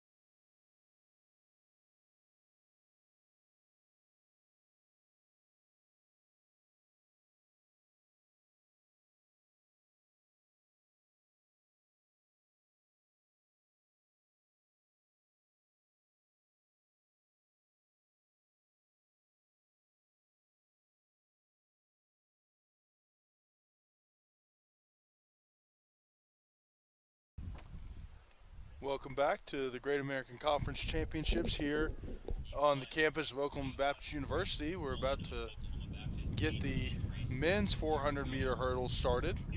In the preliminaries, the starting list goes as follows here for Heat 1. We have three heats here, two heats, excuse me. The first lane, it was Maurice McMillan from Oklahoma Baptist. Aaron Anderson in lane 2. Jalen Williams from Harding in lane 3. Jensen Smith in lane 4. Drake Garnley from Harding. Falou Gay in lane 6. And Cole Rappaport in lane 7. That is Heat 1. Again, it is McMillan, Anderson, Williams, Smith, Carnley, Gay, and Rappaport. That is your first heat here for the men's 400-meter hurdles. The Great American Conference record is set by Landon Hunslig by Oklahoma Christian in 2018 in a Great American Conference meet. That is the record.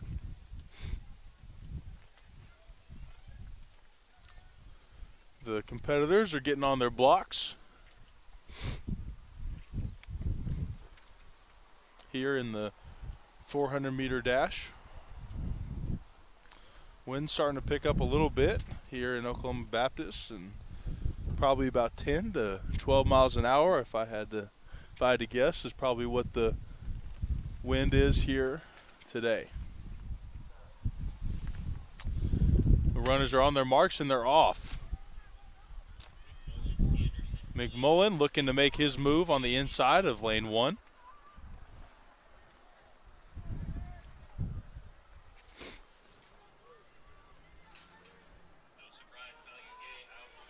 However, Falou Gay is out there making significant ground for Harding.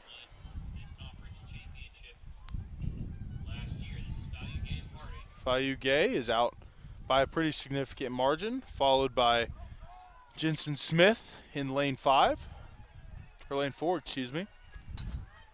And Jalen Williams is sitting in third right now.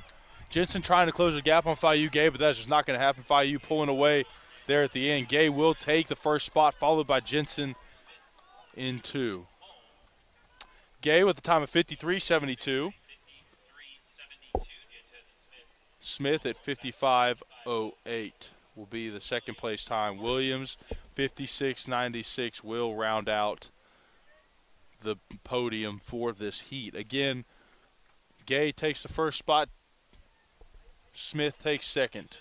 Williams will have the opportunity to take the top 2, and then there will be 4 after the top 2 taken based on time. So again, that's the top 2 in each heat, and then 4 other competitors will be taken based on their time.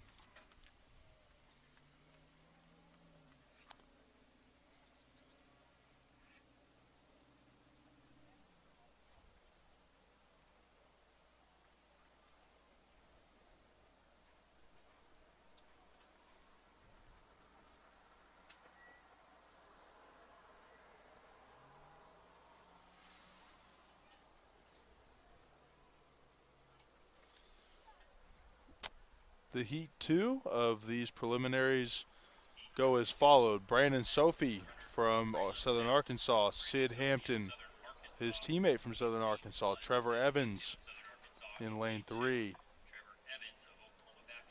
He will be in lane 3.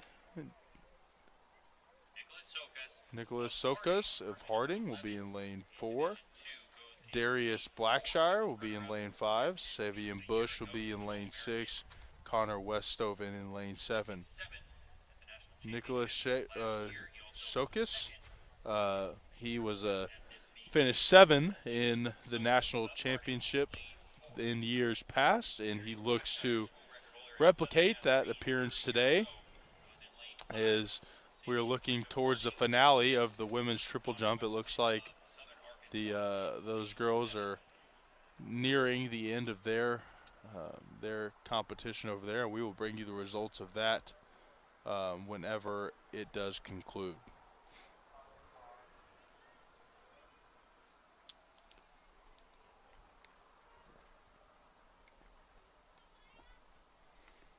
Trevor Evans is an injury scratch today for Oklahoma Baptist. I ran into him on the stands on the way back up. So lane 3 will be empty for the second heat.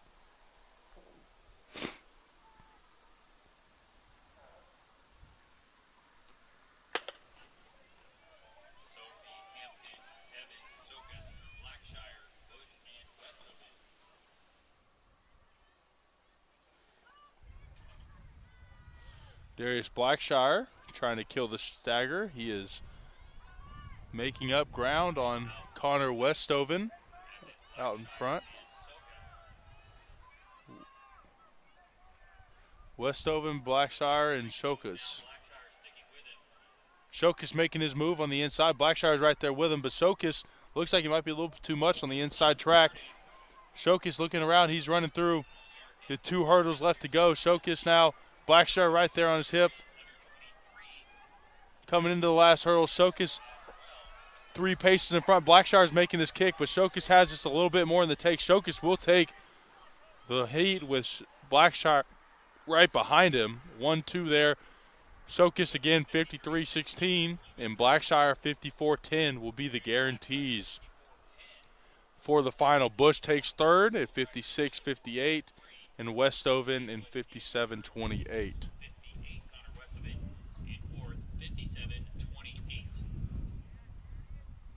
And when those final results come to us, we will relay that information back to you. Again, women's triple jump in the process of competing right now, along with the men's hammer throw. The men's throwing hammer, they're down a little bit south of us on the football field, or just adjacent to, rather, on the football field, and they're competing in the men's hammer throw. That competition will end here shortly. It's been going on about an hour now. Usually we'll get those results here shortly.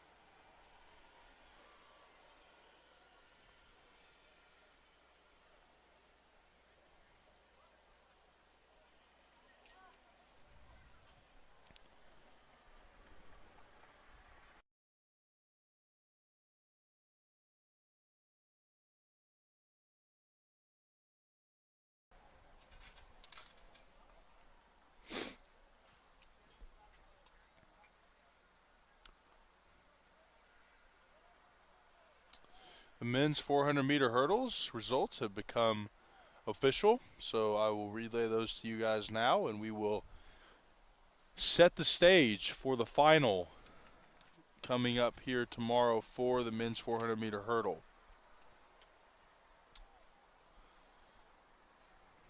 Nicholas Kokis takes the first overall time with 53.16. Right behind him was Falu Gay, and he had a time of 53.72. Darius Blackshire at 54.10. Jensen Smith at 55.08. Savian Bush at 56.58. Jalen Williams at 56.96. Connor Westoven at 57.28. And Drake Carnley at 57.86. Those will be your participants in tomorrow's final for the men's 400 meter. that leaves 3 or 4 events, left on the docket for today. We have the women's 200-meter dash, the men's 200-meter dash, the women's 300-meter or 3,000-meter steeple, and the men's 3,000-meter steeple.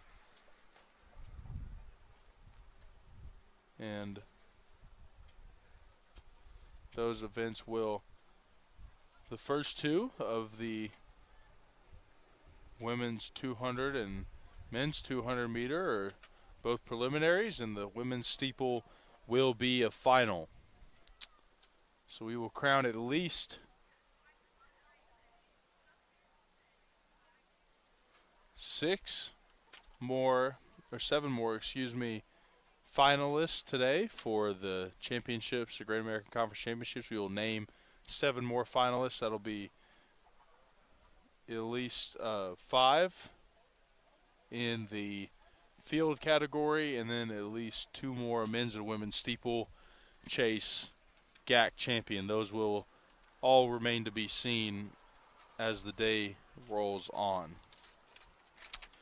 With that being said, we're going to take a break, and we'll be back here shortly with the women's 200-meter dash.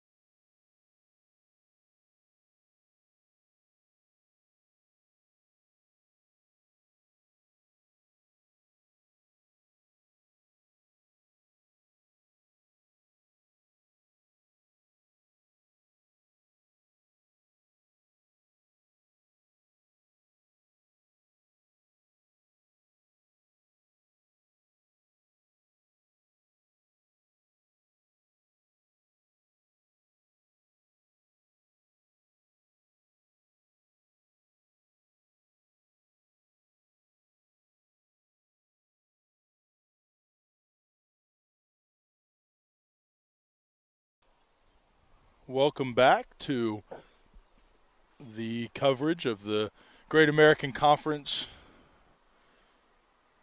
outdoor track and field competitions.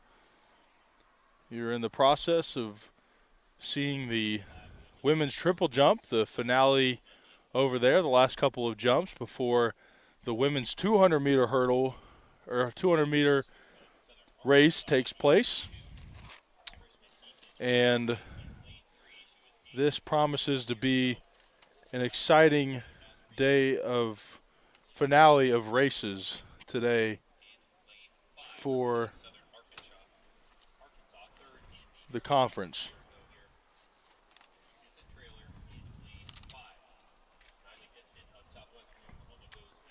The lane assignments for the women's 200 meter are as follows. In lane 1, Delaney York from southwestern Oklahoma.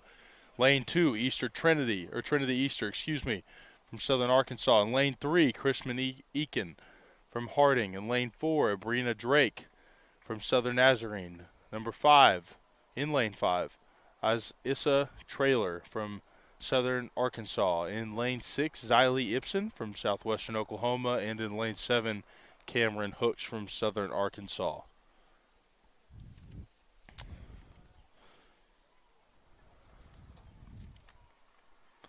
The women's 200 meter this year has been an exciting race for the Great American Conference, being separated by less than 0.3 of a second between the top finisher and the third best finisher this year. Cameron Hooks, who's racing in lane 7, has the best time this year for a Great American Conference athlete at 24 seconds, .62. And Danae Thomas, who we will see run in, I believe, the third heat today.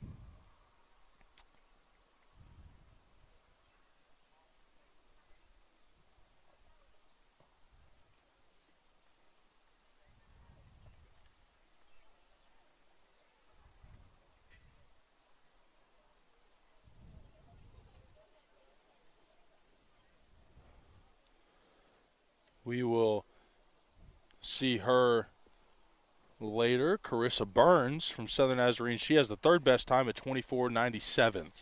And we will see Carissa in the second of 5 heats today.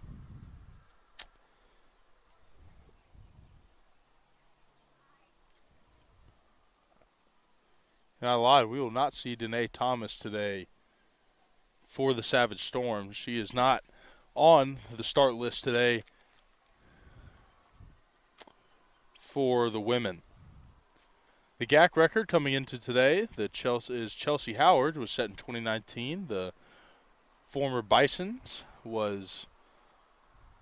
had set the conference record at 24.16. That's 2 and change off the collegiate national mark that was set by Kyra Jefferson from Florida in 2017 at 2020 or 22.02.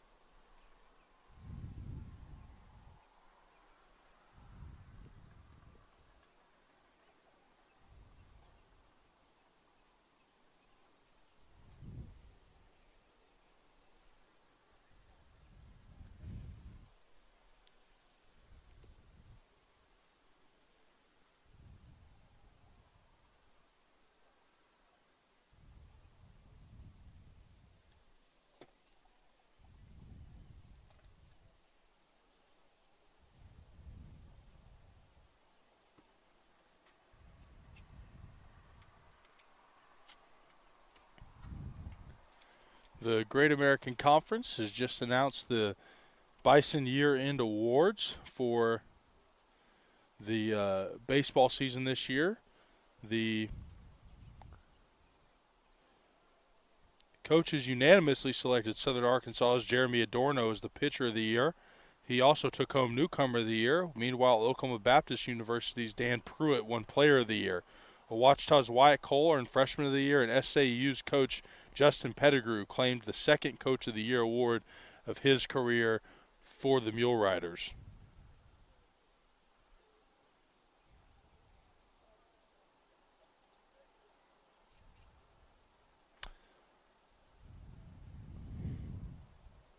So congratulations to all of those guys, and look forward to an entertaining weekend slate of games from both Great American softball coverage and Great American Conference baseball coverage. So excited to see how those games both turn out.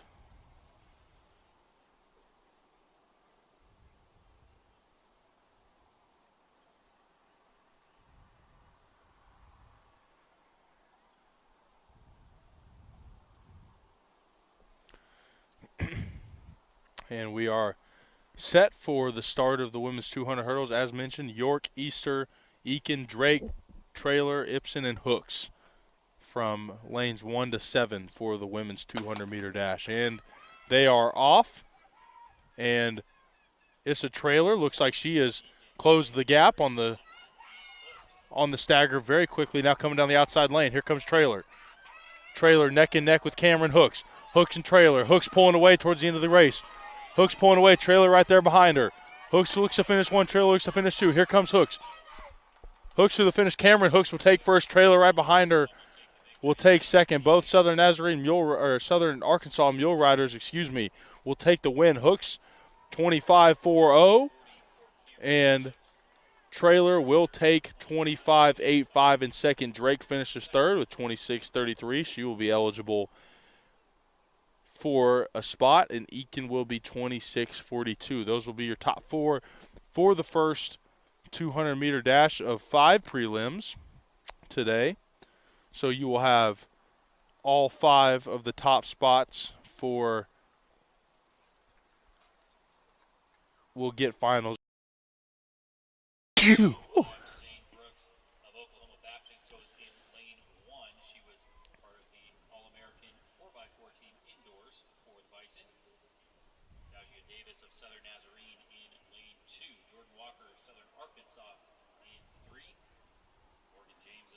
Tajane Brooks in lane 1 for Oklahoma Baptist. Deja Davis in lane 2. Jordan Walker in lane 3. Morgan James in lane 4. Amia Taylor in lane 5. Alia Drake in lane 6. And Carissa Burns in lane 7. I mentioned Burns sits third for this year's top performers in the women's 200.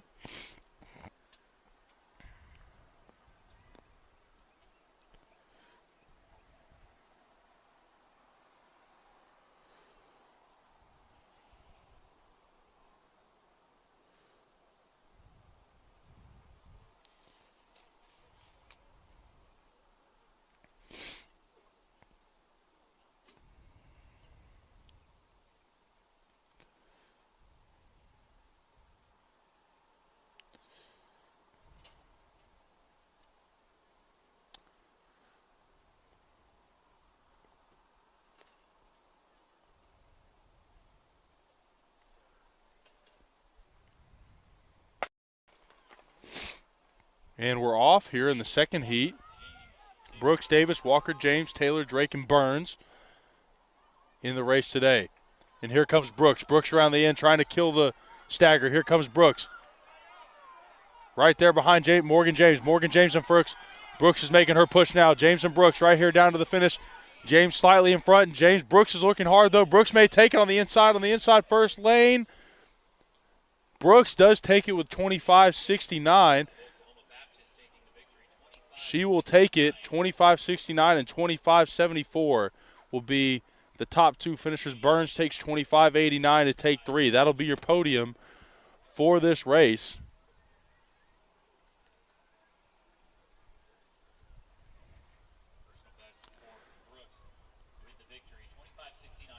Brooks able to take the personal best victory there in the prelim. She had to work for that one. Morgan James had a fantastic race from Southern Nazarene. Just looked like she ran out of gas a little bit there at the end, which allowed Brooks to take the lead there at the last couple of steps. Heat 3 here in the women's 200. It's Adonia Williams of Southern Nazarene in 1. Debbie Zavala of Southeastern Oklahoma in 2. Jasmine Peoples of Southern Arkansas, 7th in this final a year ago. In lane 3, Tyler Berry of Southern Arkansas in 4. Here we go, Heat 3 of 5. The lane assignments go as follows. Adonia Williams in lane 1. Demi Zavala from lane 2. Jasmine Peoples, lane 3. Tyler Berry from lane 4. Samoria Walker, lane 5. Donnae Chapman, lane 6. Bertha Bright, lane 7. And that is Heat 3 for the women's 200 meters.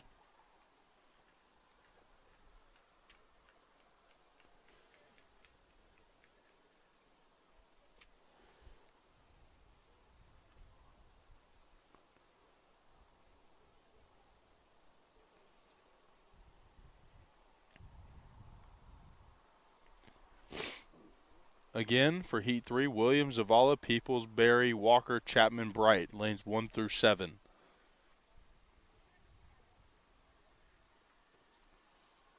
And they're set.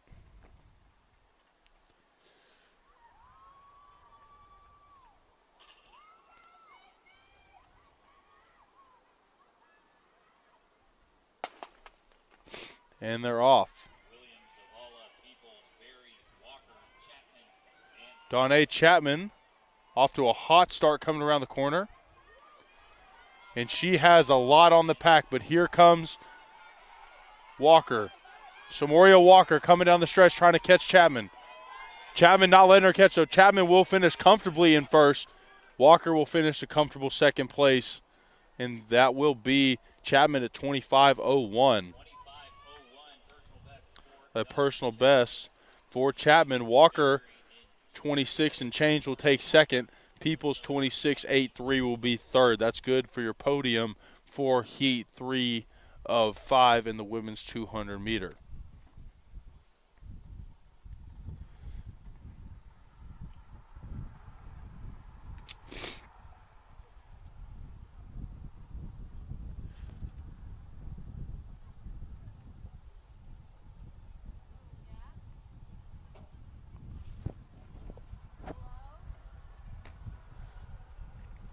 Heat 4 of the women's 200 meter. There's 5 heats, so we'll take the top 1 of each heat and then 3 at large based on time. Lane 1 belongs to Diamond Hilton from Northwestern Oklahoma State. Alexis Perry from Ouachita. In lane 2, Lyric Henry. In lane 3, Debbie Olari. In lane 4, Kelsey Knox. In lane 5, Tavonia Lacey in lane 6 from Northwestern, and her teammate, the Lady Ranger, Kenya Jackson. 4 Lady Rangers in this group, this heat, for the women's 200 meters with a Ouachita Tiger and 2 members of the Crimson Storm of Southern Nazarene here in Heat 4 of 5 for the women's 200 meter. It looks like proceedings have concluded for the women's triple jump. Men's triple jump set to go off here in about 40 minutes or so at 6 o'clock. And as we get results in, the men's hammer throw also started around that 4 o'clock mark, so we're looking to get those results here any minute.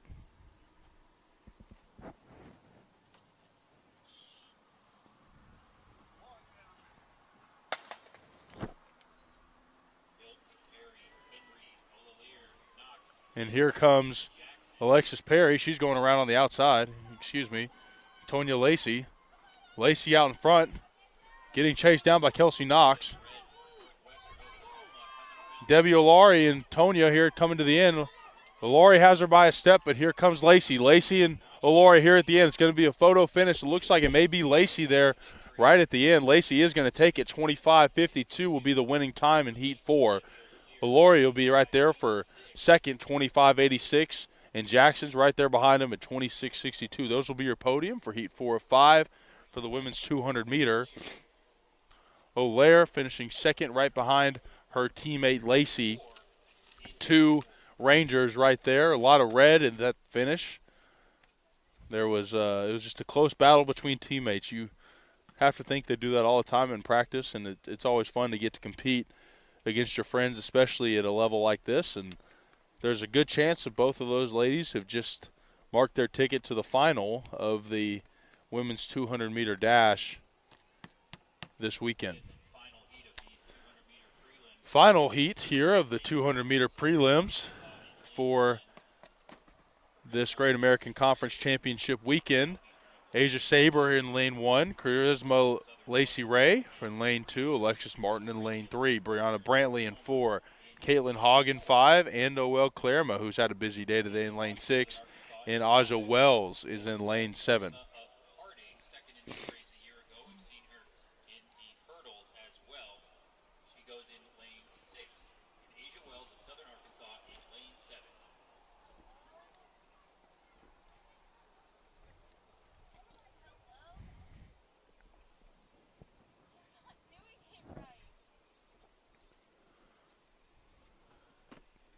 Again, lane 5, assignments as follows: Saber, Lacey Ray, Martin, Brantley, Hogg, Clarema, and Wells from 1 to 7 respectively. This is the final race of the women's 200 meter. We'll also have the men's 200 meter immediately following this race.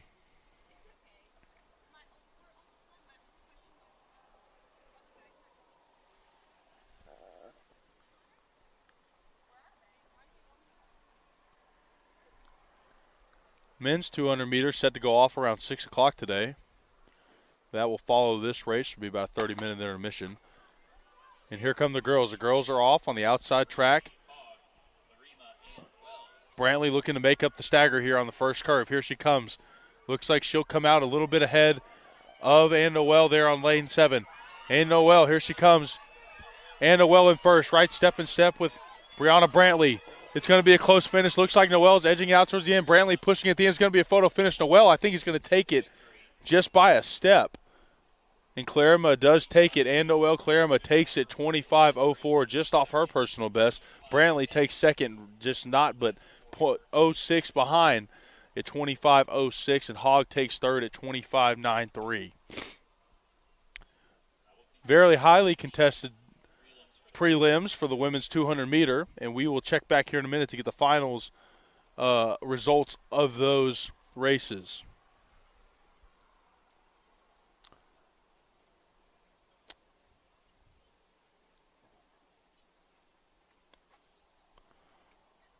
We're waiting for results on the men's hammer and the women's triple jump. When we get those results, we'll bring those to you guys promptly. The men's 200 meter race is set to start at 5:30, and so we will also bring you that coverage here as you see those guys walking over to the start line now. So again, pending results on the men's hammer and women's triple jump. When we get those results, we'll bring those to you guys. Right now, we will take a break of our coverage of the Great American Conference Track Championship, and we will be back here in a moment on the bike.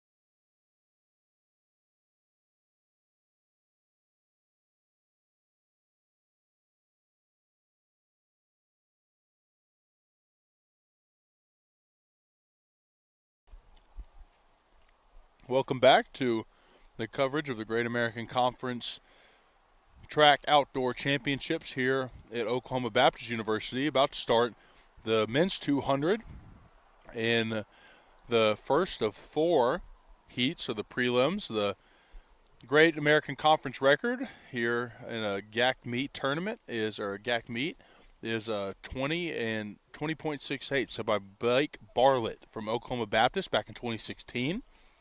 And they are chasing that record today.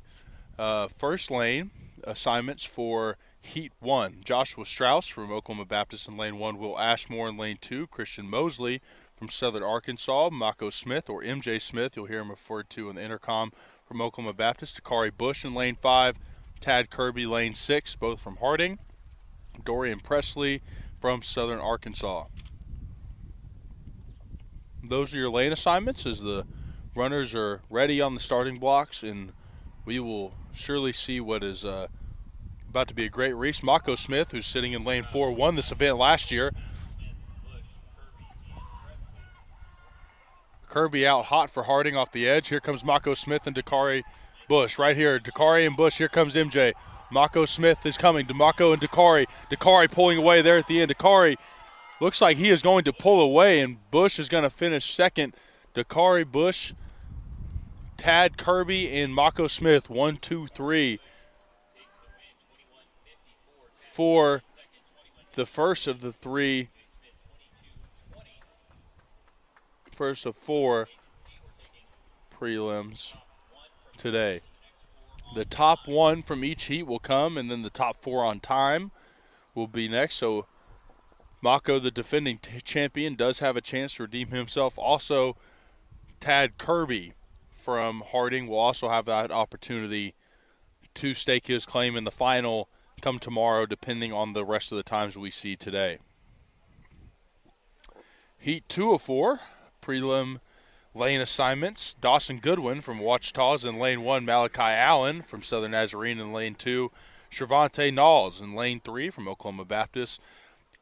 Krishawn Watson from Harding in Lane 4. Bryson Johnson from Southern Arkansas in Lane 5. Brendan Sanders from Oklahoma Baptist in Lane 6. And Marcus Peterson sits in Lane 7. A Tiger, a member of the Crimson Storm, 3 Bison, a singular Bisons, plural, for Harding, and a Mule Rider in Lane 2, or in Heat 2, excuse me. Shervonte Knowles has the best time.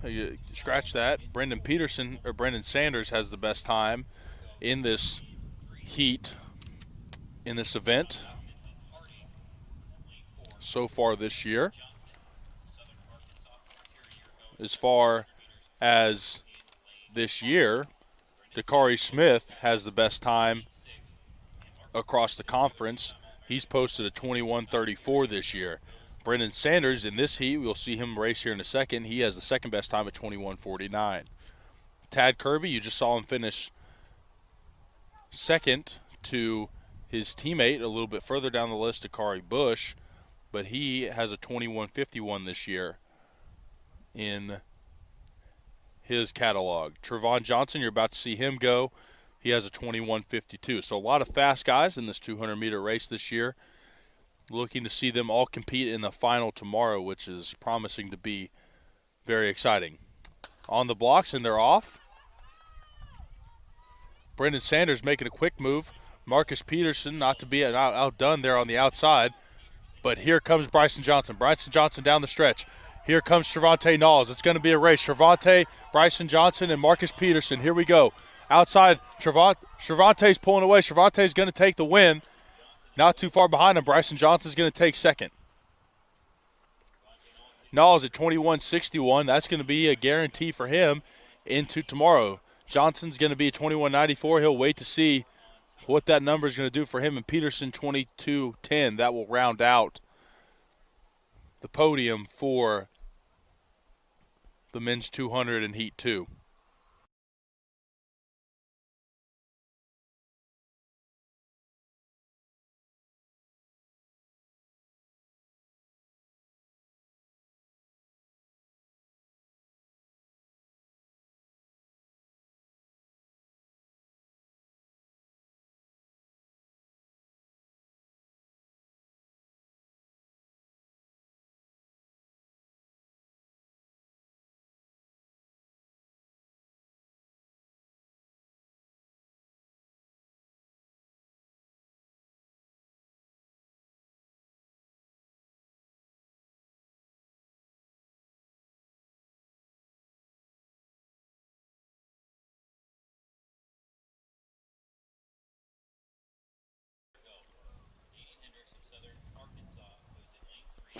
Lane 3 of 4, or heat 3 of 4, excuse me.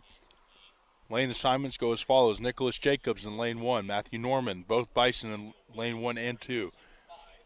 Ladarian Hendricks and Carryon Monroe, both mule riders from Southern Arkansas in lanes 3 and 4.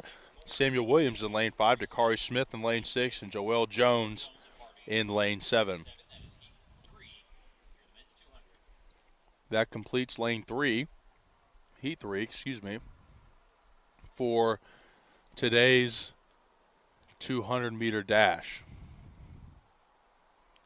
As mentioned before, Dakari Smith has the fastest registered 200-meter time this year of any Great American Conference competitor that we'll see today. He's looking to best that and keep himself in a prime position to go win a Great American Conference crown tomorrow.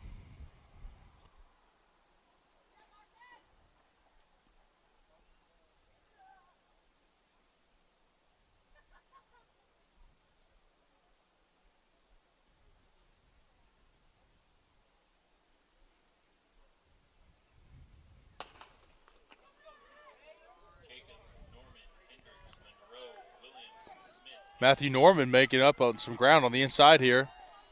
On the inside track, Norman coming around. Not quite going to catch Dakari Smith coming down the stretch. Norman chasing him. Dakari's not going to get caught, though. Dakari's going to take the win. Norman's going to finish second in what was a fantastic race there from Matthew Norman and Dakari Smith. Dakari Smith just a little too fast, 21.6. That'll be good enough for guaranteeing his spot tomorrow in the final. Matthew Norman takes second at 21.87. And Ladanian Hendricks takes third for Southern Arkansas at 22.01.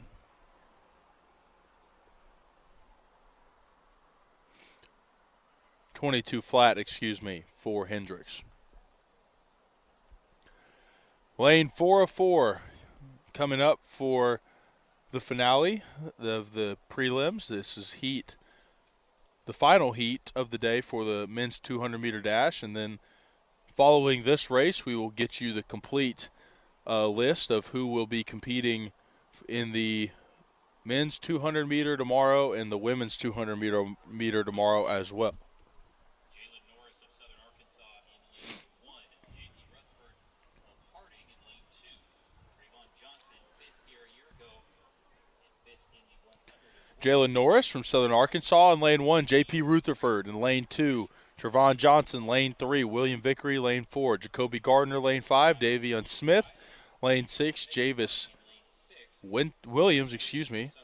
Almost said Jameis Winston. Javis Williams and Jay Broomsey in lane 8. That is your setup here for the day. If you're a fan of MMA, just read on my phone that current sitting lightweight champion of 155, Charles Oliveira, missed weight today, so that he will vacate his lightweight title, and that gives only Justin Gaethje the opportunity to win it tomorrow night in Phoenix. As mentioned before, Great American Conference superlatives dropped for baseball today. Ordono gets Pitcher of the Year. Pruitt takes Player of the Year. And Coach Pettigrew from Southern Arkansas takes Coach of the Year. Rightfully so. Southern Arkansas has been unbelievable this year on the diamond.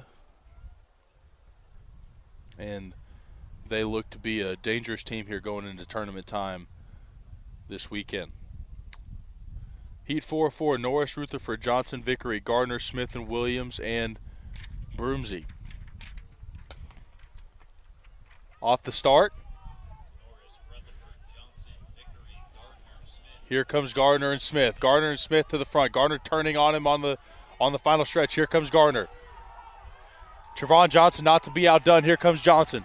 Johnson and Gardner coming down to the end. Gardner's close. Gardner's got him as Johnson's pushing. Maybe Johnson, maybe Gardner. I can't tell.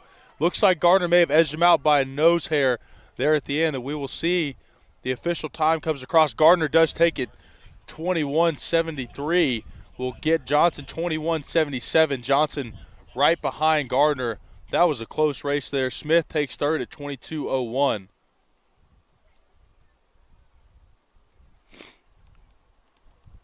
So that will be your podium. Fantastic race from both Gardner and Johnson. Could have gone either way.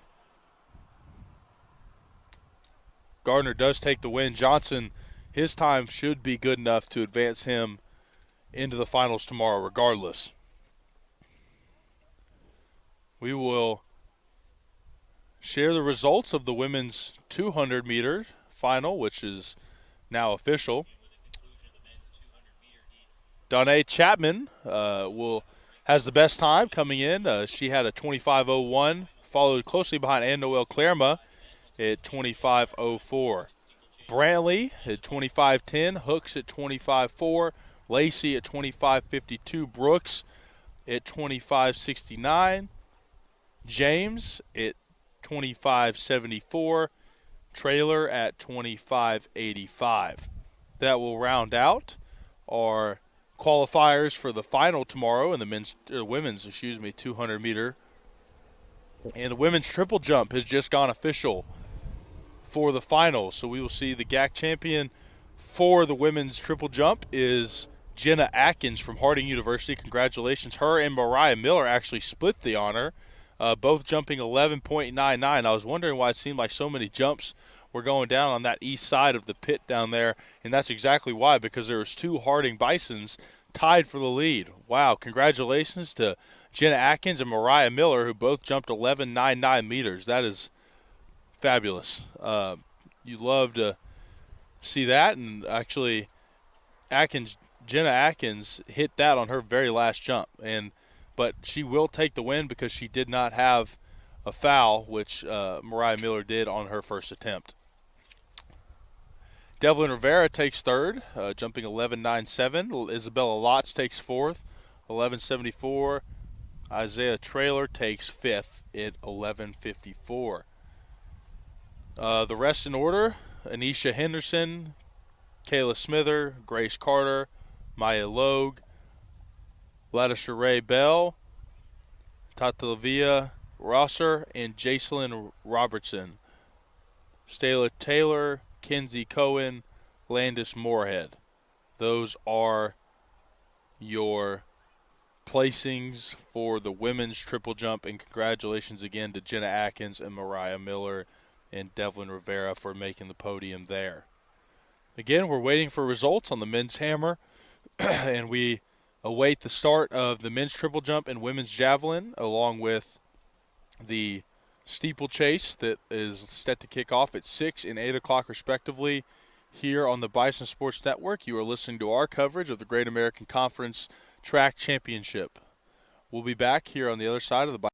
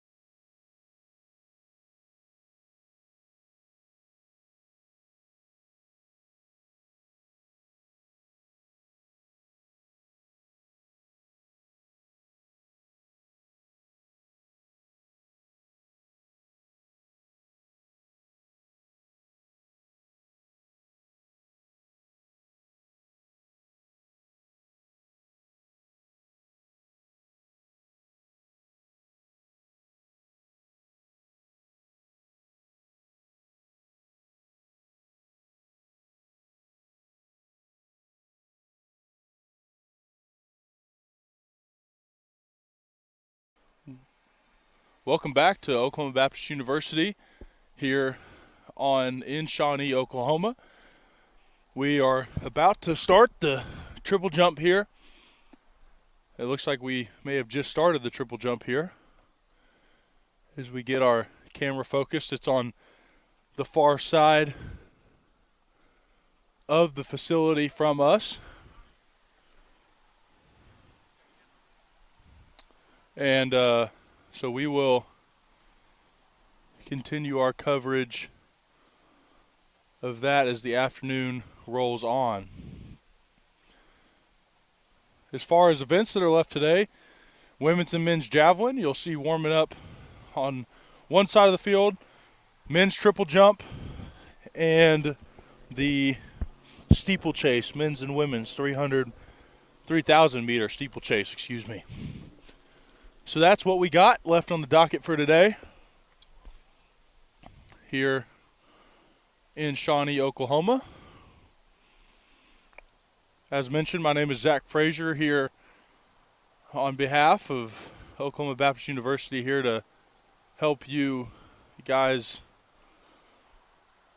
kind of get through these events and help try to make sense of what you're seeing. Men's hammer throw is running a little late. There was some a delay there, so those results will be coming soon. Nicholas Koskakis and Jai Moore have just jumped, so Marquez Cyrus will be up for Oklahoma Baptist. He will jump. His personal best is 11:86.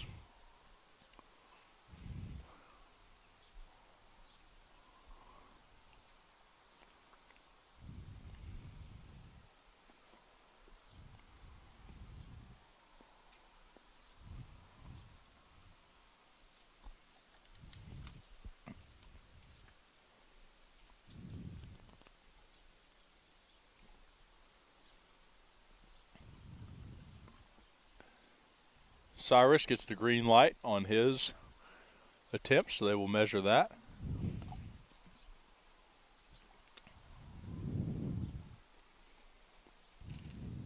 And that's going to give Dontrell Robertson the opportunity. Dontrell has a personal best this year of 12:47 coming into today.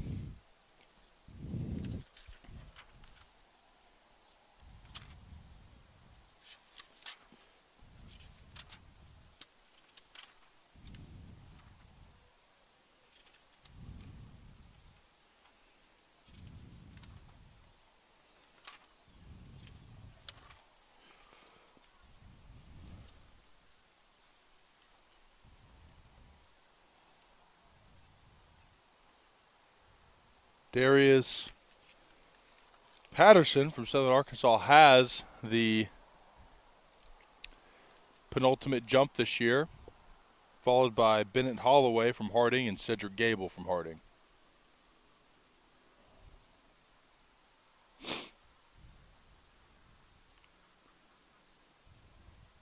Christian Mosley is now up to jump for the Mule Riders.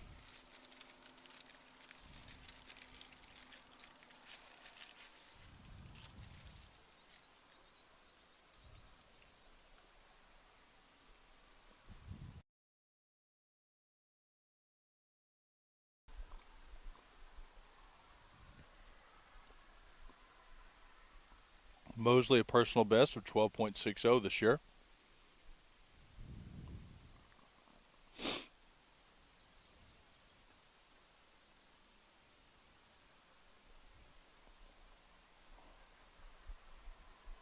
And that'll bring Caden Martin up to jump.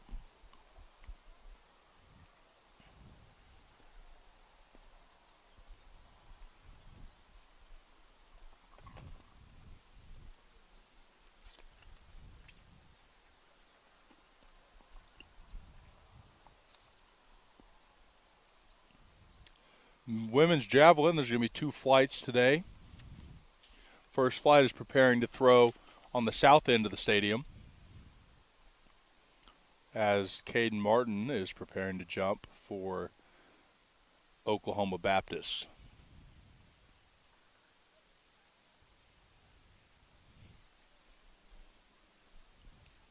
Chauncey Blake on deck for Southern Arkansas. For the women's javelin, Anna Galvez will lead us off. Kelsey Swindle from Northwestern Oklahoma will go second. Rebecca Miner third. Catherine Newsom will be fourth from Southeastern. Danielle Doggett from Southeastern. Allison Sellers from Southern Arkansas. Aaron Seltzer from Northwestern Oklahoma State. And Josie Burke from Southern Arkansas. And Lauren Shell from Harding. We saw Lauren compete in the Heptathlon version of this event earlier today, and she threw really well earlier today. Caden Martin just hit his jump on the triple jump today, so for his first attempt, that's going to let Chauncey Blake have his attempt, his first time seeing the pit here today in Shawnee. Looks like we flipped squads out today. The OBU women's volleyball team helped earlier today, helped spot javelins and discuses and all the different things that was going on, doing hurdles and stuff, and they have been relieved, it looks like, by the women's basketball team. So thankful for those girls for their service to the Great American Conference and making events like this go smoother.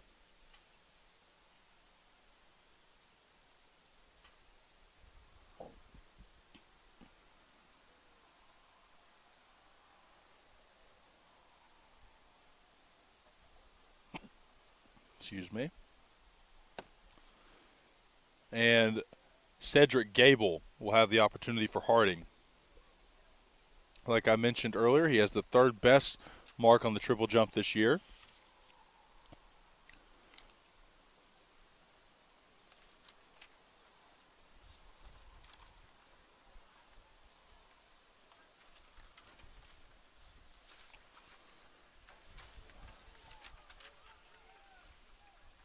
And he is excited about that jump, so you have to think that that's going to be a good number. Again, because of where they are over there on the other side of the track, we won't get results live as they happen. We'll get them once they are completed and sent into us from the results table down there on the South End Zone complex.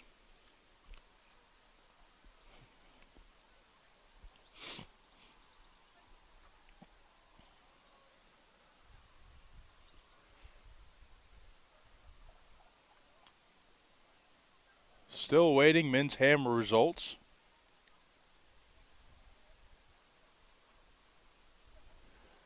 As DeRuse Patterson takes his first jump of the day. He is the current leader with a 14:23 meter mark. So he is looking to match, if not surpass, that number today.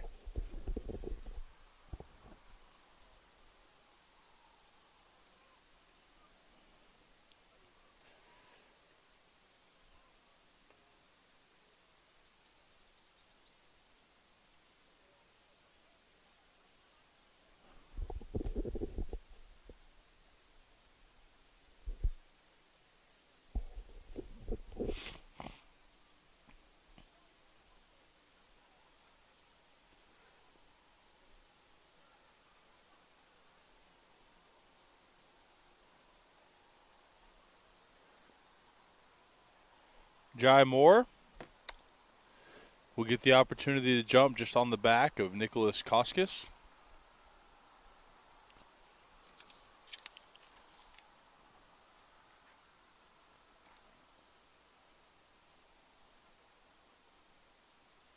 Chauncey Blake, Caden Martin, and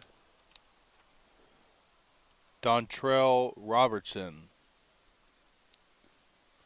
and Marquez Cyrus all have top 10 finishes this year in terms of total length of their triple jump, all of which are competing today for the final and to earn the right to the best triple jumper in the conference. Jai Moore just completed his jump.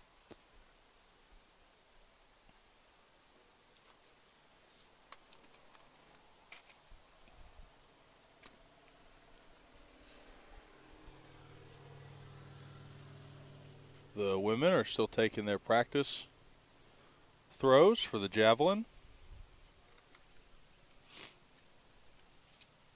And when they get to competition time, we will start to give you updates on them. The way I measured the heptathlon competition earlier today was kind of just through rough math. They're obviously competing over there on the south side of the stadium on the football field, so I was using yard markers as a rough basis of who had the lead. Obviously, that's not a perfect measurement tool, but I think it gives you enough of an idea while we're waiting for results, because like I said, results will come from the official tape once that becomes more apparent as we move later into the afternoon.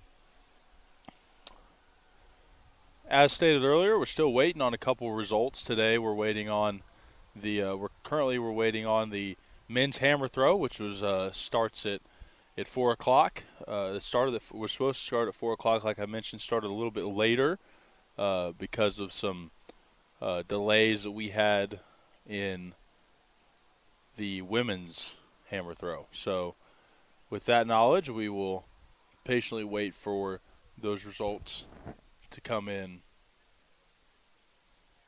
today.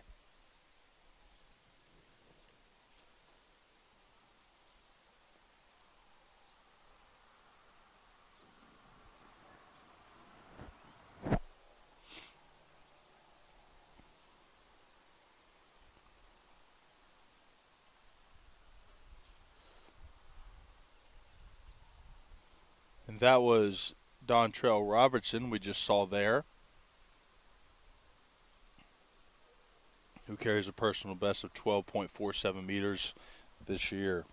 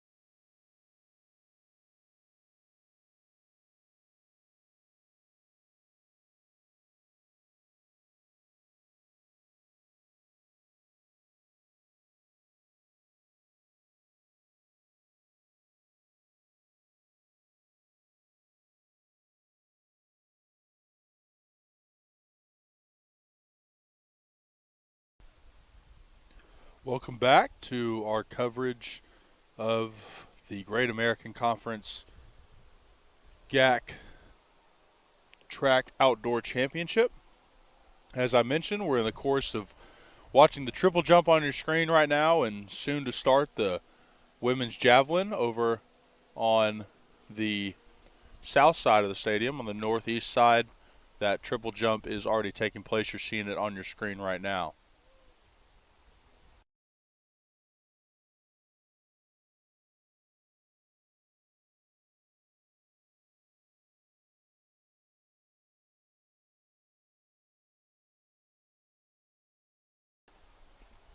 As mentioned before, my name is Zach Frazier, here to be the voice of your Great American Conference streaming experience. Hopefully this stream finds you well and you get to watch your son or daughter or teammate or friend compete well today. We've had a lot of great preliminary competition so far today, and now we're moving into two finals. These are both finals for Great American Conference Championships, and a lot of points at stake here for both men's and women's championships combined.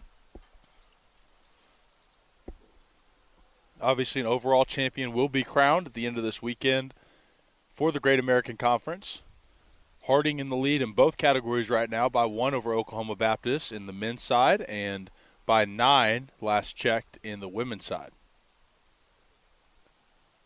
Harding and Oklahoma Baptist have traded the conference title a few times in the past couple of years. Is what looks to be a big jump there from Darius Patterson. It looks like the start of the women's javelin is underway. Anna Galvez looks like she had a throw that landed about the 19-yard line, roughly. That's kind of going to be the way that I go back and forth between the two events.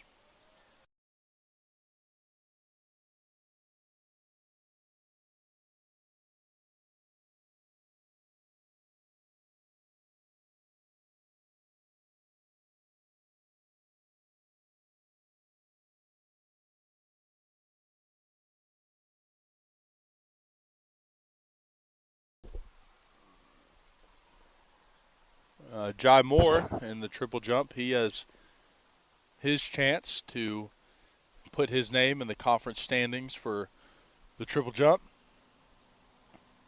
And he faults. He will not get an attempt there.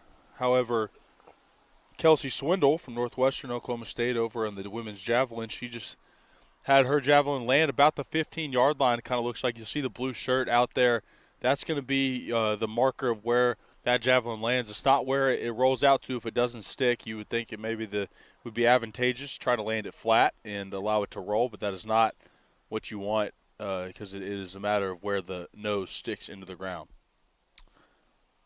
And that's going to be a throw about that 17-yard marker. Earlier today we were in the Heptathlon, and we made mention a couple of times that that you'll see that 16, 17-yard mark. That'll be kind of the mark for these girls to hit, and anything past that is a big throw. So that one landing on the 17 was a good throw there. Marquez Cyrus had a good jump over in the triple jump. He is absolutely capable of putting his name in the hat of top contenders in the triple jump this year, along with Caden Martin, who's also had a couple of appearances there.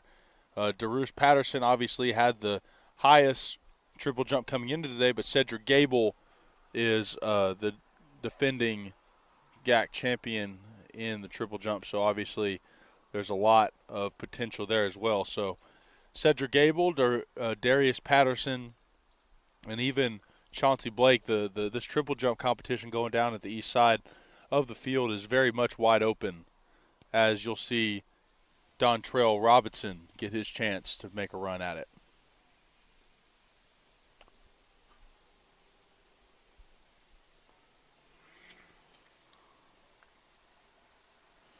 Allison Sellers gets her chance to give it a go. Or excuse me, not Allison Sellers. That's Danielle Doggett.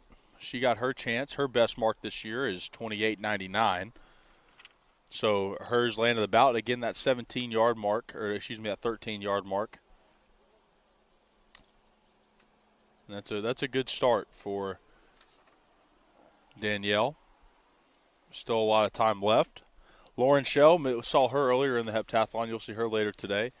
But at this point, you're going to see Allison Sellers from Southern Arkansas. She'll get her chance to throw And that is a beauty that is going to stick straight up at about the 16-yard line. That was a fantastic throw there from Allison.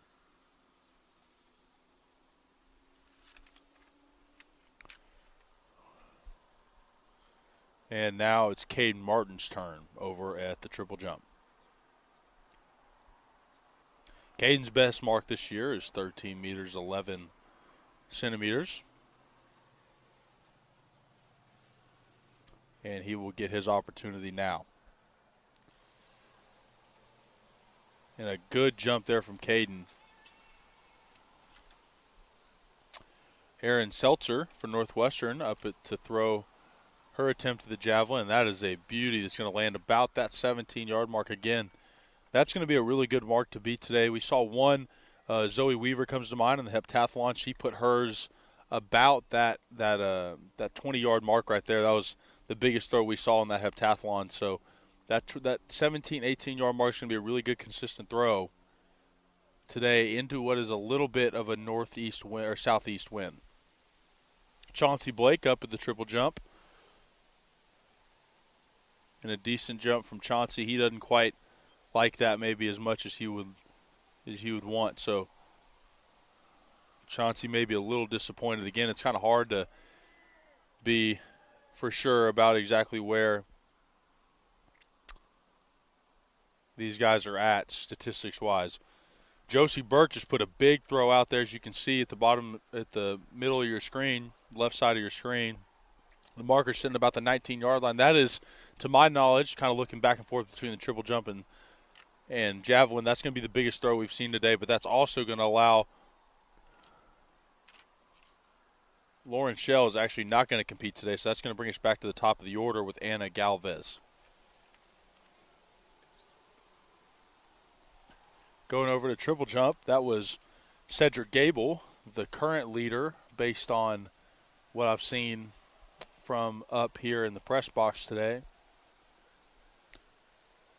And Cedric, he's an eccentric personality. Got to watch him earlier this year at the OBU Invitational, and he is a fun guy to watch compete. He and Darius Patterson, they go back and forth, and those are two of the most phenomenal jumpers you're going to see this weekend. The explosiveness and the second and third jump necessary to be successful in the triple jump is second to none.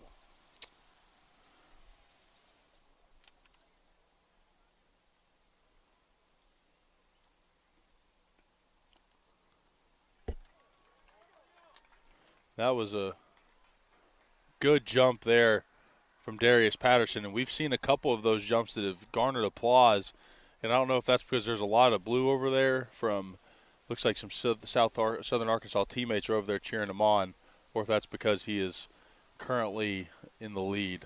Again, it's kind of a hard thing to decipher from up here in the press box. Rebecca Miner just had her second attempt, excuse me.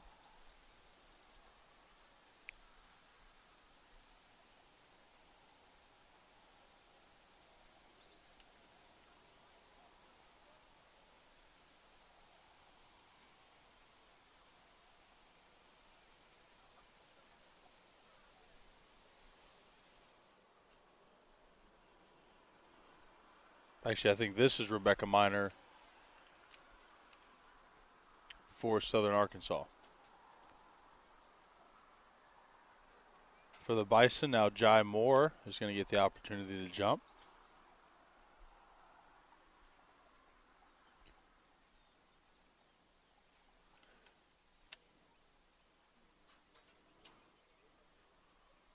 And that is going to bring Catherine Newsom up to throw.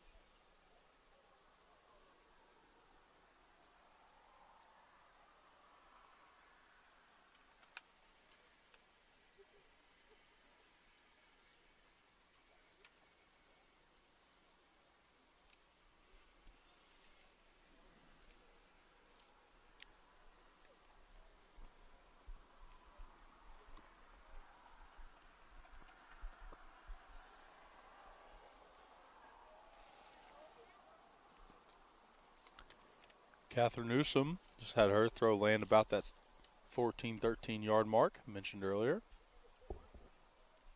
Looks like The men's triple jump has come to a standstill here. Looks like they may be making some cuts as they continue on in the competition.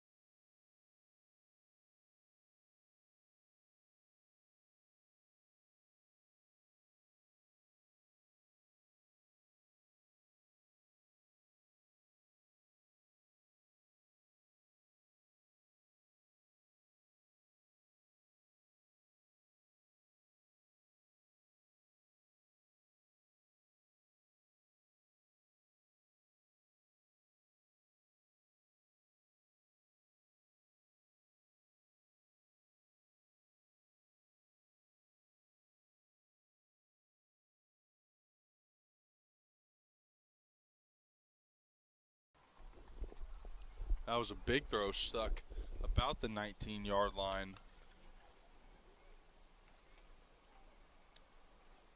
from Aaron Seltzer.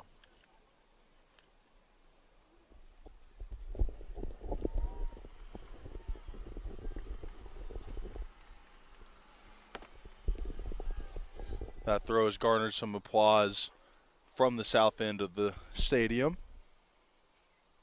Usually a good sign for Aaron. Josie Burke now coming up. They'll be the finale of the second round. She just threw hers, and that's kind of about that same spot. That'll bring us to the top of the order, Anna Galavez. And the triple jumpers are being called in to, I assume, be announced the cuts for the first round of jumps.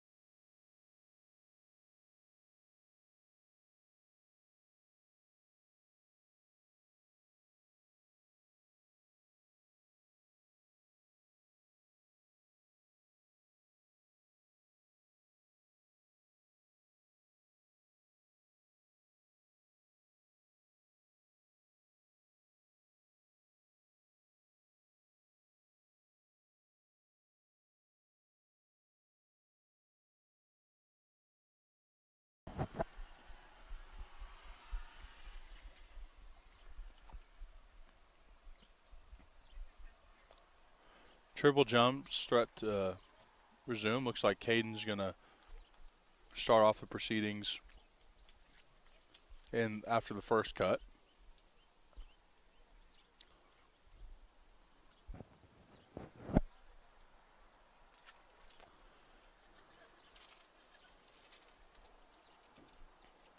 Rebecca Miners took her throw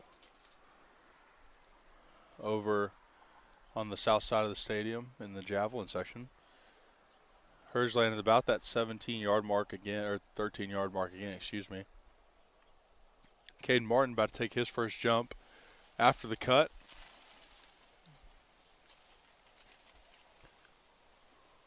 And he doesn't like something about that jump he pulls up. Looks like maybe a hamstring or something there for Caden. Obviously hope he's okay.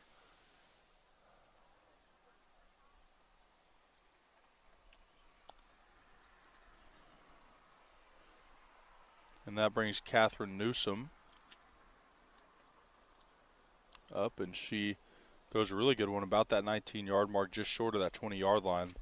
That seems to be around the number for the potential winners in this first fleet. Again, there are two flights in this women's javelin, only one in the men's.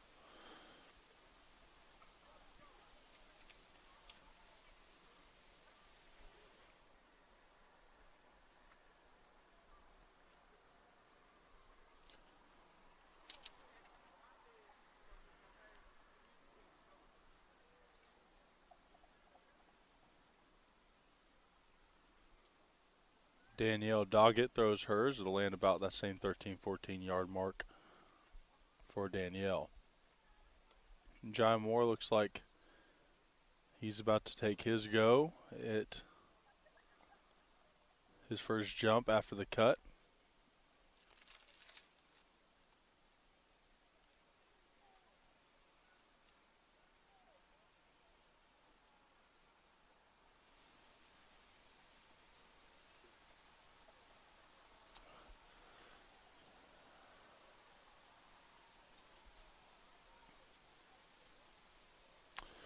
Results are official for the men's hammer throw.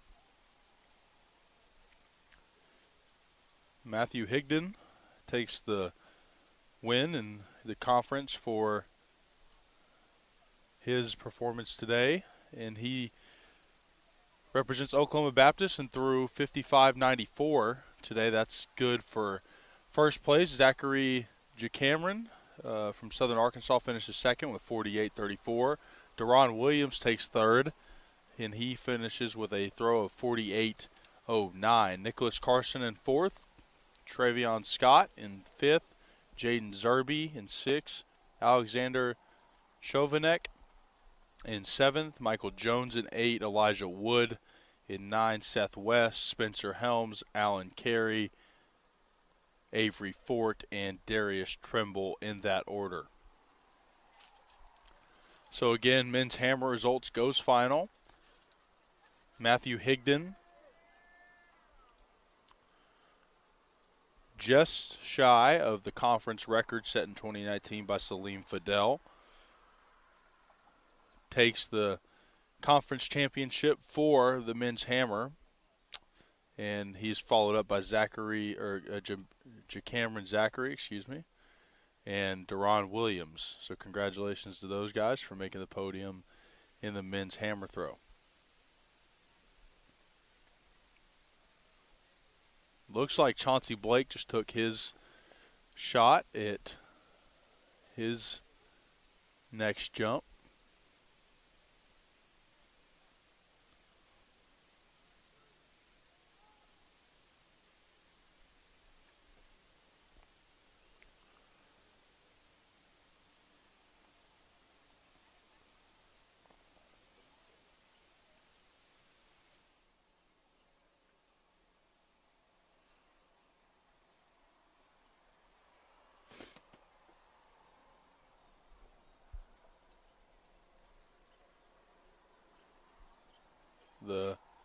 Looks like that will complete the first flight of the women's javelin. The second flight of the women's javelin consists of Sophie Rittbauer, Samantha Wallace, Sydney Soto, Sierra Parks, Cooper Mon, Mary Sewell, Hunter McMillan, Jordan Tucker, Megan McElroy, and Anna K. Clark.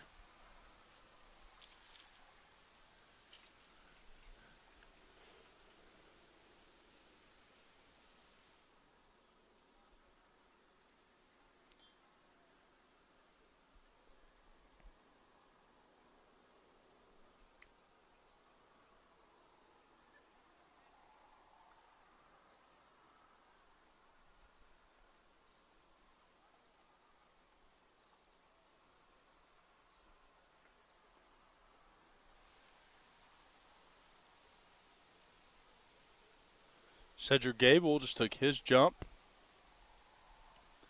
A little bit of an awkward landing.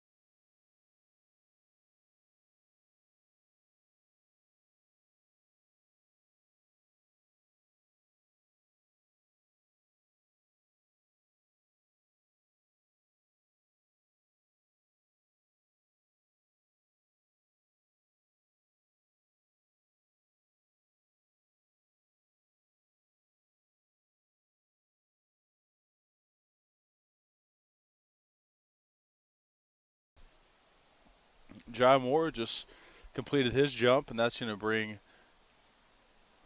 Marquise Cyrus up to the opportunity to give him his opportunity. Again, the jumps, you'll get 5.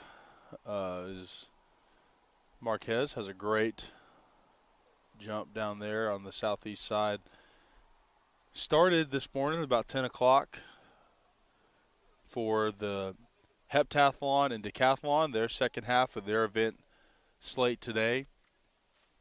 Started off having the men's and women's 110-meter hurdles for first the Heptathlon and then the Decathlon, and then went to the long jump and discus, respectively, and then transitioned into some running, and then the Javelin for the women's heptathlon, and then the 800 and 1500 for the women's and men's, and then went into the full slate of running events and field events, some of which took place over on the south end of past the stadium, that such as the hammer throw there's a pit down there, and so the hammer throw took place away from our field of view, but the east side of the stadium has been home to a couple jumping activities today, and the pole vault in both pits have been utilized today. So a day full of activities here,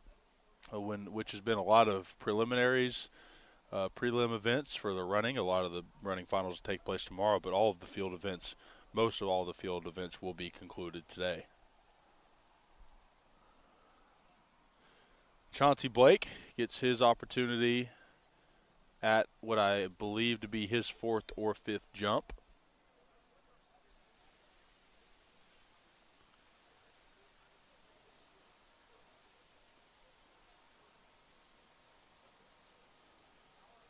And he seems to like that jump a little bit over there. The second flight of the women's javelin is warming up right now.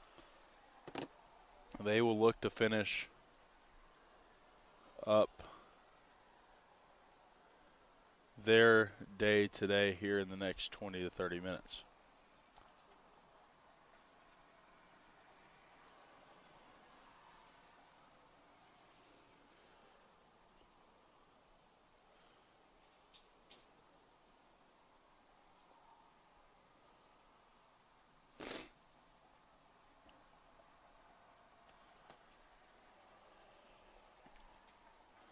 Cedric Gable from Harding, the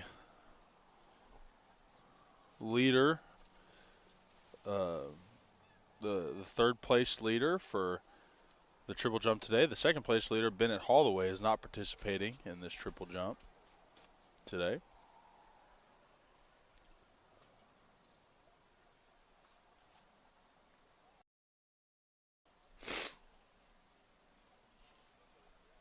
But judging just from applause alone and the view that we have on the camera down on field level, Cedric's had a couple of great jumps today.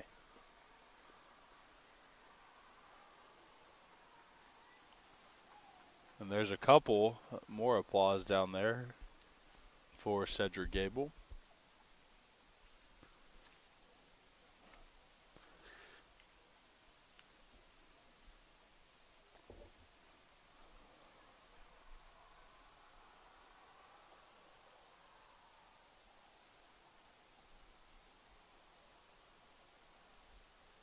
And that will leave Darius Patterson the opportunity to jump. Darius,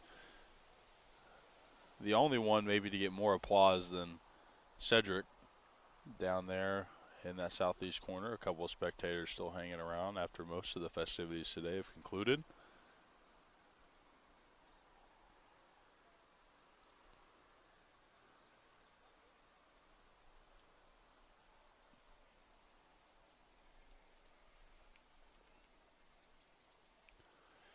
And here he comes on his 4th jump.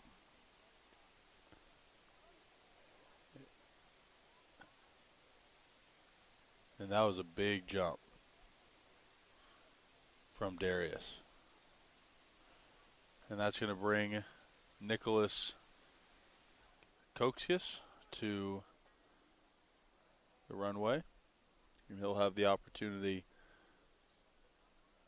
to jump his way onto the podium this afternoon.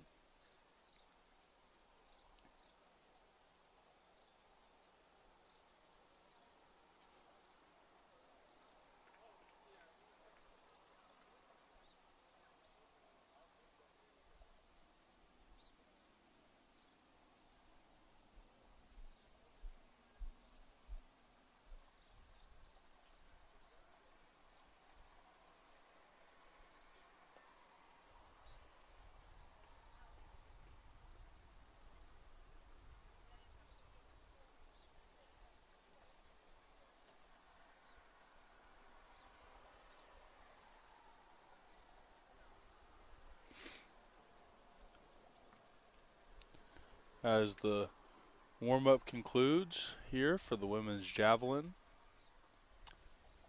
and the men's triple jump draws to a close. Looks like the 5th time through for the men.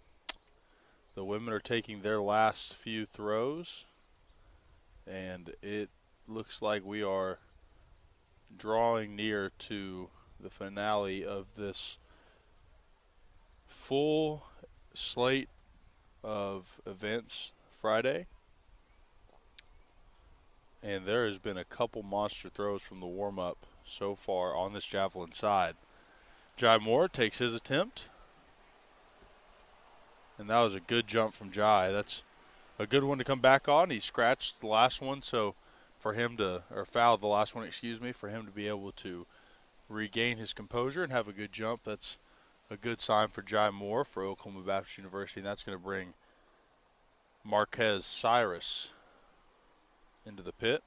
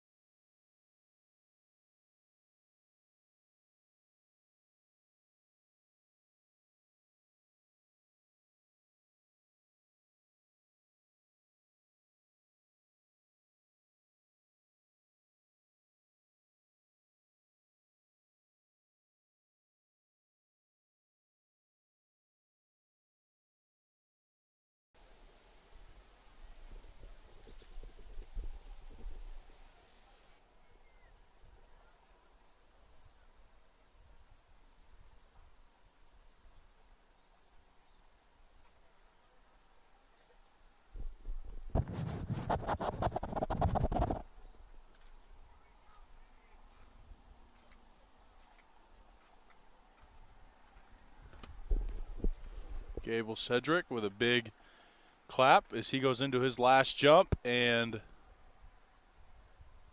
looks like a decent number for Gable.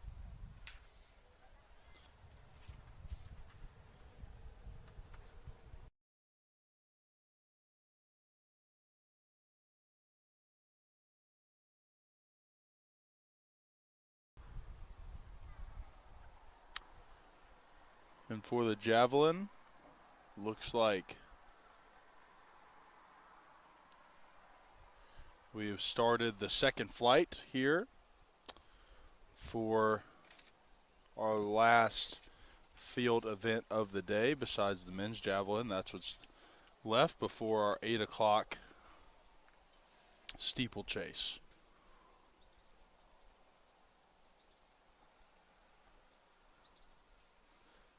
Darius Patterson takes his final jump, and that gets a couple sparse claps over on that east side of the field.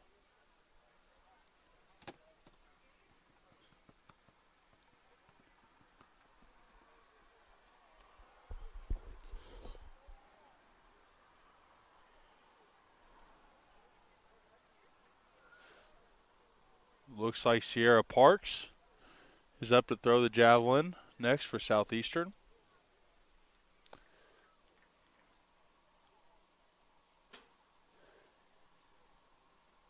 That was a big throw.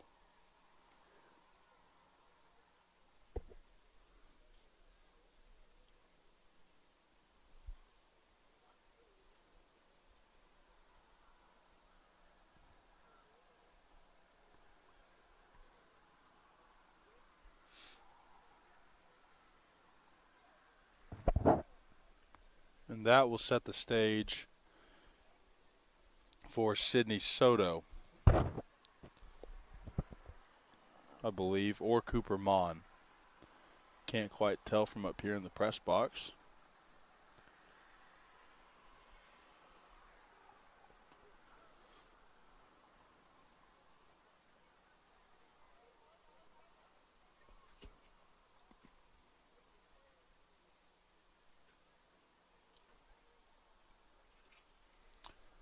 And that looks like that will conclude the men's triple jump. So we will await those results here shortly, and we will bring those to you as soon as we are aware.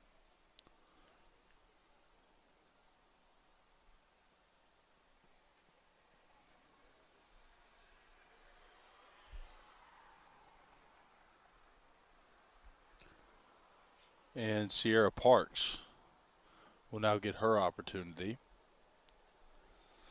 to throw. Sierra throws a great javelin down there to about the 19-yard line.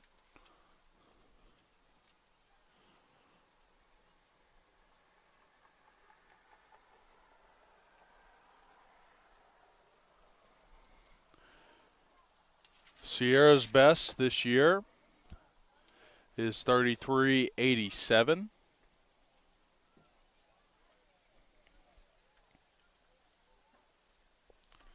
That's good enough to put her in the top 10 in the conference this year coming in to today.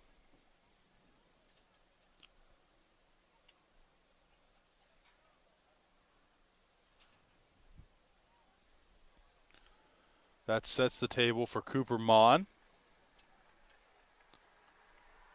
Cooper puts one deep down on the 25-yard line, just past around the 26. And that's the furthest javelin we've seen today that hasn't been in a practice warm-up. A fantastic throw there from Cooper. Her best coming into today was 33.98.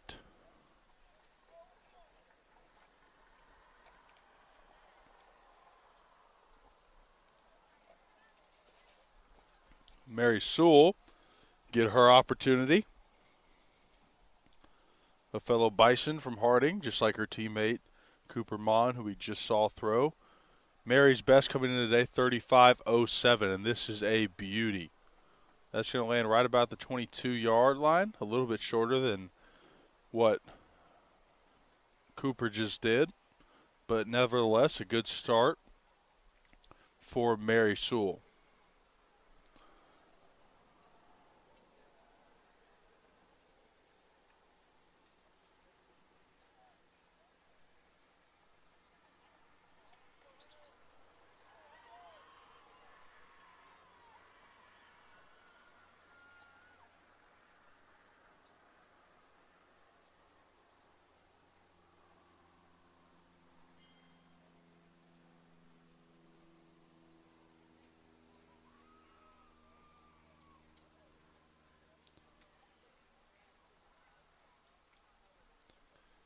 And that was Hunter McMillan, who laid one out about that 17-yard mark. We saw a couple of those 17-yard hitters about in the first heat, and now that's kind of the first we've seen in the second flight in field events.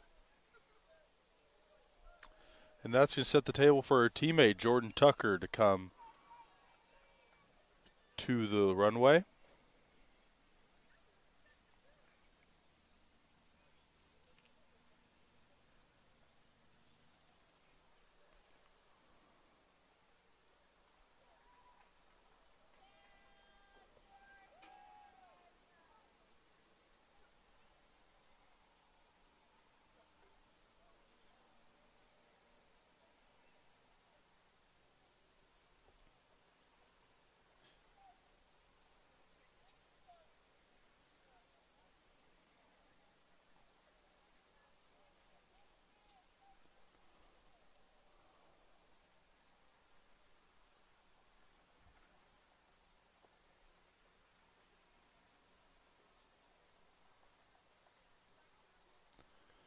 And Megan McElroy for Harding had her first chance at the official throw.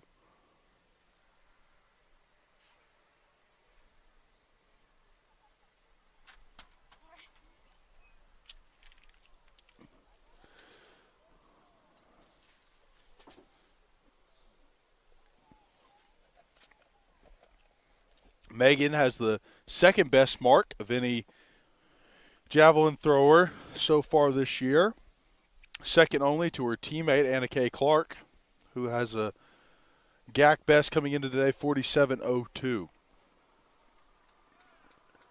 And that was a 47.02 throw. Holy cow, that landed just past the 35-yard line, with the closest we've seen to that level of a throw today was around the 30, and that was from Anna Kay in warm-ups. She has unleashed now, which is undoubtedly the furthest javelin throw we've seen today. That's landed about that 35-yard mark.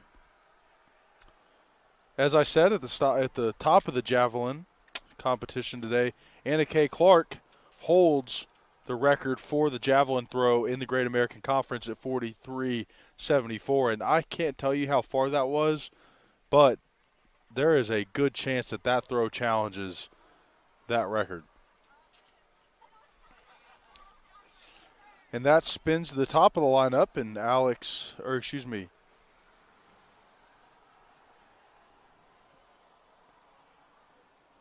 believe that was Alex Hinman. And that allows Connor White to have her go on her second attempt today. Connor White throws a great javelin down to about the 19-yard line. We are still pending men's triple jump results. When we get those officially put in to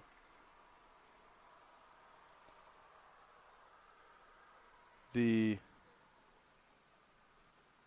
McDonald Timing official timekeeper today, we will relay that information to you. As Samantha Wallace now has the opportunity. Looking forward to tomorrow.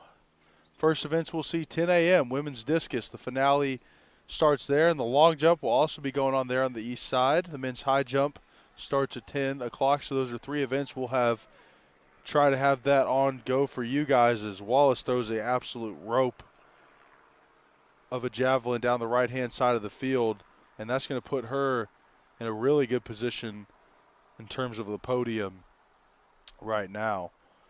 Those will all be at 10. All those start at 10. At 12, it'll be the men's discus, men's long jump, and women's high jump.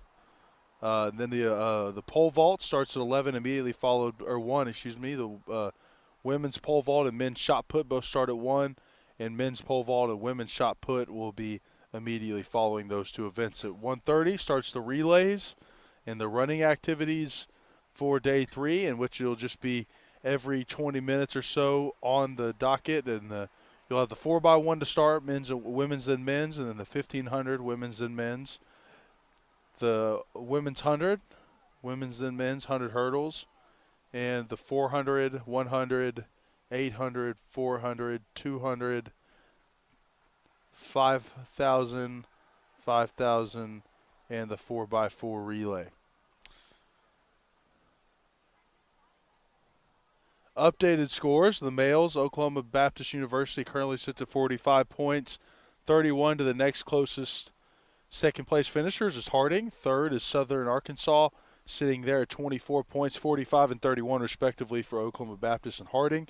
East Central's in fourth with 16, and Ouachita has a singular point in fifth place. In the female side, Harding dominating right now with 58 points. To second place, Oklahoma Baptist carrying 49. Third place, Southern Arkansas has 25. Arkansas Tech with 15. Northwestern 5. Southern Nazarene 4. So those are the updated standings so far for the Great American Conference Track and Field Championships here on Bison Hill.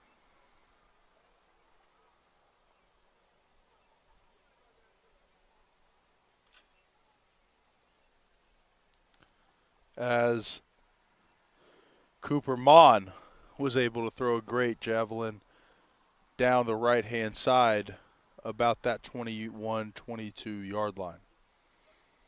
Again, can't give a big enough shout-out to all the individuals around who helped us out today, whether that is Great American Conference employees, Oklahoma Baptist employees, Oklahoma Baptist athletes, communication staffs, photographers, timers, play-by-play, the PA guy who was on the PA today, he was fabulous.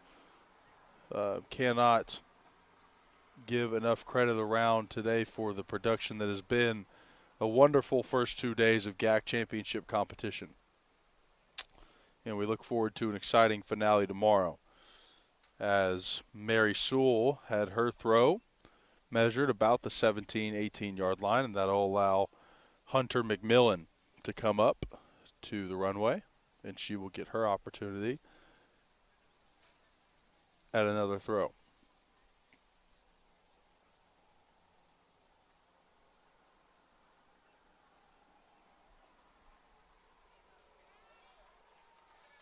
That was a great throw, landing about the 24-yard line for Hunter McMillan.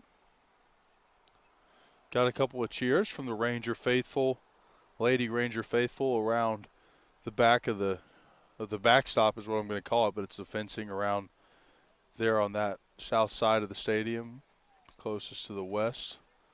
It's the bathroom area, if you're familiar with the Hurd Family Athletic Complex here. The Hurd Athletic Complex and at Crane Family Stadium. Had lights installed back in 2019. Allowed for football games and track events to go later into the evening because these lights can come on and light up the track if need be.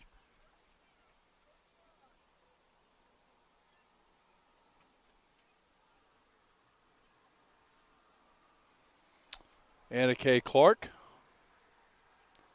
up now for Harding, the current leader. And right on cue, the lights do turn on. And that is a missile. Holy cow. That may have passed her first one. Down there about the 36, 37 yard line. And that is impressive. There is a at least a 10-yard gap. And I know that doesn't translate quite straight across to meters, but between Anna Kay Clark and the rest of the field. And that's not an indictment on the rest of the field. That's just a praise to Anna Kay because she has absolutely launched that javelin out of her hand today. And that's going to bring Sophie Rittbauer to the forefront.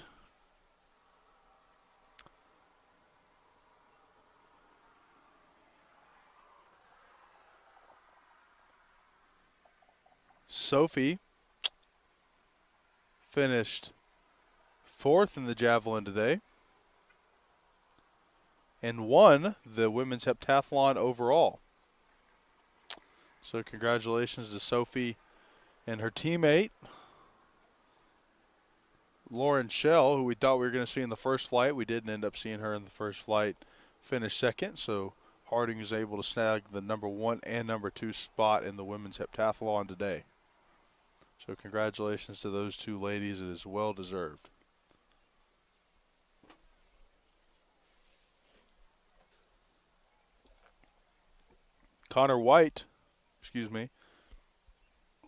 Samantha Wallace will get her opportunity.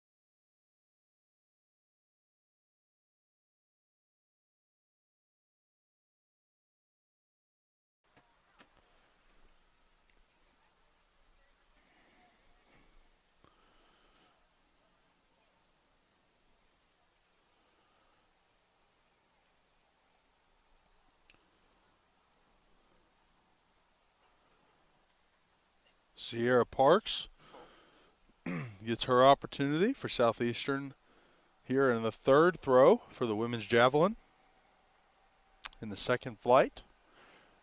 There we will no doubt have our winner come from this flight, who is most likely going to be Anna Kay Clark, unless one of the other girls in the 2nd flight has a throw that is nothing short of miraculous left in them. Anna Kay has been dominant so far today in her throws. Men's triple jump results have gone official.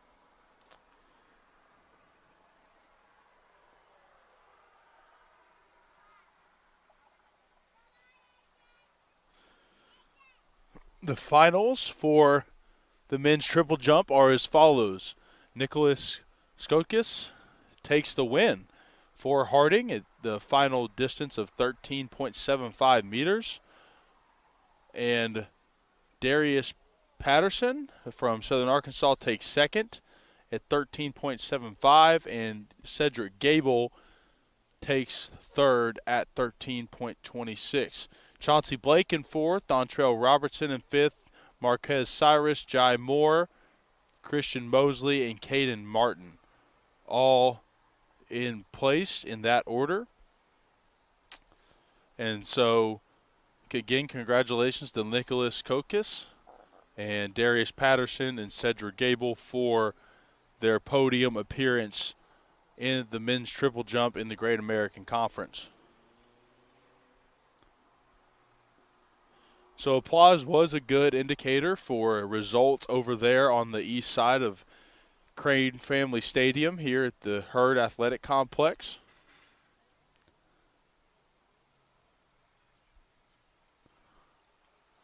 as we are set to see Mary Sewell.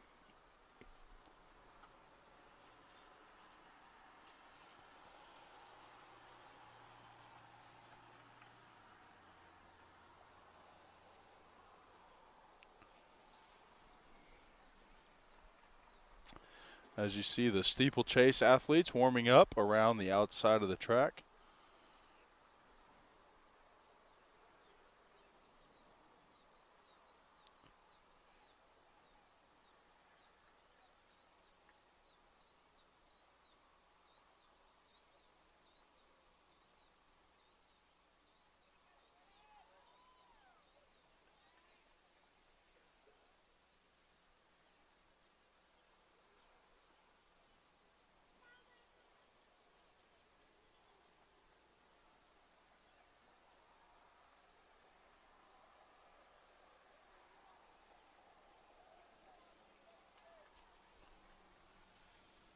And that brings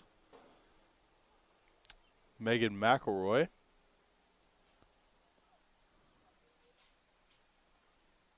Her opportunity. She throws a great javelin, 6 about the 21-yard line.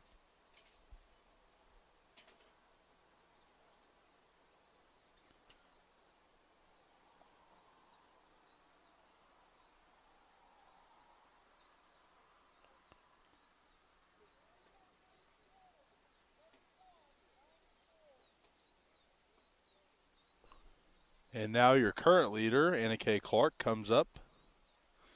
The current record holder for longest throw in Great American Conference history.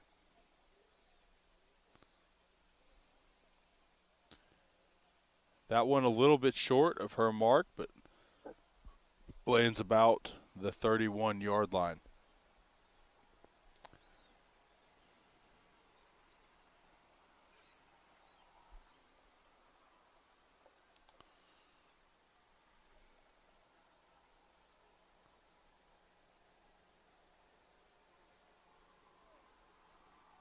With the final throw there of round 2 in the women's javelin, we move now to the final.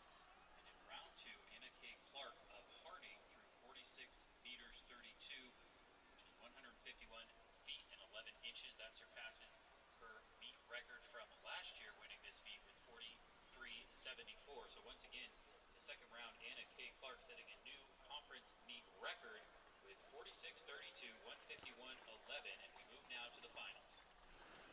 So with that, Anna K. Clark, as the intercom just told you, sets a new meet record with 46.42, surpassing her own record prior to today, which was 43.40 or 74. So congratulations to Anna K. Clark. She will undoubtedly move on to the finals, and with another throw close to her own conference record now reset, she will almost undoubtedly walk away with the women's javelin champion here today.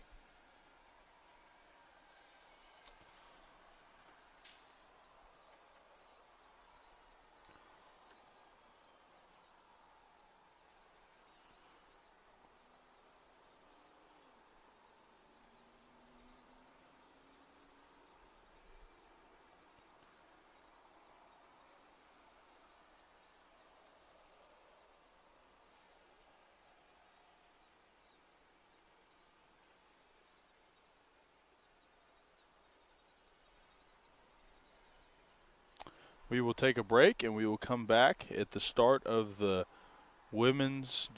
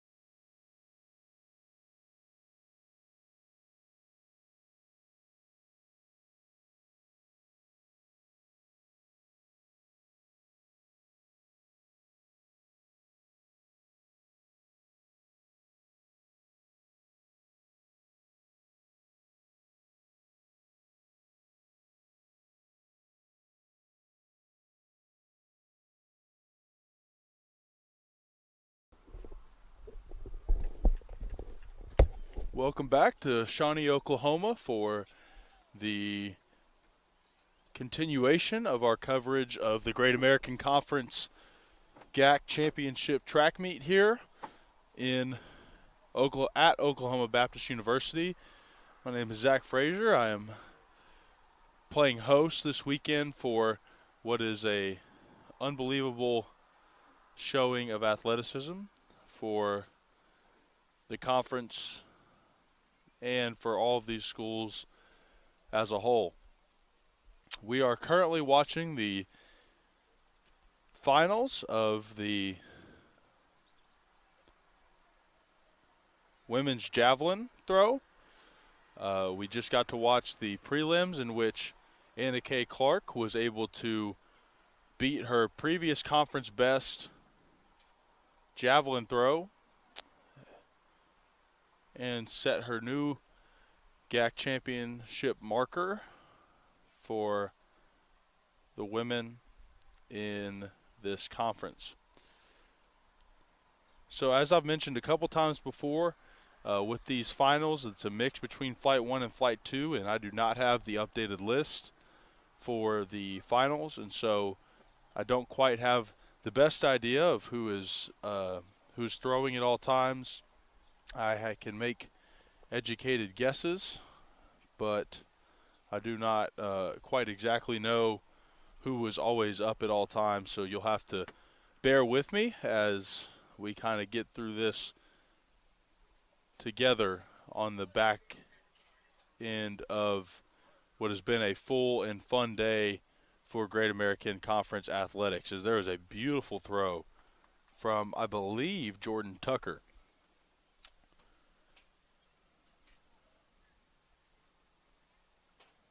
Jordan is, I think with that throw, probably comfortably in the lead right now. Anna K. Clark seemed to mess up her first throw and put one a little bit further up in the air than she does usually. She starts the furthest back of any other competitor in the field today. She'll start on the third or fourth lane on the track when she starts her run up to her throw.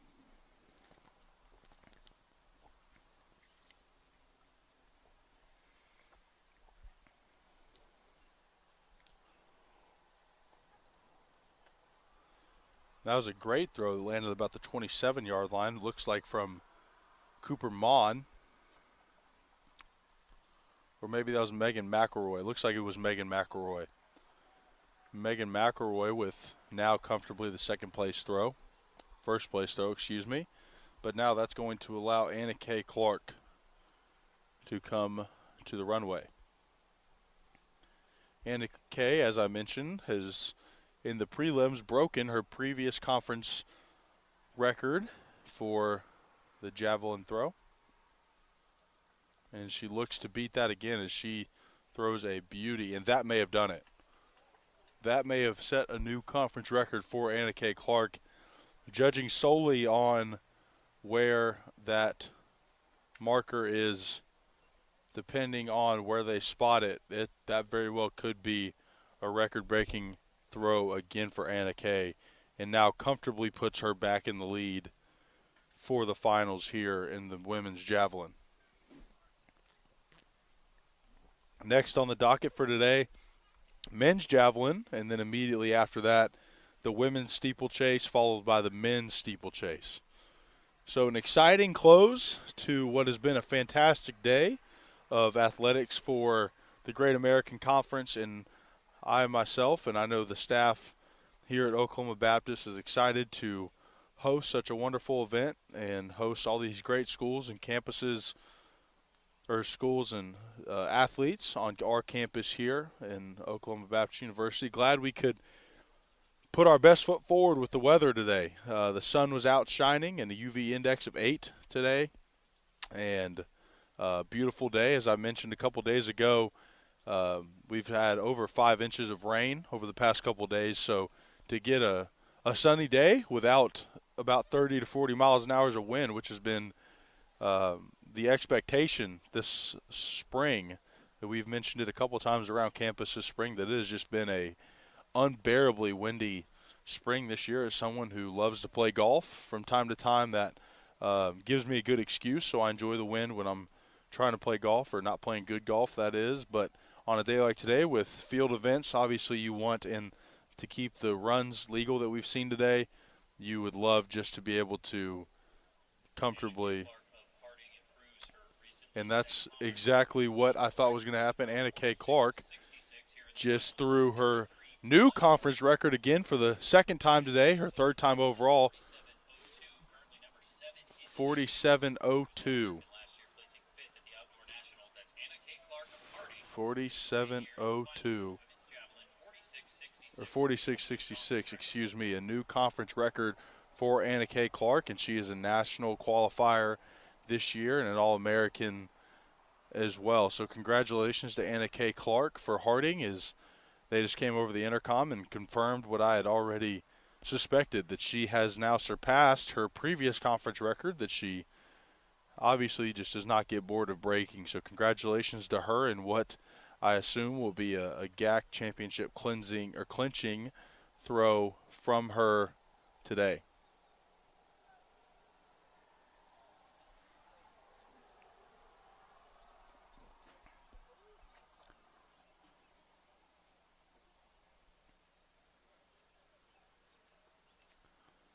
Mary Sewell gives her opportunity, puts it about on that 29-30 yard line. Good for her. That's a fantastic throw. We've seen a couple of great throws. They've just been unfortunately overshadowed by what has been a all-time performance from Anna K. Clark.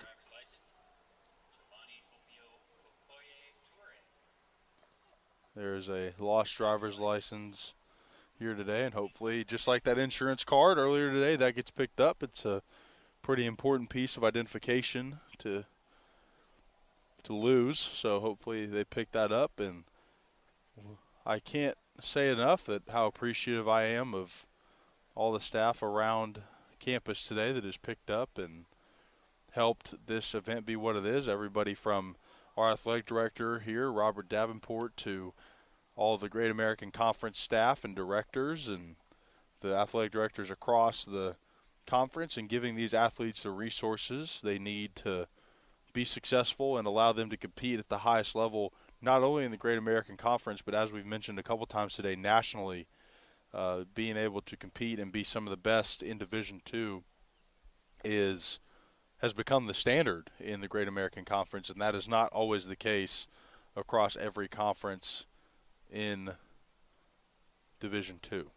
So again, thank you to the athletic directors and the athletic departments of all of our schools in attendance today, just aiding and allowing our student athletes to be successful as possible on their respective campuses.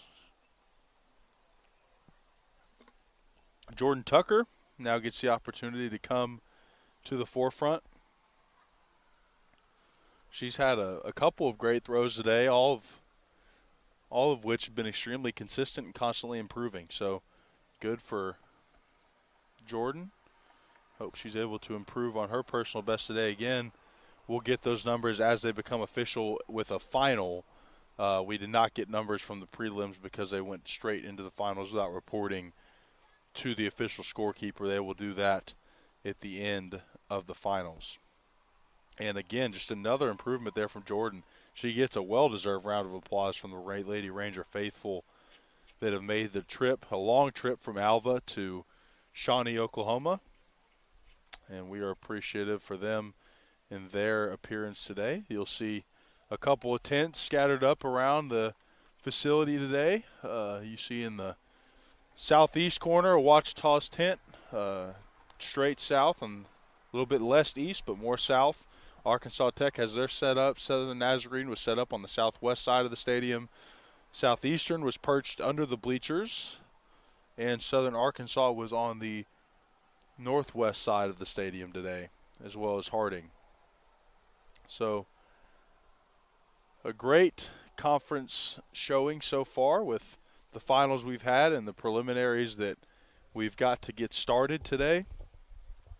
And we look forward to what is shaping up to be an exciting and promising final day tomorrow, in what is the deciding track meet for the conference standings this year. We will give you an update on the scores here at the end of the women's javelin, and then again at the end of the men's javelin.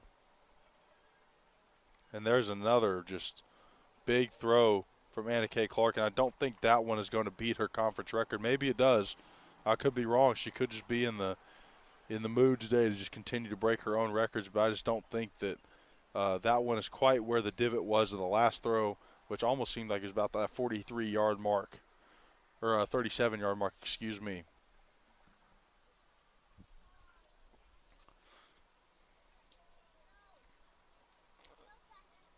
And that will be the second throw through the lineup.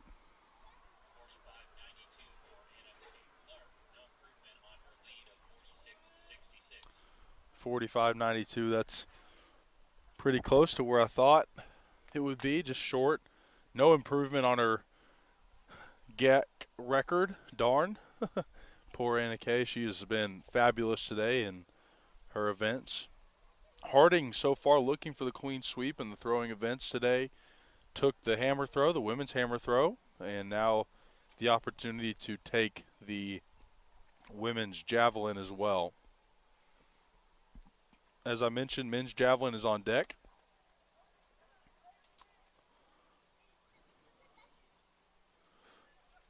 As the steeplechase athletes are preparing for their event, set to go off here in about 34 minutes. And the men's javelin athletes doing the same.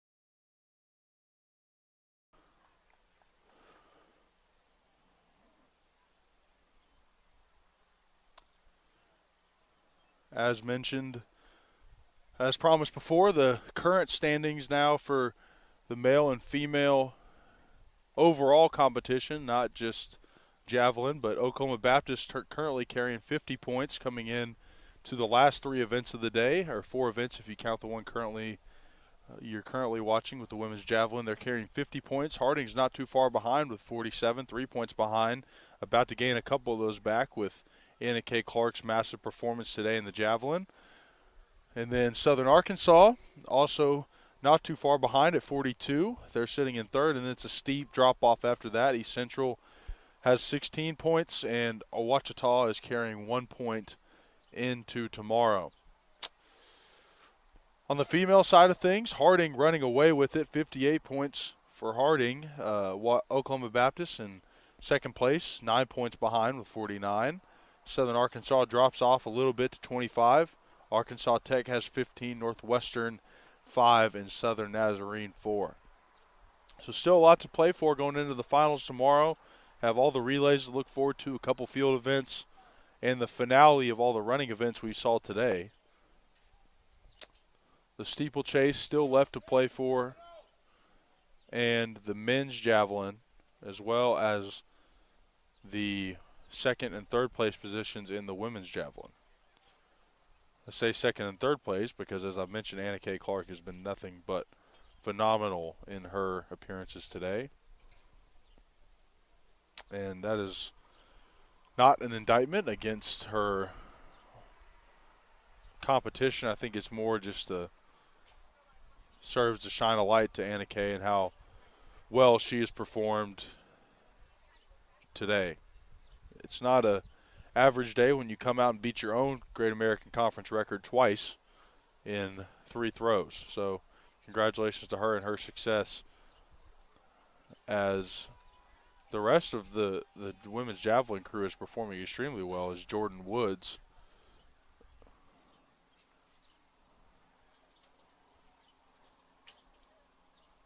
Tucker, throws a great toss there.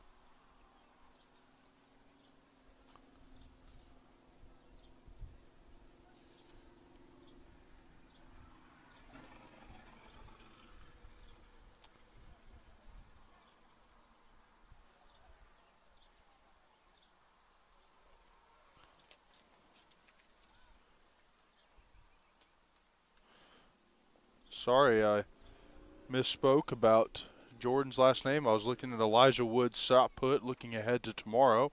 Elijah Wood is sitting in the top 6 for the shot put for the men's. Darius Trimble from Southern Arkansas, though, has that honor in terms of highest shot put. Looking forward, we'll get into the shot put more tomorrow.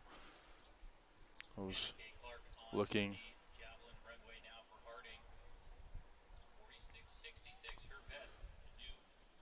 Anna Kay with the opportunity to shatter her conference record here in the final throw of the women's javelin event.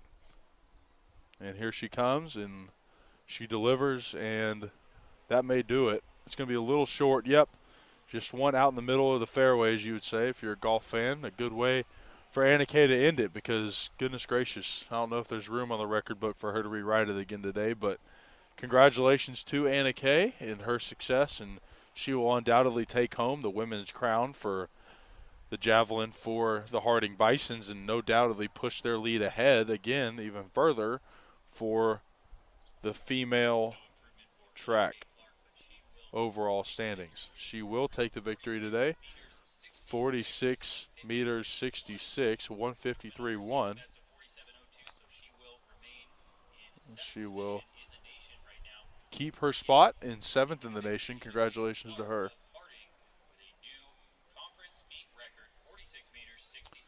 Anna Kay set her conference meet record again, twice, 2 times in the same day. A great feat for her. We will take a quick break, and we will come back for the men's javelin, which is going to kick off here in about 10 or so minutes.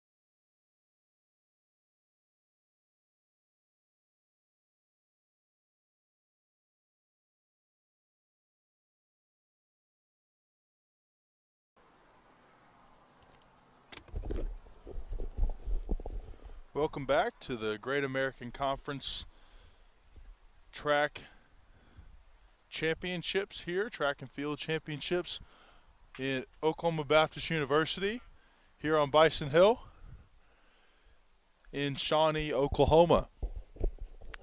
The sun is starting to set here behind me to the west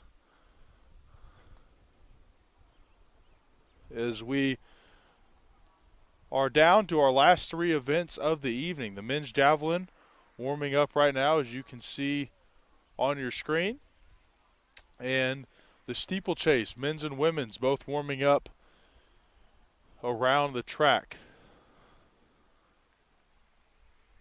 The men's javelin field is as follows.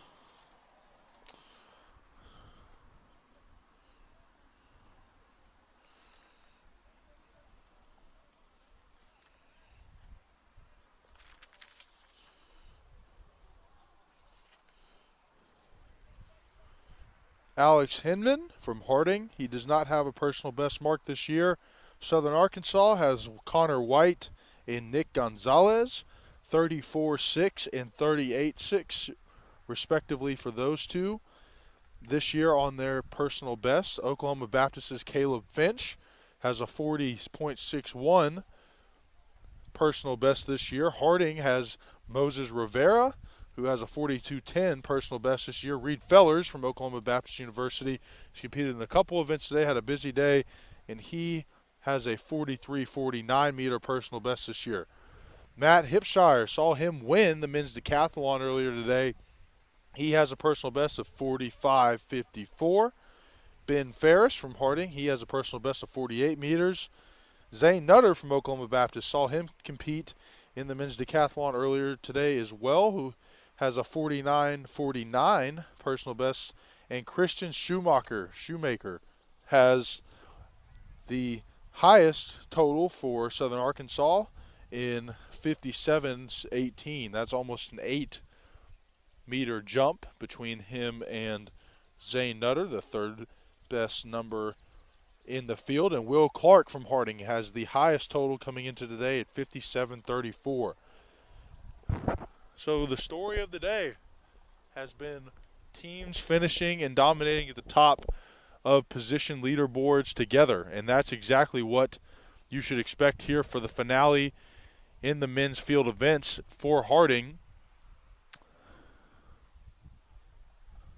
As we've mentioned a couple of times, as the men are continuing their warm-up for the javelin today, try to give you the best view of that event as you see the runway there at the left-hand side of your screen, and the javelins will come this time with the wind a little bit behind them. Not a significant amount of wind, but with the wind a little bit nonetheless.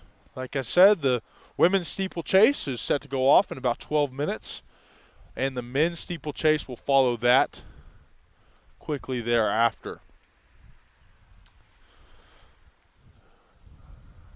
Again, the field for the men's javelin, in order in which they will throw: Hinman, White, Gonzalez, Finch, Rivera, Fellers, Hipshire, Ferris, Nutter, Shoemaker, and Clark. Those are your throwers in the throwing order today.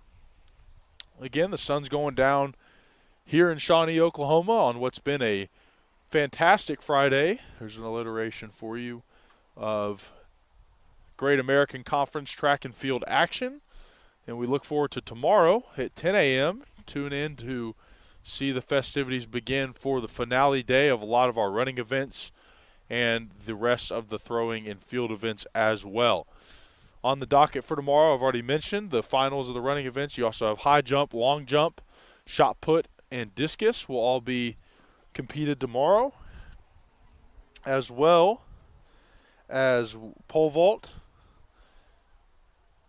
and the rest of your running events, with the conclusion being the women's and men's 4x4. Tons of talent across all teams here this week. The meet officials are McDonald's Timing. They are doing all the official meet reports for this afternoon's and evenings and mornings and just today in general's Great American Conference festivities. The crowd here at Crane Family Stadium here at the Herd Complex is still very dense for a full day of the UV. At its peak today was about 8 on the UV index, so I was out here without a tent for about an hour and a half, and I'm going to have a sunburn to show for it. So you appreciate all the effort these athletes have gone, not only in bringing themselves to peak level today, but also in their preparation today, staying out of the sun and not allowing themselves to be caught up against the weather.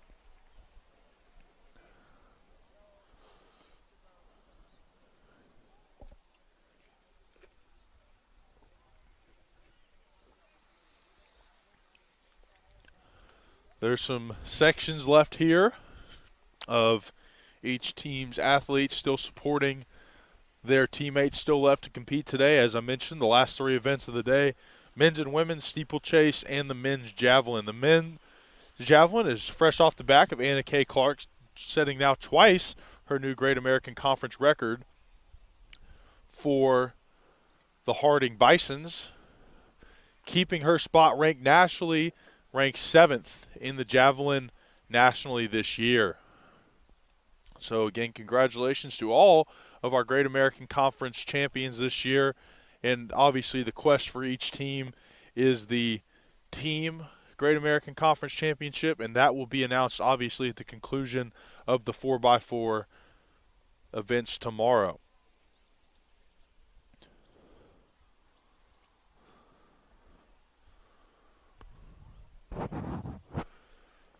Again, a big thank you for you guys tuning in today. Obviously, tuning in and out with the different events of whatever your friends, families, or teammates are competing in. Appreciate you tuning in to our live stream today. And appreciative to all the staff who has made this event possible, from Great American Conference staff to Oklahoma Baptist University staff and communications departments across all the teams here.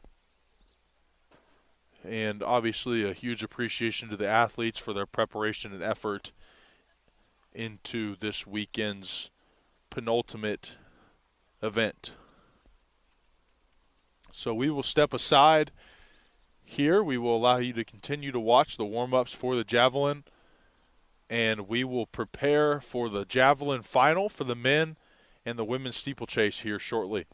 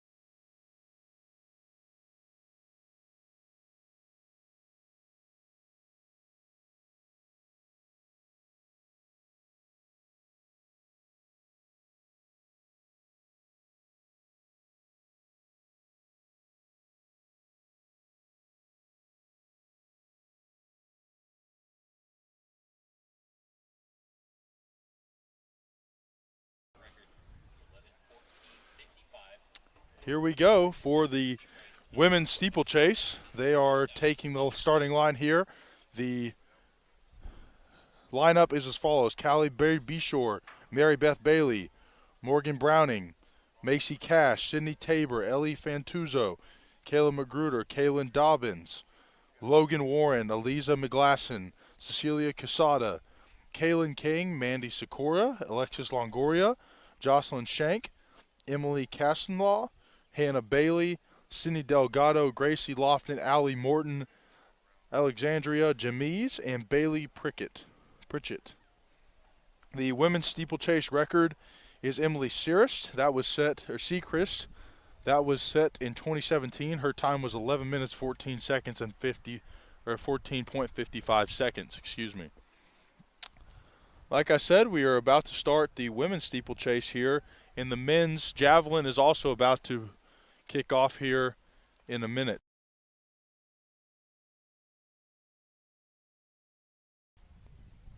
We will be flipping back and forth as the men's javelin comes to a head here, and then we will also be covering the women's steeplechase as that event comes around as well. They're going to the starting line for the women's steeplechase. That's 3,000 meters, and they are off. It'll be hard for the first couple of laps to disseminate who is the leader and who is not, so we will continue to try to do that to the best of our ability as we can.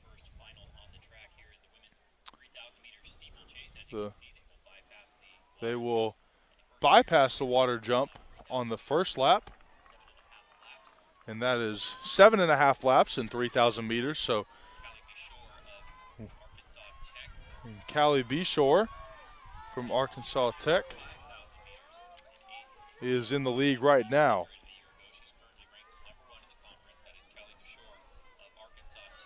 Callie Bishore currently ranked 1 in the conference as they take the first hurdle.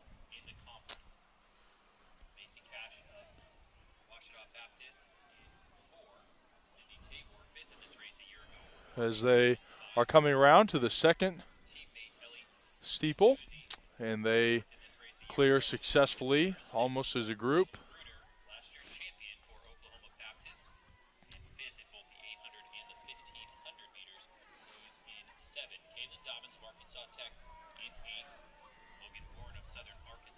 And for the second lap around, all of the athletes will take the cut into the water jump. And there they go. This is where you'll see some of the change if there's a bad handle of the water jump into the second straightaway now.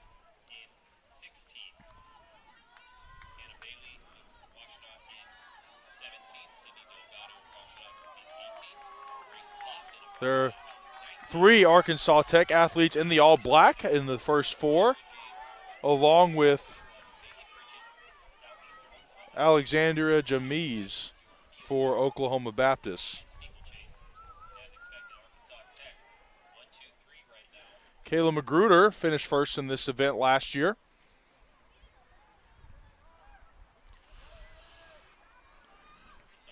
Arkansas Tech now having 1, 2, and 3 positions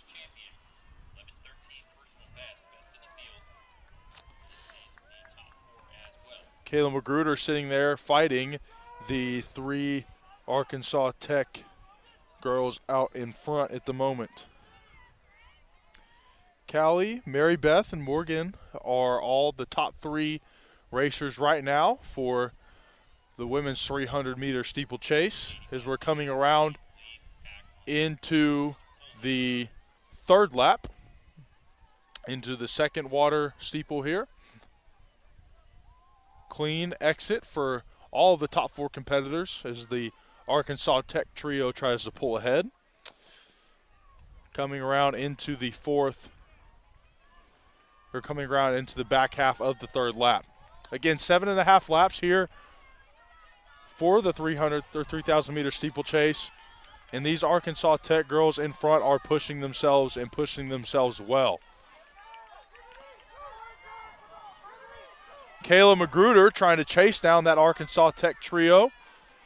She's about 10 paces behind, sitting in fourth at the moment.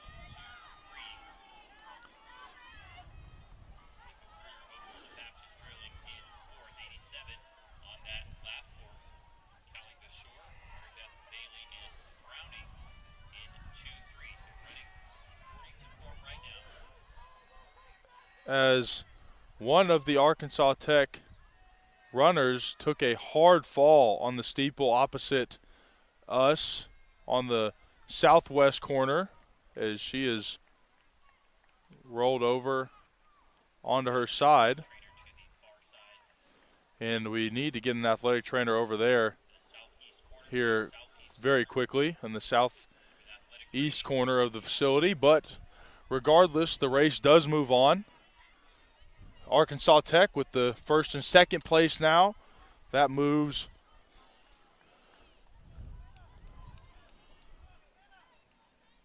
Kayla Magruder into third place now because of the injury to the Arkansas Tech athlete. Obviously, we hope she is okay.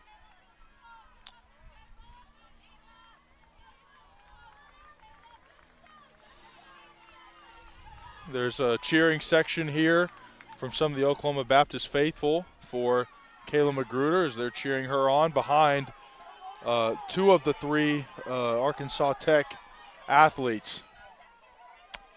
Callie Beachmore, Mary Beth Bailey, and Morgan Browning. Mary Beth Bailey and Morgan Browning. Callie Beashore was the one that took that hard fall on that southeast corner, and we hope that she is okay. Callie, we hope that Callie is okay and not any too serious of an injury as be stone hurt here. Obviously, in the event she was favored, carrying in the best personal best time in the field this year. But the pack is starting to thin as we come into the end of the fourth lap here, beginning of the fourth lap, or fifth lap, excuse me. And the space between first, second, and third and fourth is widening. Mary Beth Bailey out in front, followed by her teammate, Morgan Browning. And the third place racer right now is Kayla Magruder.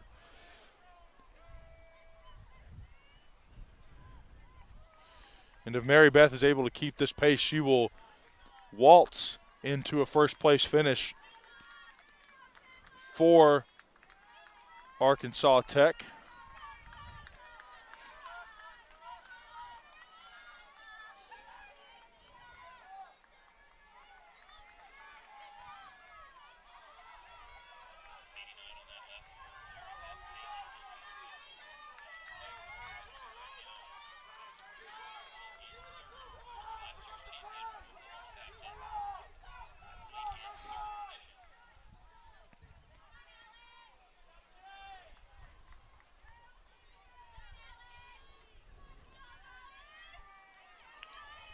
Arkansas Tech still comfortably in the lead.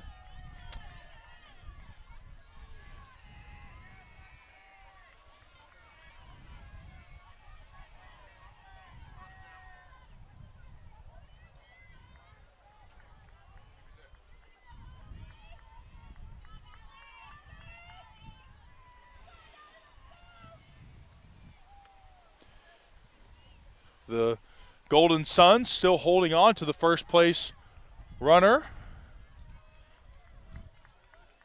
Mary Beth Bailey, as we have officially now started the Javelin, the men's Javelin final for the last field event of today.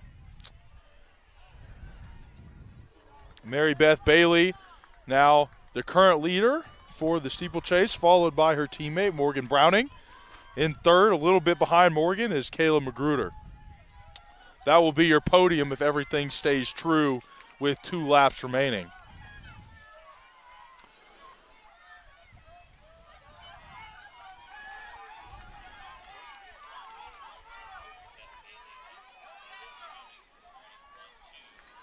And there is Mary Beth Bailey is trying to widen the gap here for the Golden Suns.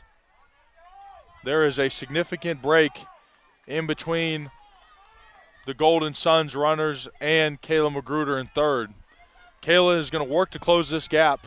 You're seeing the coaches in the infield encouraging their athletes to keep going. This is a hard, difficult race, and it doesn't help when your spikes get wet in that jump. That just makes it a little bit more miserable, as if the 3,000 meters wasn't enough by and on its own. Reed Fellers makes his javelin throw.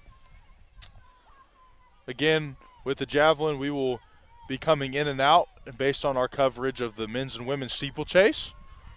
Mary Beth Bailey takes her first jump in the water. For her, she has 1 lap to go. And closing in on her now is Morgan Browning. She has kicked it into gear here for these last 2 laps. She is trying to gain on her teammate. This will be a Golden Suns finale. And she is getting instructed by her coach, you got to go. And that's exactly right. 1 lap remaining for the Arkansas Tech Golden Suns. Kayla Magruder is trying to make a push. She's pushing hard.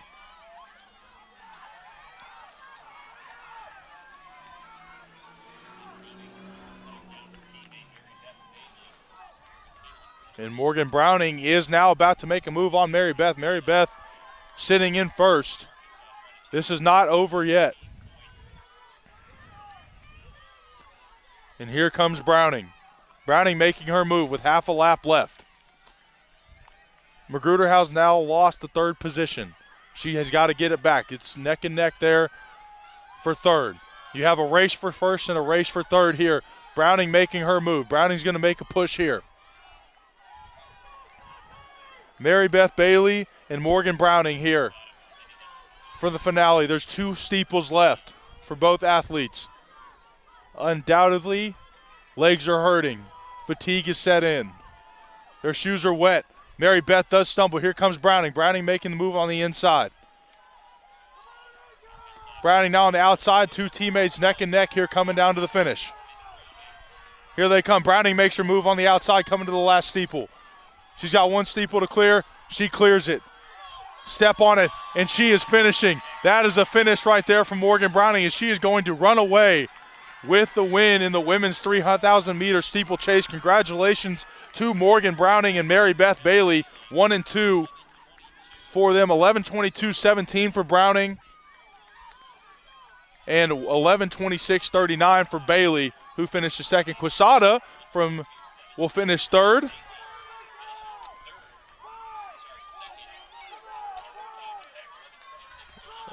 From Southern Arkansas finishes third, and Kayla Magruder from Oklahoma Baptist does finish fourth. Congratulations to these ladies. This is a grueling race that undoubtedly is extremely hard for any athlete competing in it, and for these girls to be continuing to give their best effort is nothing short of applause worthy. And the faithful here, regardless of school, are giving them the applause they deserve.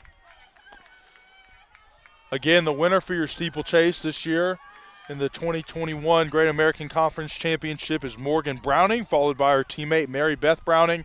Obviously, we hope the best for what was the leader, Callie Beshore, when she was injured on the second lap, and you hope that she is okay. We thoughts and prayers go out to Callie and hope that she is okay. Again, the men's javelin well in effect here as that is going to be a massive throw from one of the Oklahoma Baptist competitors.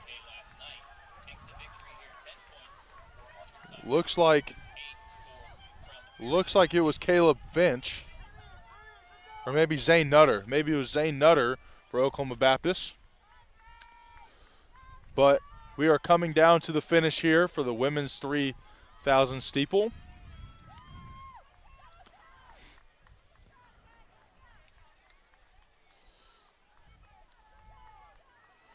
And there's one competitor left for the 2021 steeplechase. Tabor finishes 12th or 10th, excuse me, with a time of 12:08.69.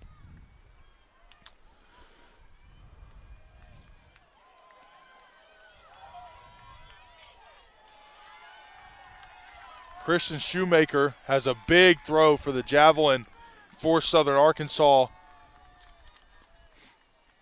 The Mule Riders undoubtedly happy with that throw, as the last finisher, Delgado, takes 16th for the 3,000-meter steeplechase, 12:55.94 for her.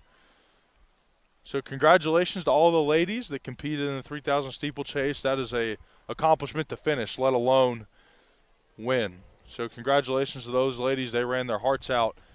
Now we turn our full attention to the men's javelin here as we continue our coverage of the Great American Conference Championship track meet here this weekend in Shawnee, Oklahoma.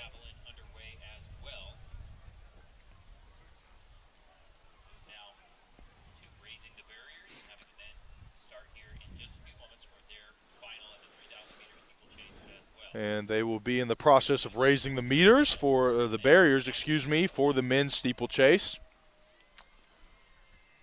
Again, we'd love to send out our thoughts to Callie Beshore and hope that she is healthy after what looked like a scary fall. She was flat on her back there for a while, and they were able to get a trainer over there promptly to her in the southeast corner of the Herd Athletic Complex.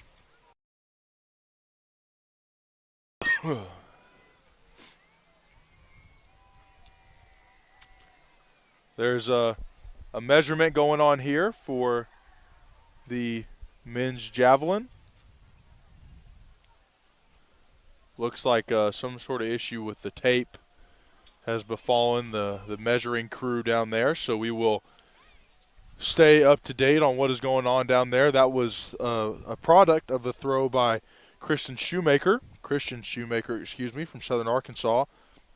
It was a monster throw, landed only about a yard short of the 45-yard line on the north side of the 50. It is cooled off as the sun's gone down here at Oklahoma Baptist University in Shawnee, Oklahoma, who is playing host to this year's 2022 Great American Conference Championship track meet here this weekend. As I mentioned, we got another full slate tomorrow, full of finales and exciting drama, no doubt, as we look to close out this conference championship weekend for all the track and field athletes represented today and the countless more that are at their respective universities closing in on finals week, no doubt. So good luck to everybody who's taking finals this week. They are running another tape measure out to Javelin, so that's exactly what happened. But now we have one race left today, and that race is the 3,000 meter steeple. And the field is not as thick as the women's field, but competitive nonetheless. The field consists of the following: Maximilia Wheeler from Oklahoma Baptist University, Blake Cope from Oklahoma Baptist University, Christian Arnavar from Oklahoma Baptist University, Jalen Becho from Ouachita Baptist University, Jamie Quinese from Southern Arkansas University, Jack Reed from Oklahoma Baptist, Tyler Harrod from Harding, Josh Tibbs from Ouachita, Caleb Chun from Harding, Isaiah Garzon from Southern Arkansas, and Paxton Davis from Harding. As stated, the barriers have been raised. The runners will avoid the water barrier steeple in the first lap as customary, and now we have 7.5 laps left to go.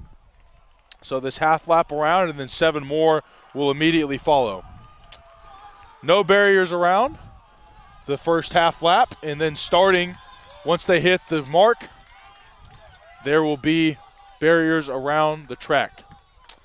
And here we go. 7 laps left today in what proves to be the final race of the weekend now.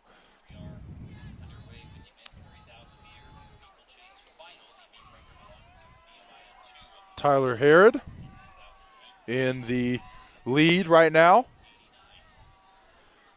The Maximilian Wheeler, who won this event last year. 9:16 chasing the 9:08 mark set by Nehemiah 2 in 2018.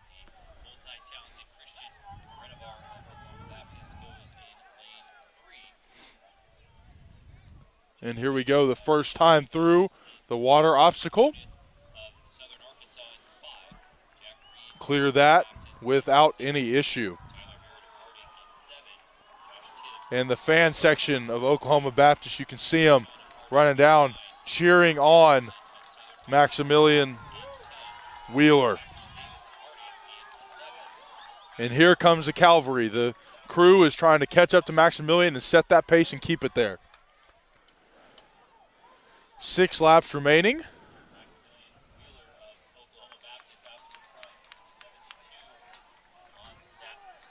Maximilian Wheeler, followed by Blake Cope, Christian Arenavar, and then Jalen Bichno sits in third. So Maximilian first, followed by Christian Arvinar and Jalen Bincho in third. Not too far behind him is Jamie Quidnos. He's something to watch for as we come through on the 6th lap, about to be 5 here. The second time through the water barrier here for these athletes. Clean exit for the top 4.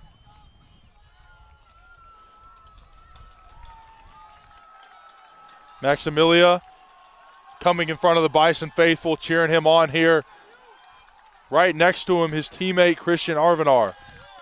And here we go. 3:07 the time through 2.5. Arenavar serving to push his teammate, Maximilian, not letting him drop back. Bison, first 2 in front, followed by a Mule Rider. Tiger right behind.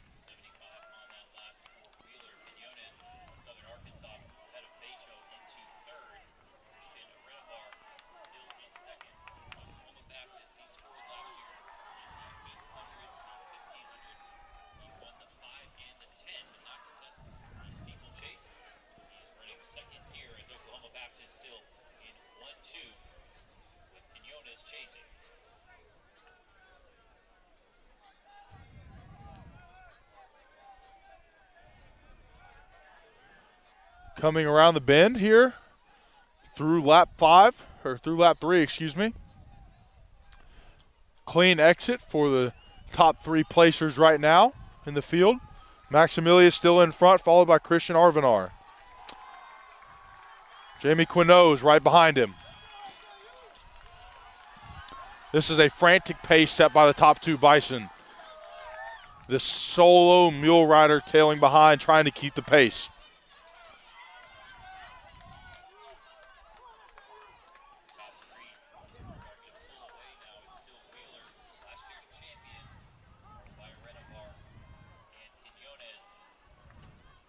Quinoez now starting to fall away from Wheeler and Arnavar. Wheeler trying to set the pace. They have yet to use their foot to get over a barrier yet. Continuing to leap straight over. The Bison trying to separate themselves here late.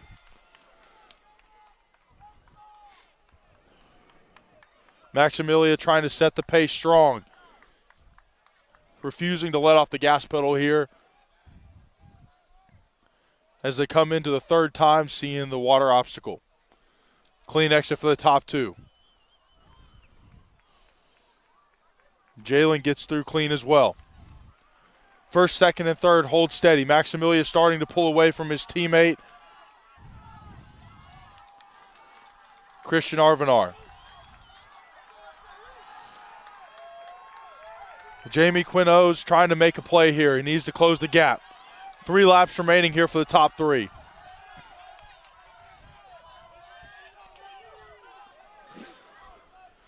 Wheeler trying to push the pace. Arvinar trying to keep up.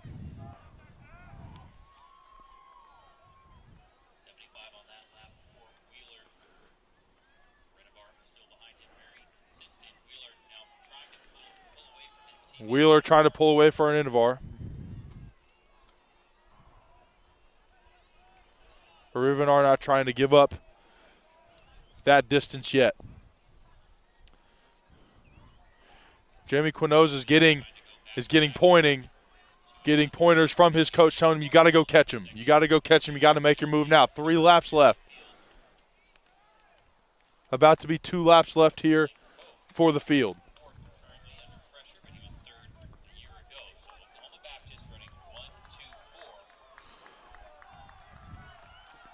Maximilian now starting to pull away. This is where you make your money here at the finish. Heavy breaths. This is the time you start to think about how wet your shoes are, and this is where you have to dig deep for these athletes and go find that place to help you dig through whatever fatigue you're feeling.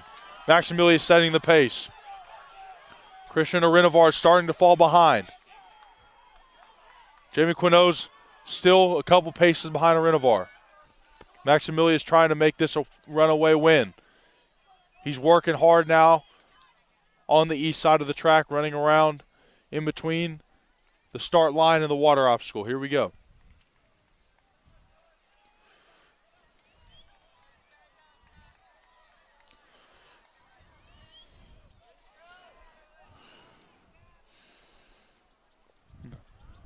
Maximilian with a 9:16 personal best.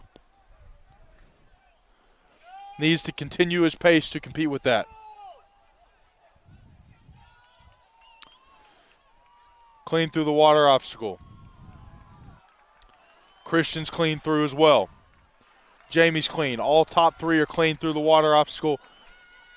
And he's about to see the 1 lap left. He sees it. He's got to go get it. Maximilian's got to go get it here if he wants to set that personal best. At this point, it's a battle against himself. Christian Arvinar is right there with him, stride for stride. Got to go make up some time. A fantastic effort from Jamie Quinoz here, not allowing anything in front of him to get in his mind. Blake Cope has given away his 4th place spot to Tyler Harrod.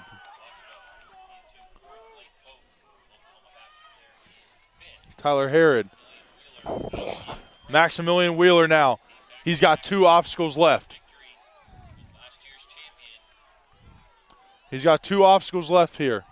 16 seconds to get his personal best. It's going to be a tough fit. He may not beat it.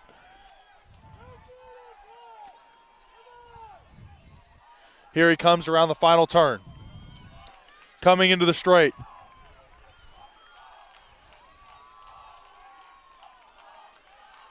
And right in front of his teammates there. 1 more to clear. He clears it easily. The final stretch. A couple strides away. Maximilian Wheeler will take the Great American Conference 3,000-meter steeplechase champion, followed by his teammate Christian Arinovar. Will take 2nd place in the 2022 GAC Championship 3,000-meter steeplechase. Jamie Quinoz will be 3rd, followed by Tyler Harrod and Blake Cope. Jalen Becho will finish, and then immediately behind him, Isaiah Garzon and Jack Reed.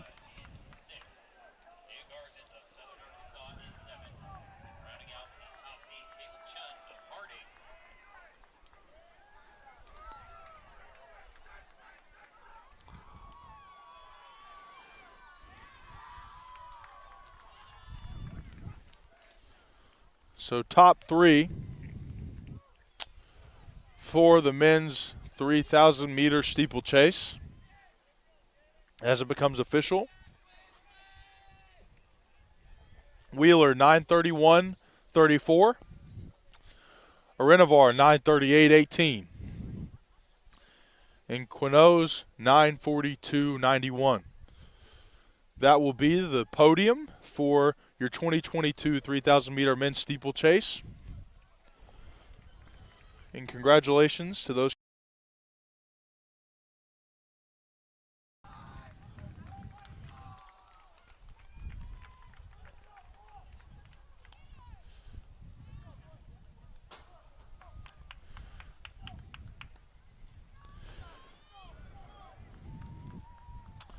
Now we move our attention to the javelin. As there looks like another big throw there from Christian Shoemaker.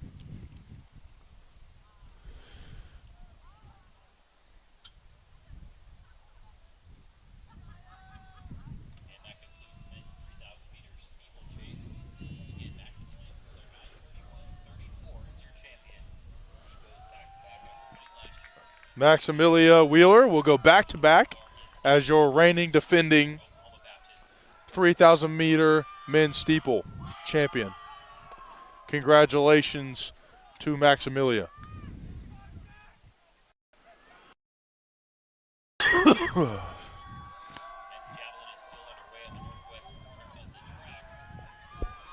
Men's javelin, the last event to take over here. Will Clark, excuse me, with a large throw down the right-hand side. And that will be a great number for Will as we move back to the top of the order. Tomorrow's field events will begin at 10 a.m. Discus. Alex Hinman will start off, I believe, the third throw for these athletes. 1:30 for the 4x1 first event on the track for a full day of finals on the third and final day of the Great American Conference Championships. Alex Hinman will get his opportunity to put his name in the podium here for the Harding Bisons. There's a throw from Hinman. A great throw down. Lands just south of the 30-yard line. About the 31 for Hinman.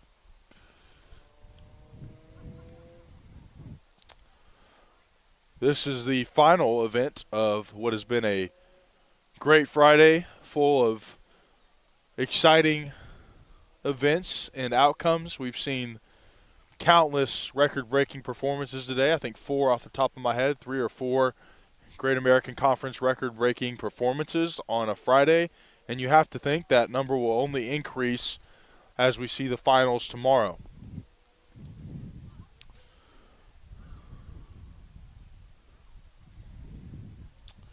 Connor White stands to throw for the Mule Riders, and he puts one just south of the 26-yard line on the north side of the field.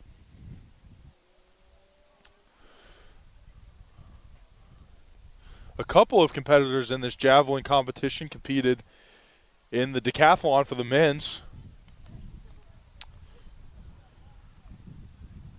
Matt Hipshire from Harding did end up winning the men's decathlon this year. Congratulations to Matt, but he is still in the thick of a competition to win the 2022 Great American Conference Javelin throw event. So you have to think that the earlier win he had today is the last thing that's in the back of his mind.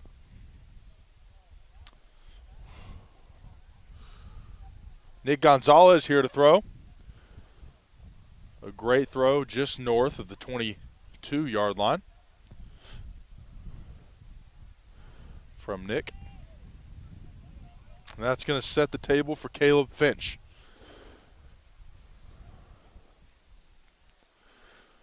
We are closing in on the last moments of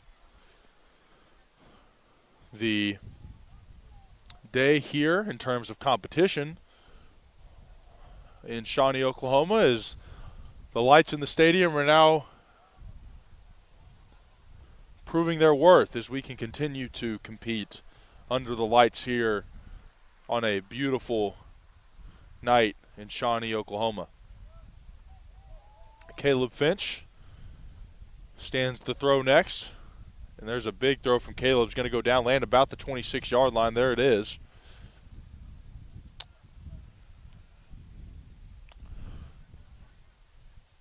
The excitement of the steeplechase being behind us. That's selfishly one of my favorite events to watch. Obviously, the athleticism needed to not only avoid the obstacles you deal with in the steeplechase, but also the competitors with you when you're racing next to somebody trying to jump over a barrier, land in the water, and traverse the different resistance that water will bring.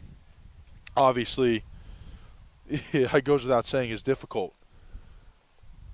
No Moses Rivera for Harding, so we will see Reed Fellers here for Oklahoma Baptist.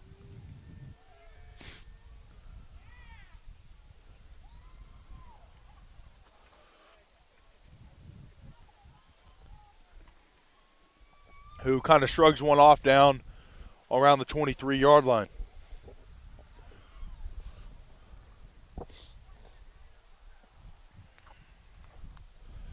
And now that allows Matt Hipshire, as I mentioned, the men's decathlon champion today. So congratulations to him.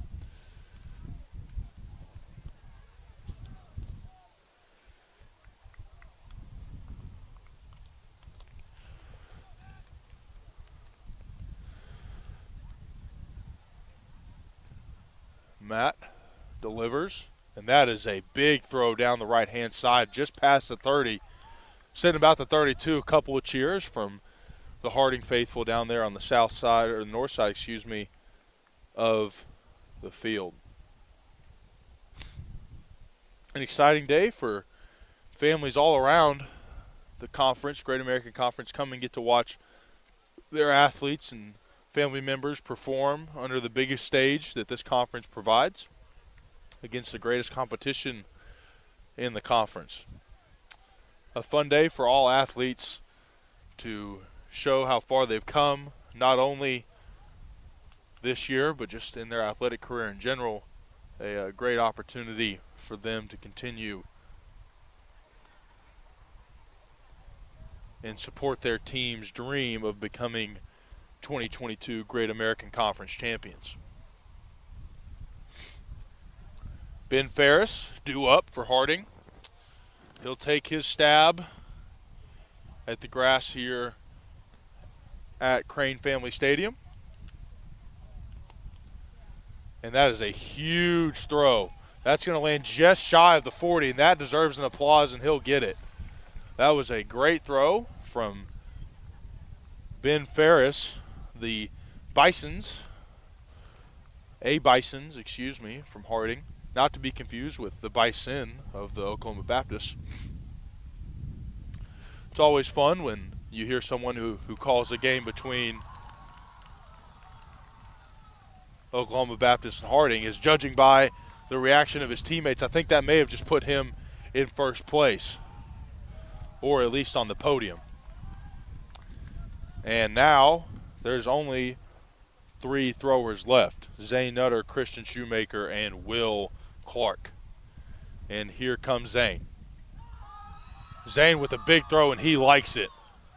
That's going to land just north, or just south of the 30-yard line. About the 31, I would assume. A great throw there from Zane. And that brings Christian Shoemaker to the runway. And he's back there deep into the south, or into the northwest corner of Crane Family Stadium at the Hurd Athletic Complex. And he is undoubtedly trying to psych himself up for what he needs to be a big throw here.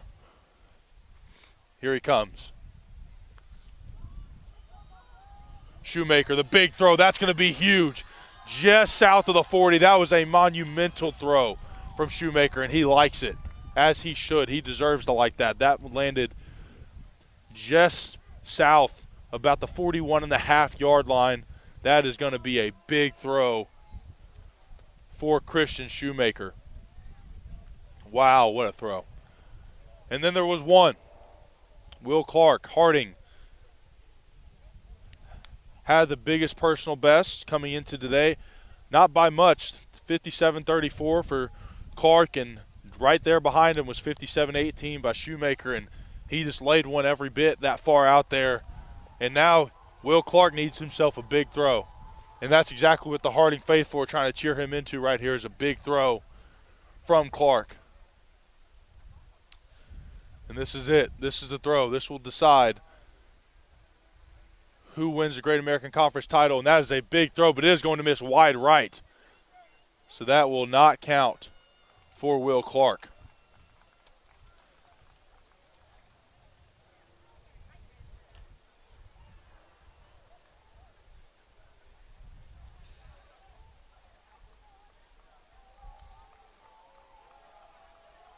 And here we go. One last time through the bill.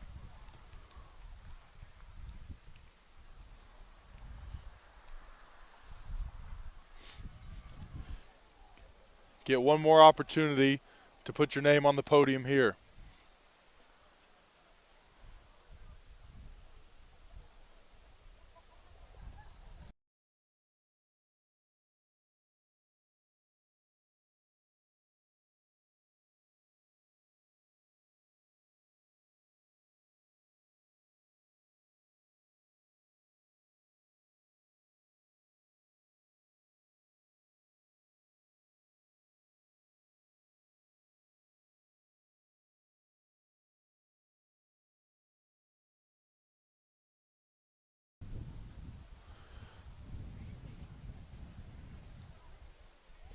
The officials are discussing the measurements or comparing the measurements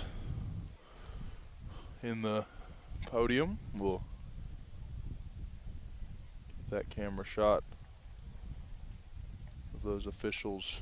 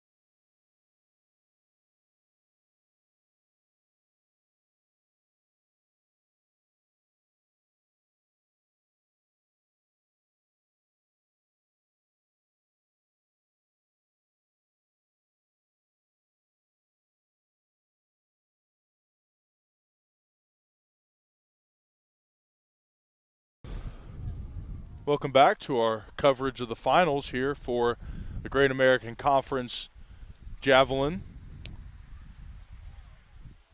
throw event. We are currently in the finals. We've watched Connor White and Caleb Finch both throw. And now we're going to see Zane Nutter.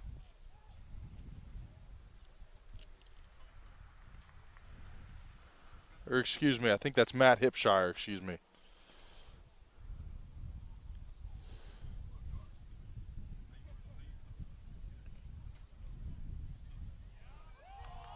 And that's the one from Matt Hipshire right there. That was a big throw there from Matt.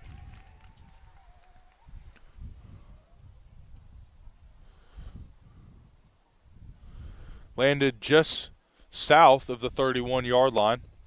That's Matt's biggest throw today, and that it would explain why he got the cheers he got from his teammates there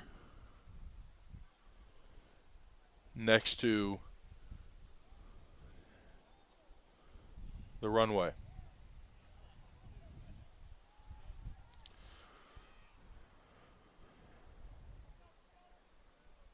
And now Zane Nutter is going to get the opportunity.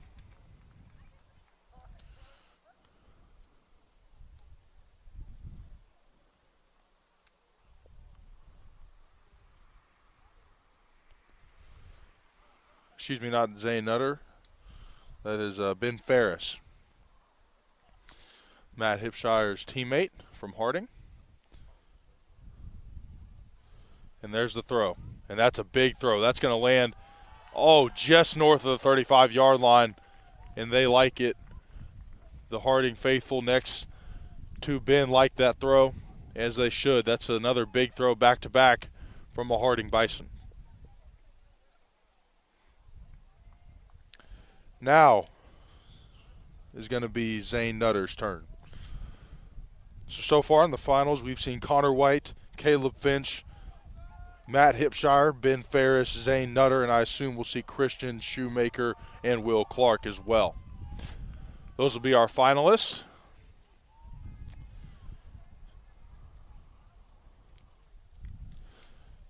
And here goes Zane.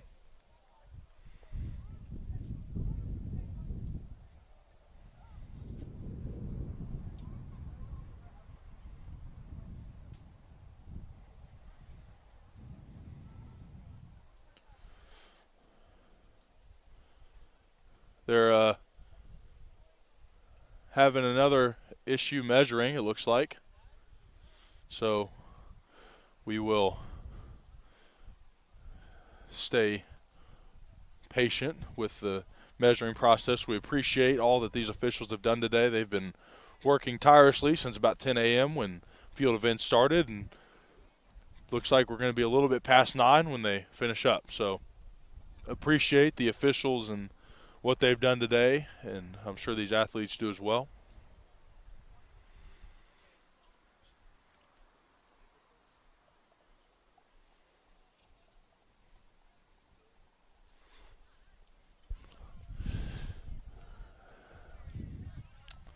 It's a beautiful night here and on the campus of Oklahoma Baptist University, and the lights are on, so there's not a rush. We have all the time we need.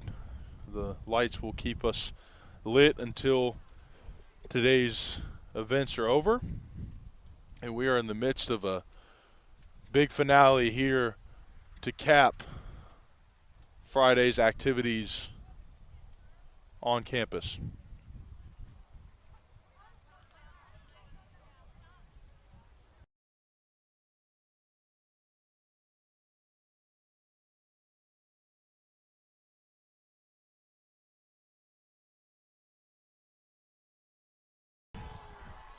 And there's a big measurement for Ben Ferris right there, putting him somewhere in the top 3, I have no doubt.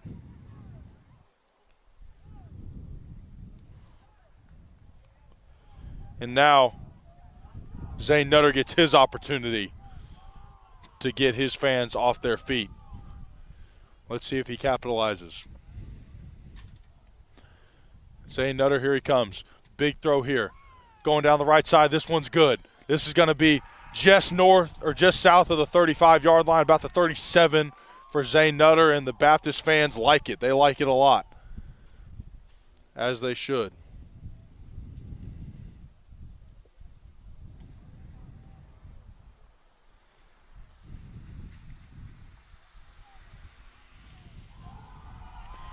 And here comes the cheers from OBU as the score is announced. We can't quite hear exactly what the numbers are, so we're going based on crowd reaction alone. But what's the fun in knowing when you get to speculate? Will Clark now gets the opportunity to throw, assuming he had the second longest throw there in the prelims. Clark's throw. That's big.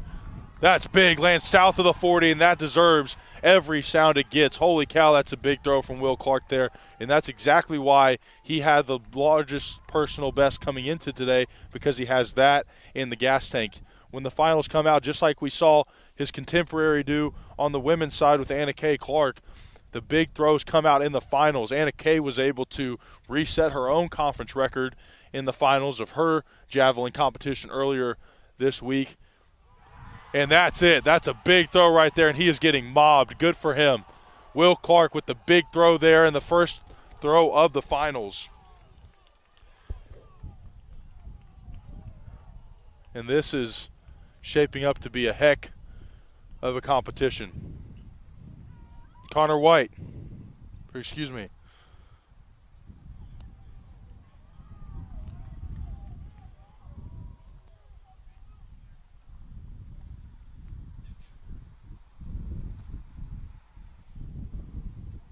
Excuse me, this is Will Clark. And boom, that is bigger than the last. They keep getting bigger for the Harding Bisons.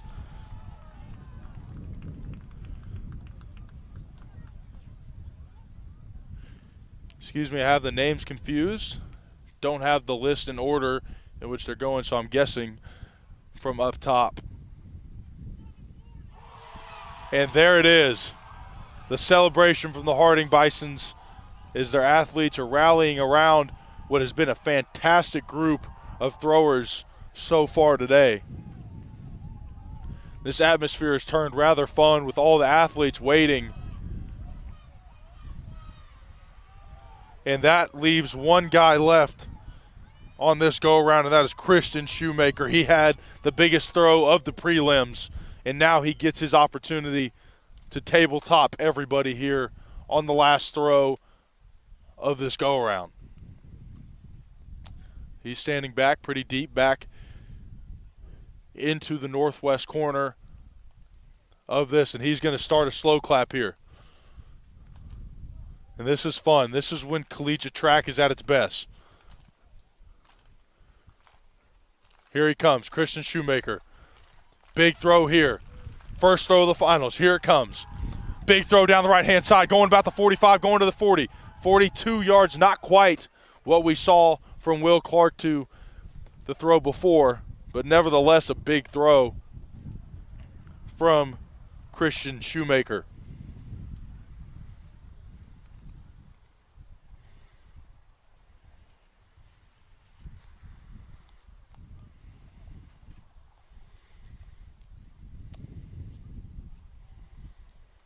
And that deserves the claps it's getting as well. We spin back to the top of the lineup, who I believe is Connor White.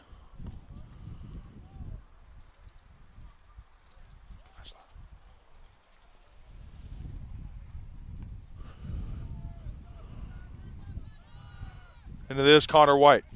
Connor White with the opportunity to put his name on the leaderboard here. With a good throw down the right-hand side of the numbers. And that's going to put Connor back in the back of the line. And I believe that's going to bring Caleb Finch up for the Bison of Oklahoma Baptist University, playing host this weekend to the Great American Conference Championship.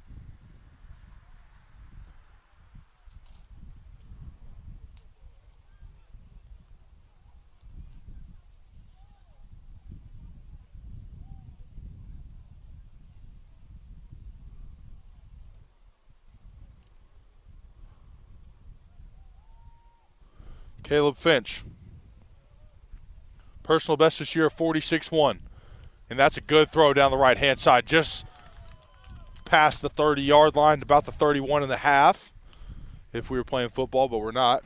We're throwing javelin. So that's a good throw. Caleb's got his backward hat on. Looks as good as he's throwing right now. Looks fabulous. 43-42 for Caleb. And that's good enough for a personal best coming into today. Don't know exactly all the numbers from all of his attempts.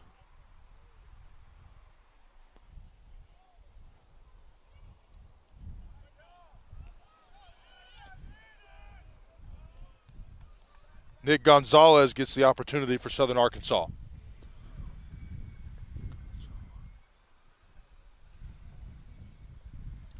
Here comes Nick.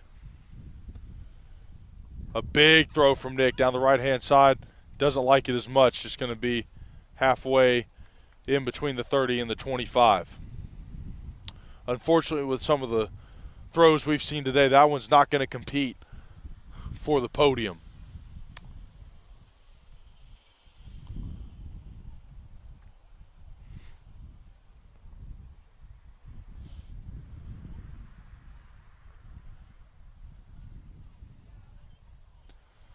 And this is where the field has heated up.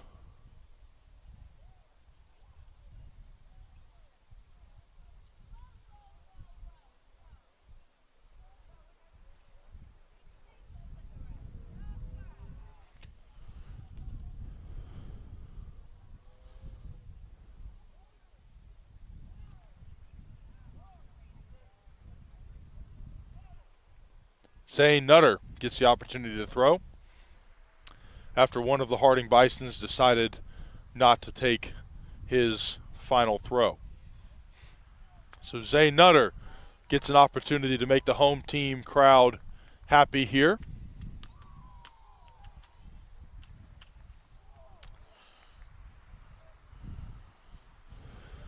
Zane coming to throw. Lets it fly. It's not going to be. Oh, it does stay fair. Stays legal. Just or foul. Never mind. Sticks on the out-of-bounds line.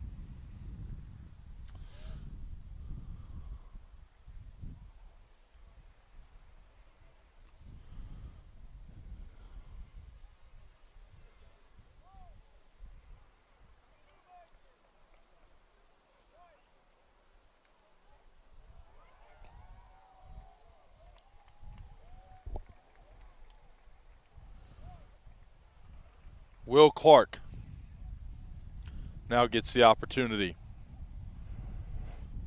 to throw in the second round of the finals.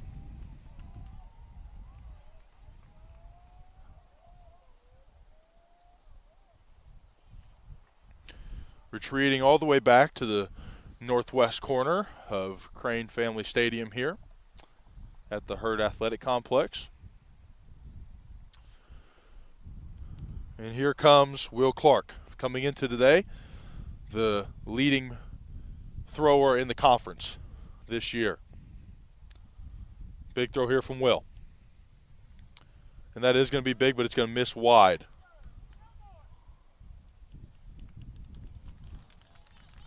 That would have been a good throw. Misses out wide, and he'll get a well-deserved round of applause from his teammates and competitors. And who else gets the opportunity to close tonight but Christian Shoemaker?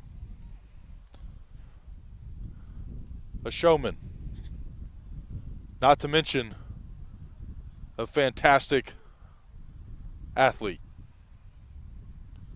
And here he comes. Christian Shoemaker.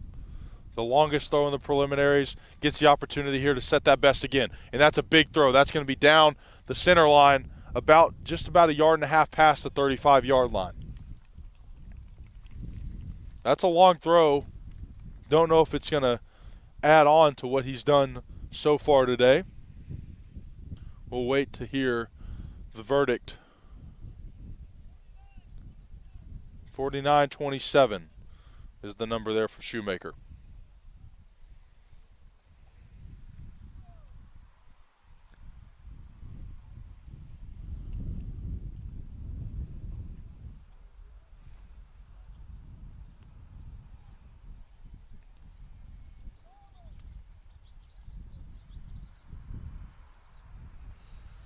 Finch, Gonzalez, Hipsher. Due up. Finch looking for a big number here. Give the fans in the green something to cheer about. Finch with the throw. It's a good throw. About on the 32-yard line for Caleb Finch. That's a good throw for Caleb. And that brings the opener of today.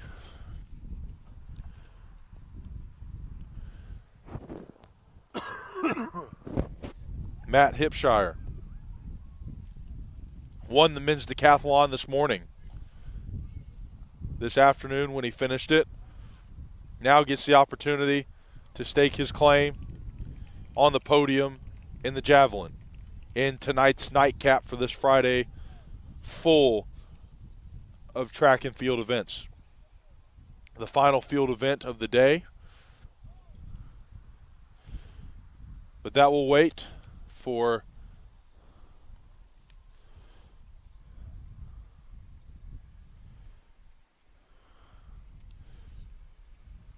Nick Gonzalez from Southern Arkansas. He will get the opportunity to close out his night. Looking for a big throw here to match his teammate.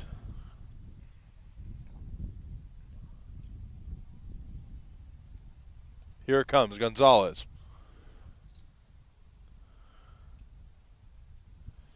There's not quite a throw that will compete at the podium today.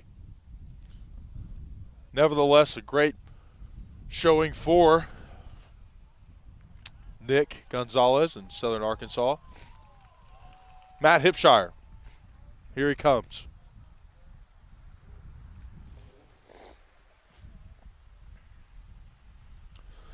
Again, as I mentioned, won the men's decathlon today for Harding. Now looking to extend Harding's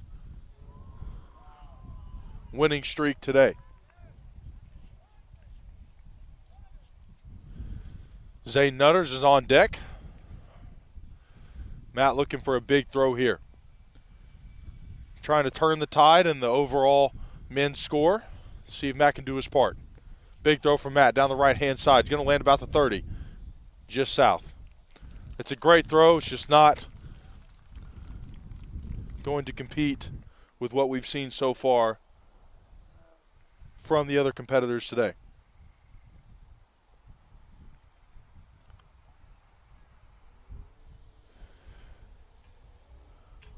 Zane Nutter is now going to get his opportunity. Matt gets the well-deserved round of applause from his contemporaries.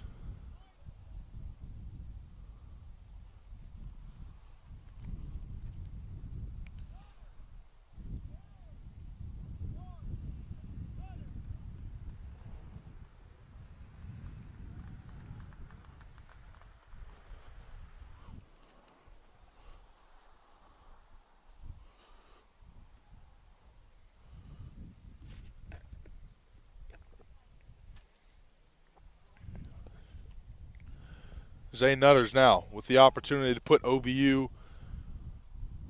on the podium. Can he capitalize? Here comes Zane.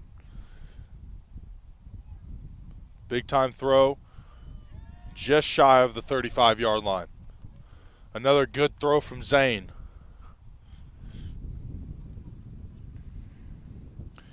His personal best coming into today, 49.49. We'll see what this number is here. 44.94. A great number, but that will not put him in contention for first place tonight.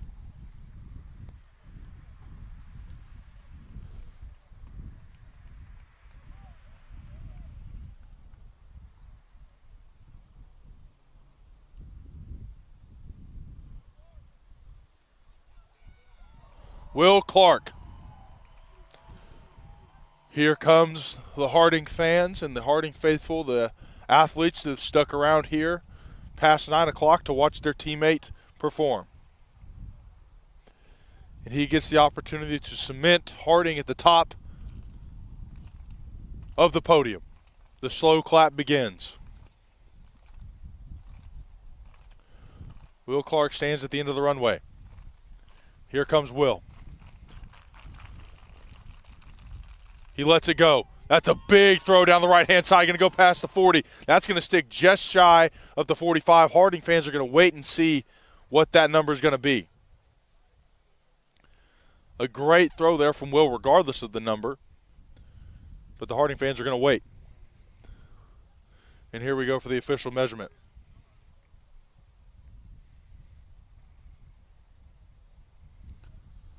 Here we go.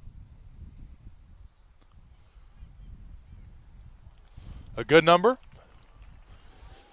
That deserves a clap.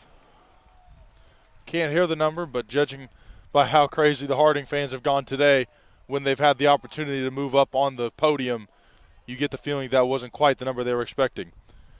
And now, the last slow clap of the night belongs in the hands of Christian Shoemaker. He gets the opportunity to put Southern Arkansas and the Mule Riders on top of the podium tonight. Here he comes. Big throw, way big throw down the 45-yard line. Going to land just short, just about the same spot that Will Clark landed there on the 42.5, 43-yard line. A little bit further down center of the fairway, if you will, of the football field, so maybe a smidge longer, but it's not much longer than what Will Clark just put on display. And that's going to be it. We will announce the official results when we get them. Obviously, it's all conjecture at this point for us, just judging solely off audience reaction.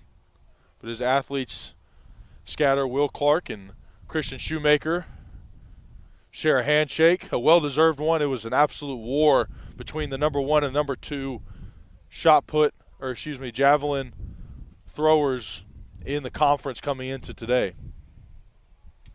And those two young men do deserve a good handshake and a round of applause because they put on a show tonight.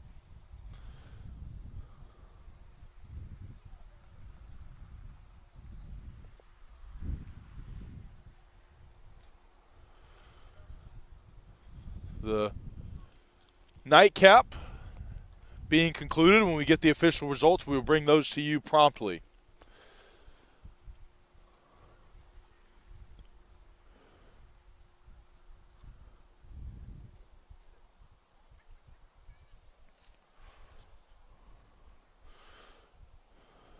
The Great American Conference has another fantastic showing here on Bison Hill as we await the final results here from the men's javelin competition.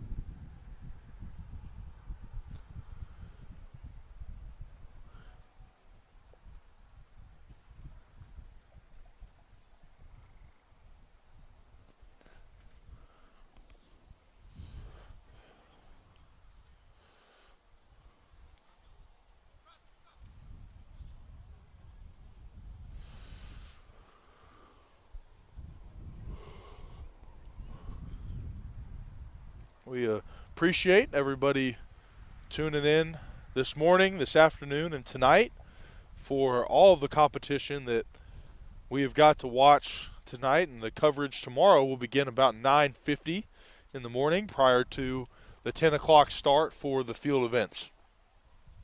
So again, coverage will start 9:50 tomorrow morning before the 10 o'clock start of the field events. I will be back with you tomorrow morning. And now all we are waiting are the results of the final of the javelin competition here for the nightcap of the Great American Conference Track Outdoor Championships Friday night.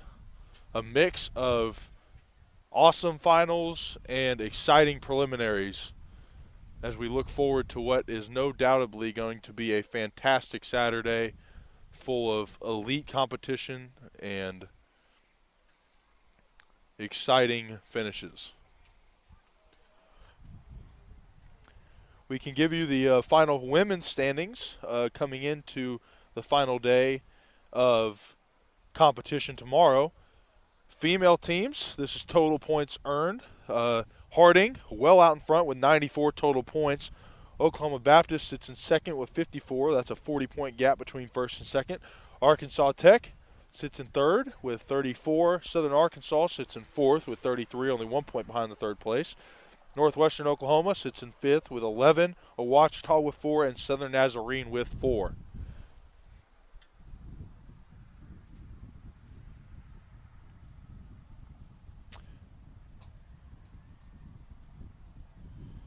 Again, we are awaiting the final results to come in for the men's javelin, as Harding is camped out on the east side of the stadium, as teams are filtering back to their encampments that you see around the facility today.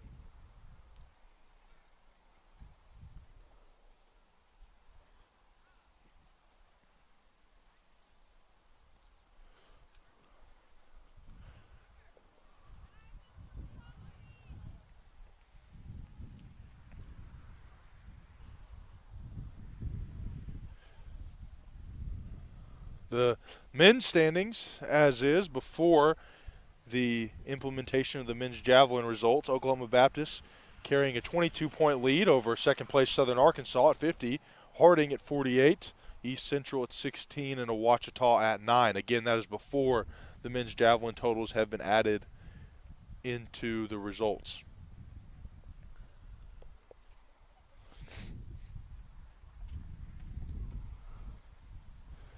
A fun night for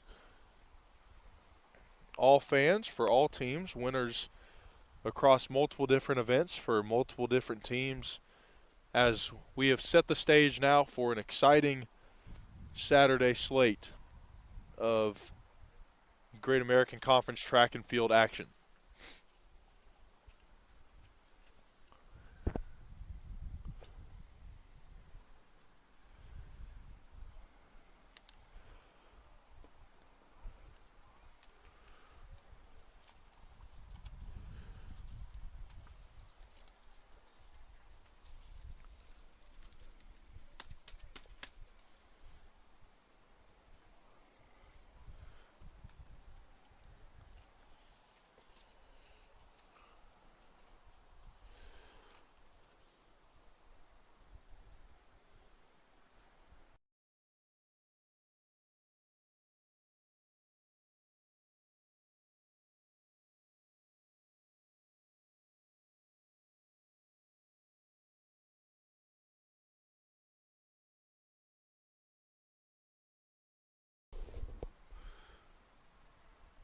With the results for the javelin not yet being entered, we are going to call it a night here on Oklahoma Baptist. We will open up tomorrow with the results of the men's javelin. If you need to see the results, if you're watching from home, we will have those results on the webpage as soon as it goes live. Those results will be up on Oklahoma Baptist University Athletics website. You can go from there. They'll take you to the McDonald timing link for the Great American Conference Championship. So we appreciate you guys tuning in. We will start our coverage again at 9:50 tomorrow morning for the Great American Conference Saturday night or Saturday finale of the Great American Conference 2022 Track Championships. Thank you and have a good night.